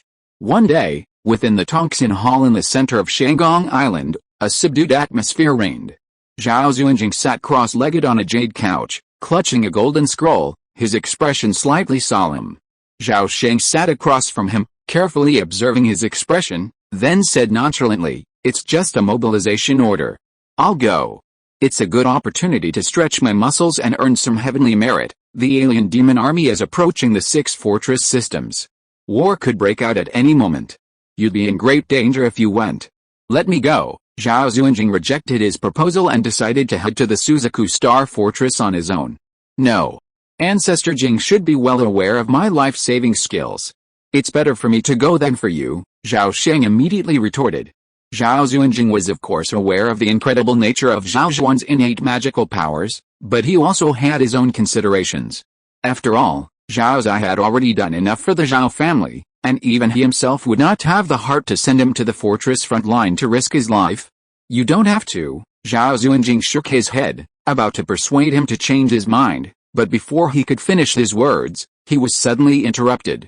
At this moment, Zhao Jinmin hurried into the hall, bowed to the ancestor sitting at the head, and said, "Ancestor, the Wang family's ancestor, Wang Shigen, has personally come to Shanggong Island. Would you like to come out and meet him?" "Huh? Why is he here?" Zhao Xuanjing muttered to himself with a flicker of surprise in his eyes. This person's intention is easy to guess. It must be related to the troop deployment order. I'm afraid he's here to form an alliance, right? There's no other possibility. With that, Zhao Xuanjing gracefully rose and slowly flew out of the hall. Zhao Sheng, seeing this, followed closely behind. Soon, the two welcomed Wang Shigen into the hall and took their seats. Wang Shigen was not alone, he was accompanied by another Wang family ancestor, Wang Hongxiang, who had achieved the return to void stage. After some pleasantries, Wang Shigen explained his purpose. As expected, the two Wang family members had come to form an alliance.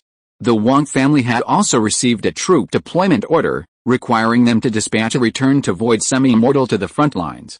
Naturally, the person sent by the Wang family was not Wang Shigen, but the unremarkable Wang Hongxiang. Zhao Sheng had met this person several times before. While they were not close friends, they were familiar with him. He knew that his cultivation was only at the early stage of return to void, not a formidable one. Wang Hongxiang, on the other hand, was extremely respectful of him. Because this person had been warned countless times by Wang Shigen, he was well aware of Zhao Sheng's immense strength. Looking out for each other is a good thing, but traveling as a team is unnecessary. I'm used to being alone and don't like company. Upon learning of the Wang family's intentions, Zhao Sheng politely declined their good intentions. His refusal was purely to improve the conditions. To put it bluntly, the Wang family didn't offer enough. Wang Shigen's eyes flickered, and he slowly said, "Dao Zhao, please reconsider. My Wang family is willing." Half an hour later, Zhao Xuanjing and Zhao Sheng personally escorted Wang Shigen and Wang Hongxiang off the island, watching them drift away with a smile. 3 months passed in the blink of an eye. To the west of the Tai spirit realm, 600 eons away, lies a star system with 7 spiritual stars, the Hengyuan Galaxy. Its name is Suzaku Galaxy, named after its primary star.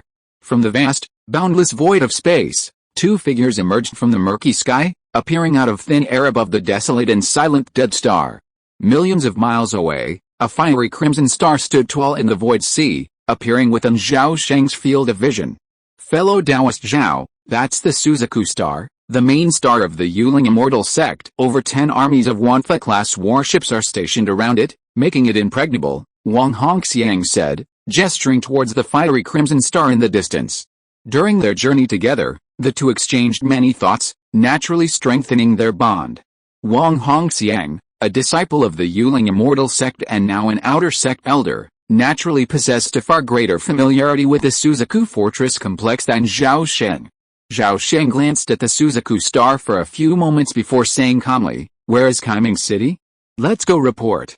We can discuss other matters later." Wang Hongxiang, startled, quickly nodded in agreement, saying, "Yes, I'll take you there right away." A moment later, the two transformed into two long rainbows, speeding towards the Suzaku star, millions of miles away. More than half an hour later, the two figures appeared above a vast sea of clouds within the Suzaku realm. "Fellow Taoist Zhao, please look over there," Wang Hongxiang pointed. Zhao Sheng followed his direction and a magnificent city came into view. This vast city was imposing and vast, with its fortresses and market districts stretching for hundreds of miles. Rather than a city, it was more aptly described as an impenetrable fortress.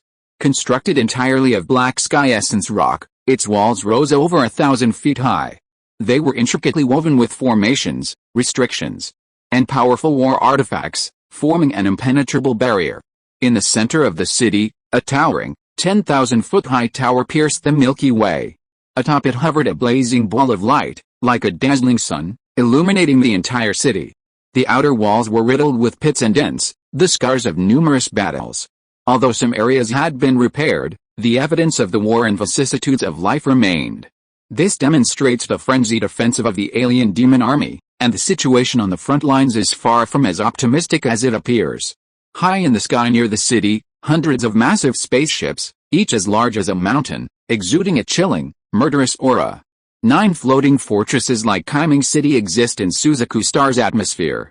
Excellent city defenses, Zhao Sheng nodded, retracting his gaze. Of course. Follow me into the city. All human cultivators arriving on the Suzaku Star frontlines for the first time must register their identities at the Cave Heaven Tower and receive a token before being assigned their destination. Of course, we'll have far more freedom, free to take on bounty missions at will, Wang Hongxiang spoke, taking the lead and soaring into the city. Zhao Sheng, observing this, followed in a flash of light. A dozen miles from the city gate, a layer of forbidden light flickered in the sky, and a team of guarding cultivators suddenly emerged from the sky, each clad in armor and wielding a blade, their presence radiating a fierce aura. "Come on, stop," the guards halted over 100 feet away. The leading monk waved to Zhao Sheng and the others, shouting in a deep voice. Zhao Sheng scanned the group with his divine sense and was surprised to find that the average cultivation level of the guards before him was at the late nascent soul stage, and the one who spoke was a true lord of the divine transformation stage. Wang Hongxiang's expression grew serious. He flipped his hand and produced a Cyan J token, showing it to the others before calmly putting it away. The guards' faces paled, and they hurriedly bowed to Zhao Sheng and the others, shouting, "Juniors are doing their duty and have just offended. Please forgive me, seniors," Wang Hongxiang said calmly, "ignorance is not to blame. We too need to enter the city on business, and why are you still not moving out of the way?" The middle-aged monk hesitated upon hearing this. Seeing this, Wang Hongxiang's expression dawned on him, and he suddenly smiled. "I almost forgot. Take out the divine mirror and look around." The guard captain breathed a sigh of relief and quickly produced a bagua bronze mirror. A white light shone from the mirror, covering Zhao Sheng and the other two. Zhao Sheng glanced at Wang Hongxiang. Seeing he offered no resistance, he made no move, allowing the white light to envelop him. A wave of cool, water-like laws swept rapidly through him, circulating countless times within his purple mansion soul sea. "The divine mirror hasn't reacted, but you two seniors are perfectly fine. Please enter the city." The middle-aged cultivator quickly put away the mirror and said flatteringly. Wang Hongxiang finally nodded, turned to Zhao Sheng, and smiled. "Fellow Taoist Zhao, please go first." Zhao Sheng nodded slightly and flew forward into the city. Wang Hongxiang followed closely behind, explaining as he flew, the divine mirror is a rare treasure specially crafted for identifying demons.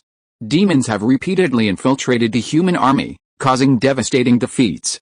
That's why entry into the city is so strictly controlled. As they spoke, the two had already passed through over a dozen barriers and soared into the city.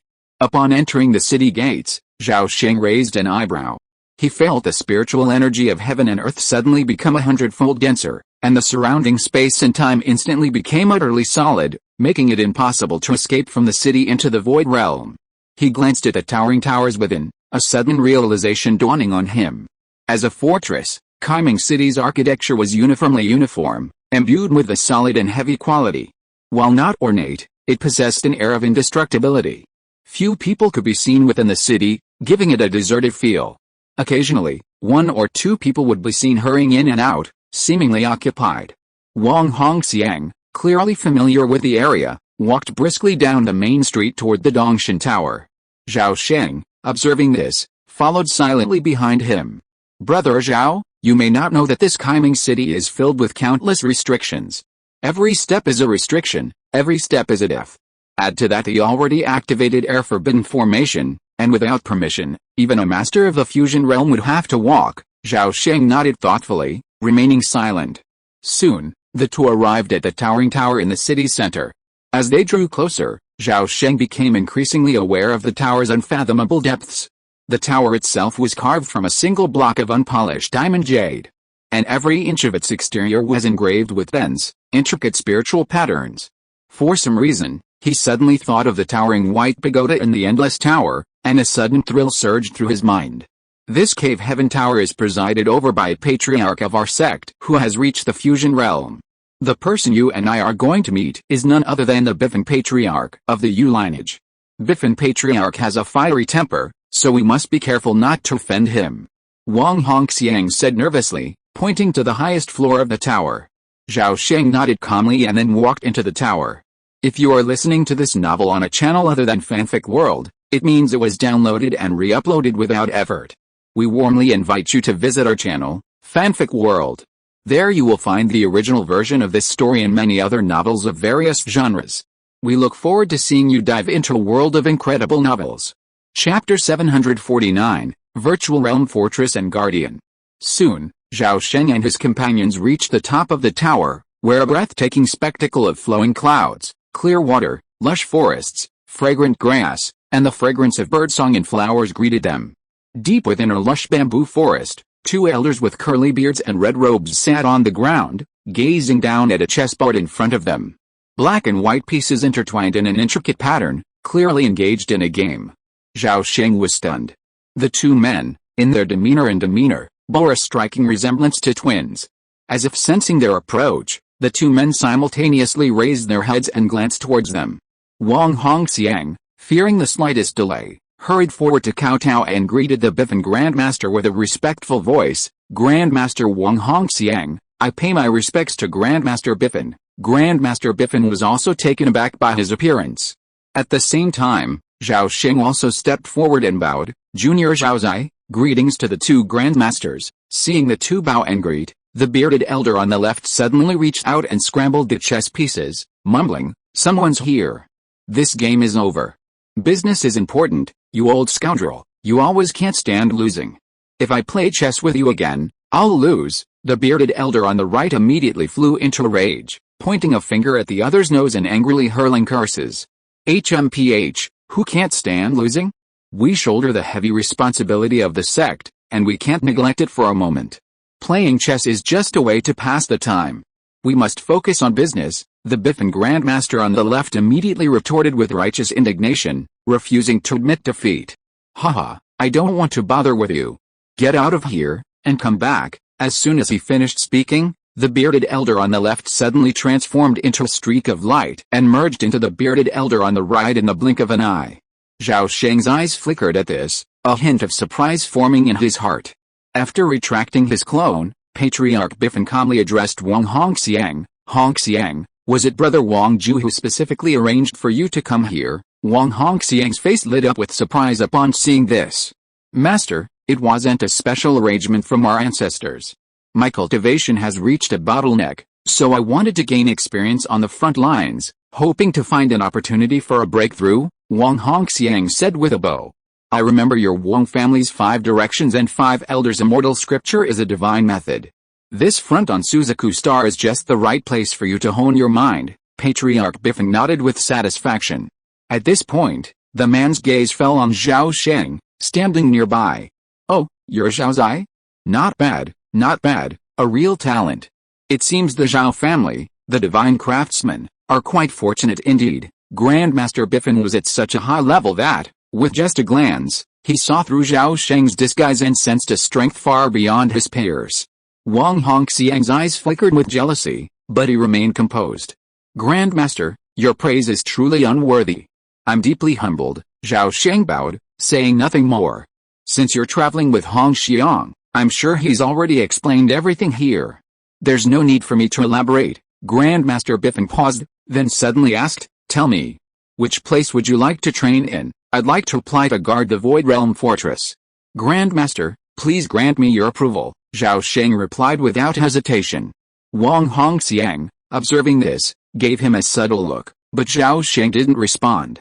Have you thought this through? While you're certainly capable, the position of garrison commander is no less important than any other. Not only is the responsibility immense, but if the fortress falls to the demons, not only you, but also the Zhao family, the master craftsmen, will be unable to bear the brunt of the burden. I suggest you first acclimate yourself to the Demon Slayer squad. Then choose another position. Biffen Patriarch frowned and offered a kind reminder. Thank you for your kindness, Patriarch. I've made up my mind, and I hope you'll grant my wish, Zhao Sheng replied firmly. Although Wang Hongxiang had hinted several times on the way here that he wanted to be assigned to the same Demon Slayer squad as him, so they could look out for each other, he had other plans in mind.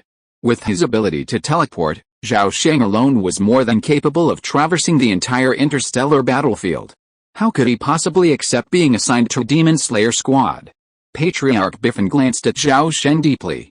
After whispering a few words to Wang Hongxiang, he pulled a dark golden token from his sleeve and casually tossed it into Zhao Sheng's arms. He said calmly, since you're quite confident in your own strength, then it's as you wish. Now that the eastern front's A3 Void Realm Fortress is vacant, you will take over. Wang Hongxiang's expression changed slightly as he spoke. Zhao Sheng noticed the change in Wang Hongxiang's expression and was moved. He immediately asked, I know nothing about A3 Void Realm Fortress. Could you please enlighten me, Patriarch? Everything you want to know is on it. Take it. As he spoke, Patriarch Biffen took out another jade slip and casually tossed it over. He then ignored Zhao Sheng and inquired about Wang Hongxiang's choice. This was only possible because a return to Void Cultivator could grant a Fusion Realm Master a degree of leniency. Those below the return to Void Realm had absolutely no choice in their whereabouts. Upon arriving at the front lines, they were often immediately assigned to a task. While Zhao Sheng was flipping through the jade slips, Wang Hongxiang had already chosen his destination. As expected, he chose to join a demon-slaying squad. Demon-slaying squads hold a special place in the human camp of the spirit realm, a unique military unit. They typically consist of only 2 or 3 members, never more than 5.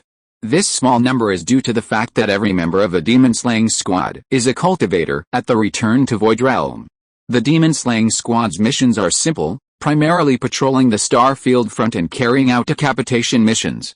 After completing their primary missions, team members are free to roam freely during rest days and choose any bounty missions they choose. In short, the demon-slaying squad enjoys significant autonomy, far more freedom than a Void Realm Guardian. Wang Hongxiang couldn't understand why Zhao Zai had chosen the Guardian position. While Guardians carry heavy responsibilities and merit, accumulating military merit quickly, they also lack freedom and often have to endure the arduous hours. It can be said to be a grueling and lucrative position with little reward. Therefore, as soon as they left the tower, Wang Hongxiang, with a look of surprise, immediately asked, Brother Zhao, why did you choose the position of Garden Guardian? Don't you know that only those returning to the Void Cultivators will choose it? Before you take office, go and resign the position of Garden Guardian. Before he could continue, Zhao Sheng interrupted decisively. Friend Wang, I know what's going on. You don't have to persuade me anymore. Well, in that case, I wish Brother Zhao peace and safety. Goodbye. As the saying goes, there is no need to talk too much if you don't agree. Seeing that the other party was so stubborn, Wang Hongxiang was discouraged and didn't want to say more. After a hasty bow, he was about to say goodbye and leave. "Friend Wang, take care of yourself too. We will meet again in the future. Goodbye." Zhao Sheng bowed in return, nodded at him, and then turned and walked out of the city. Wang Hongxiang watched him retreat. He suddenly pulled out an ancient Luo mirror and released a drop of blood. A faint, clear light suddenly shone upon the mirror, and a human face quickly crystallized within it. Though blurry, it was still recognizable as Wang Shigen's ancestor. "The fish hasn't taken the bait. What should we do next?" Wang Hongxiang's brows flashed with a divine light, and he telepathically transmitted his message. "Well, if the fish hasn't taken the bait, then it hasn't. Anyway, there wasn't much confidence to begin with. I have new arrangements, so you should stick to the original plan. Xin Bulei, the captain of the Binghuo Demon Slayer squad, is my good friend. Once you join, he will take good care of you. You should set out immediately to pay your respects, and don't delay important matters." Wang Shigen appeared remarkably calm, without a trace of anger. "Yes, ancestor," Wang Hongxiang bowed. As soon as he finished speaking, Wang Shigen's face in the Luo mirror suddenly faded, and the mirror surface instantly became dim and dull. Wang Hongxiang, observing this, put away his lineaging, looked up, and turned to head west. Meanwhile, Zhao Sheng had already exited the city gates. He felt a sudden sense of relief, his mana flowing smoothly. With a swish. In the next instant, he vanished without warning. Beyond the Suzaku galaxy, beyond the present world void, the boundless shadow cast by the dark sky was unmistakably the limitless shadow. Deep within this chaotic, hazy shadow, a pitch-black sphere as vast as a mountain defied the raging temporal storms around it, steadily suppressing the surrounding space-time with a towering presence, unmoved by the surging waves. This massive sphere, pitch-black with a mirror-like exterior, was none other than the A3 Void Fortress, a super war machine a level above the Return to Void-class battleship, its power rivaling that of a Myriad Laws-class battleship.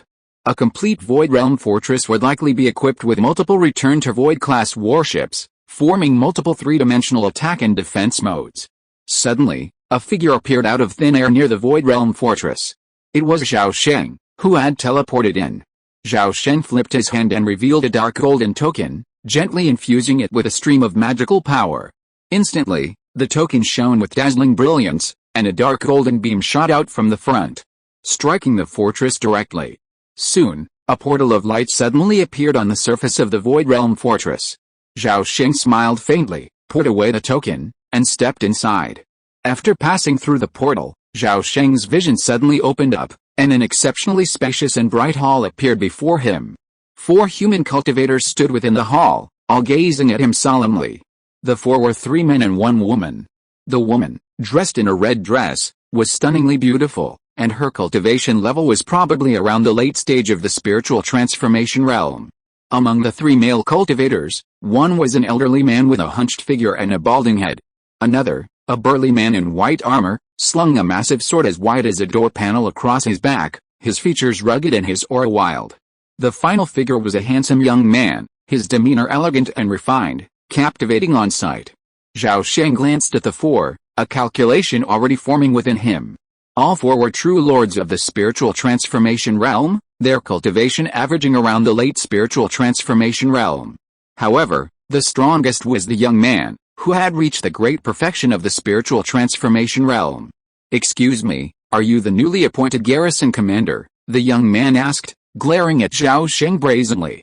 As he spoke, the 4 figures shifted in a seemingly random pattern, their auras fused into one.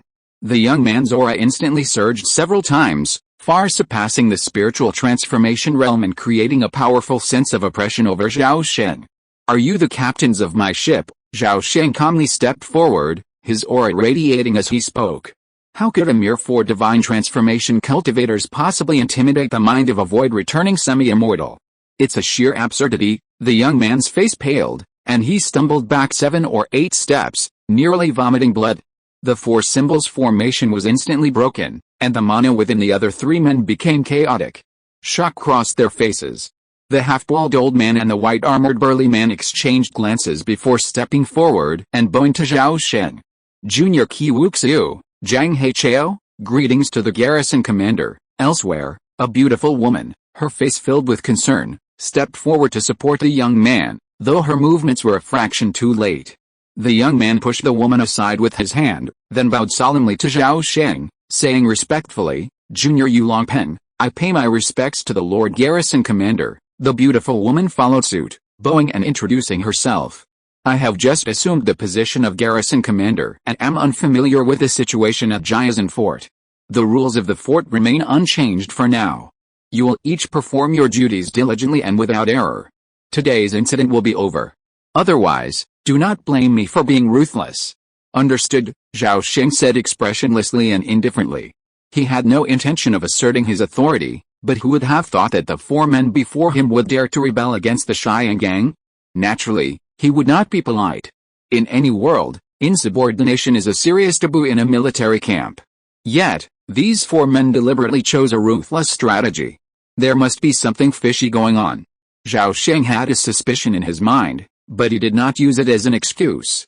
He believed that the young man, Qi Wuxiu, must have a very powerful background. If it weren't for this, the other 3 would never have followed him in such mischief.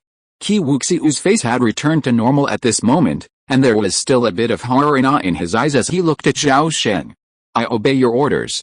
I will definitely assist you in the future and do my best to complete the tasks assigned by you." With Qi Wuxiu taking the lead in submitting, the other 3 did not dare to refute at all, and all obeyed the order.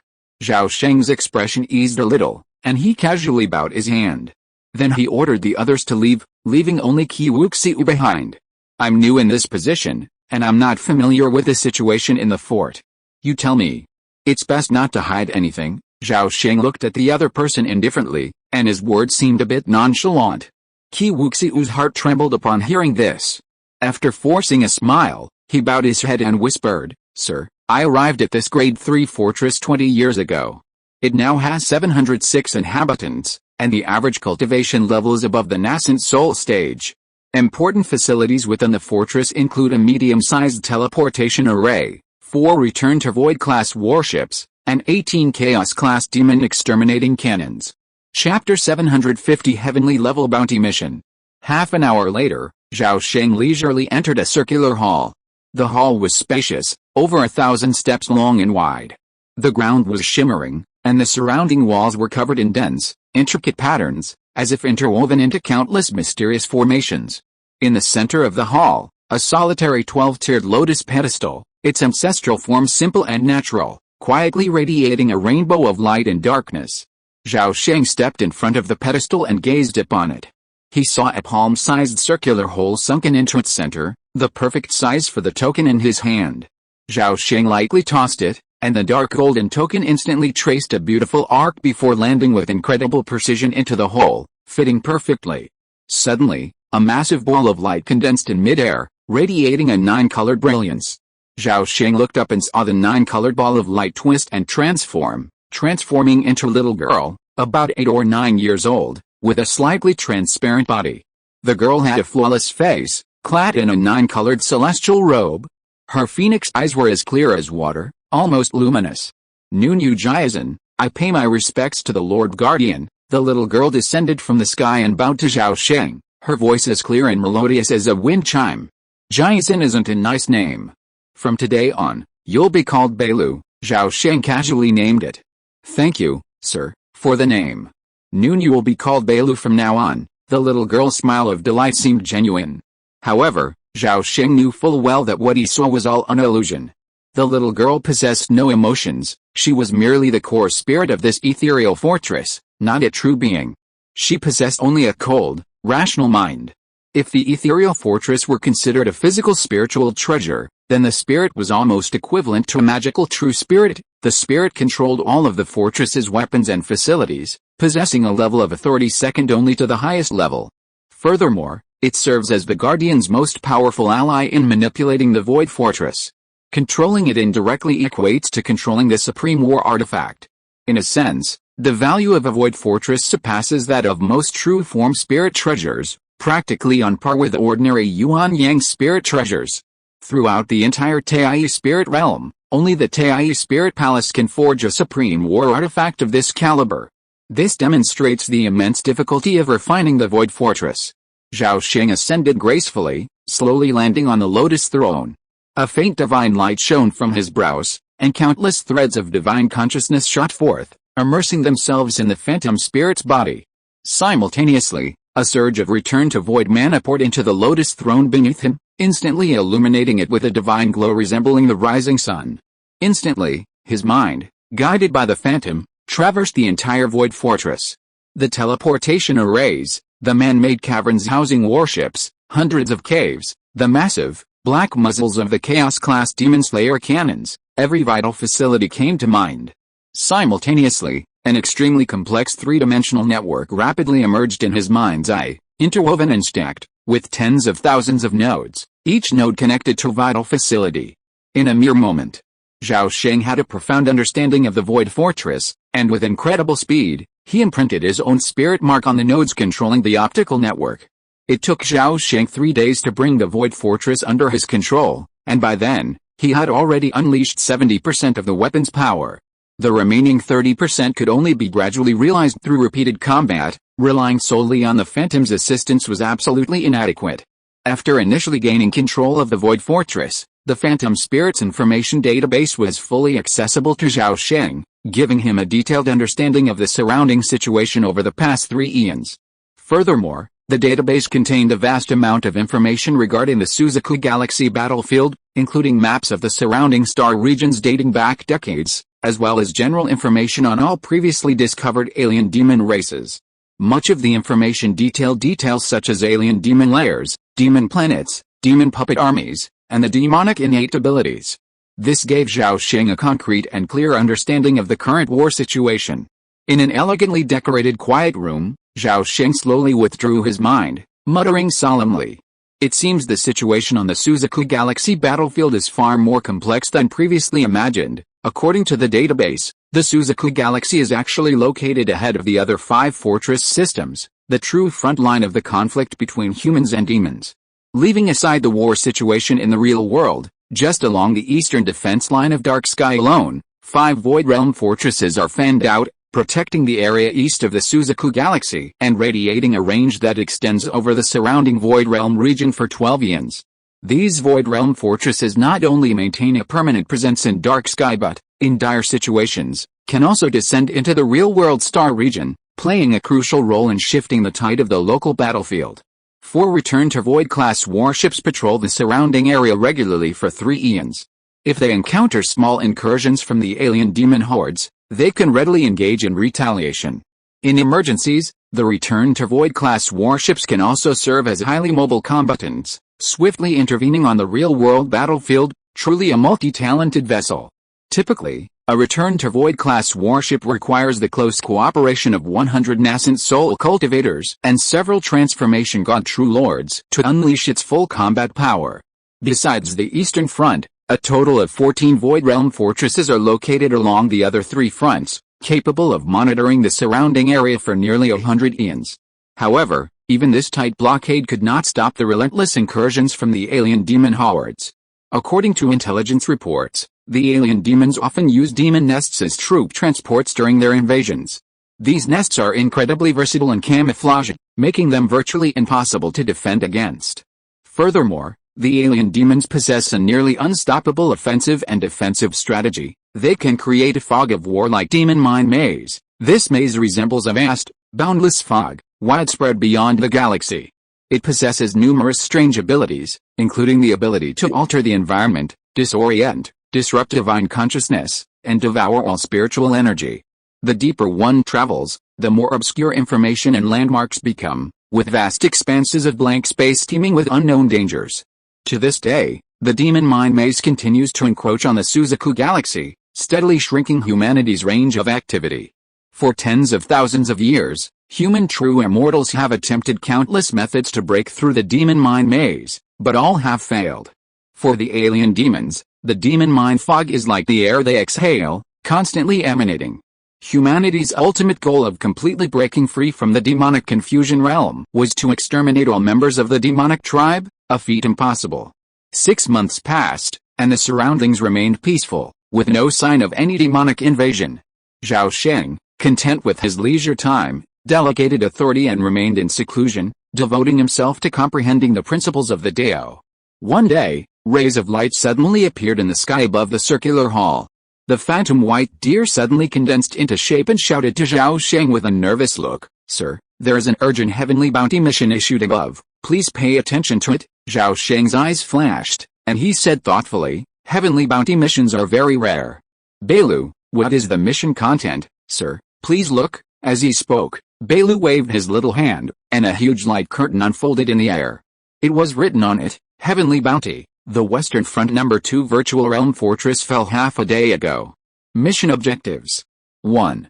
Take back the Virtual Realm Fortress from the hands of the alien demons, and be rewarded with 300 days of merit. 2. Take back the Phantom Core, and be rewarded with 80 days of merit. 3. Take back the Teleportation Array Hub, and be rewarded with 33 days of merit. 4. Take back a Return to Void class battleship, and be rewarded with 33 days of merit. 5. Zhao Sheng glanced at the mission list and found that there were as many as a dozen bounty targets. But at the end of the mission, a note in blood red font read, "The above mission is only for cultivators in the Return to Void realm, both individuals and teams. Mission deadline, 10 days, expires, SHH. What a generous offer," Zhao Sheng gasped, stunned. If he could drag the fortress back, he would earn a full 300 heavenly merits.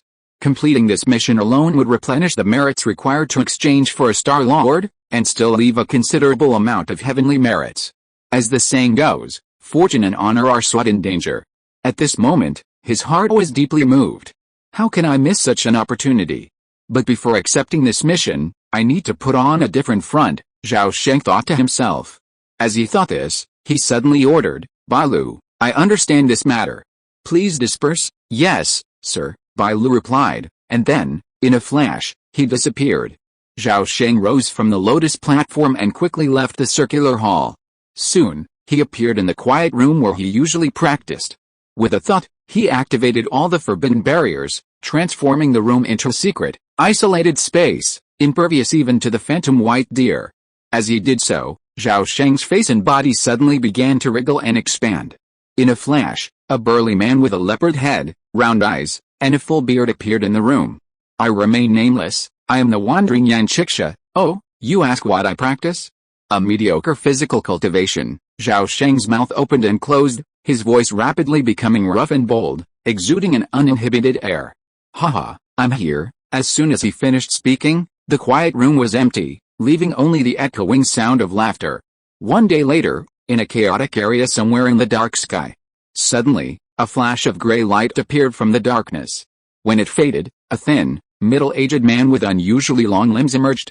He looked nearly dead, his face pale. However, his narrow, wolf-like eyes were sharp and piercing, possessing a chilling presence. "Both of you are here. Very good." The middle-aged man glanced at the other two, finally resting his gaze on Zhao Sheng.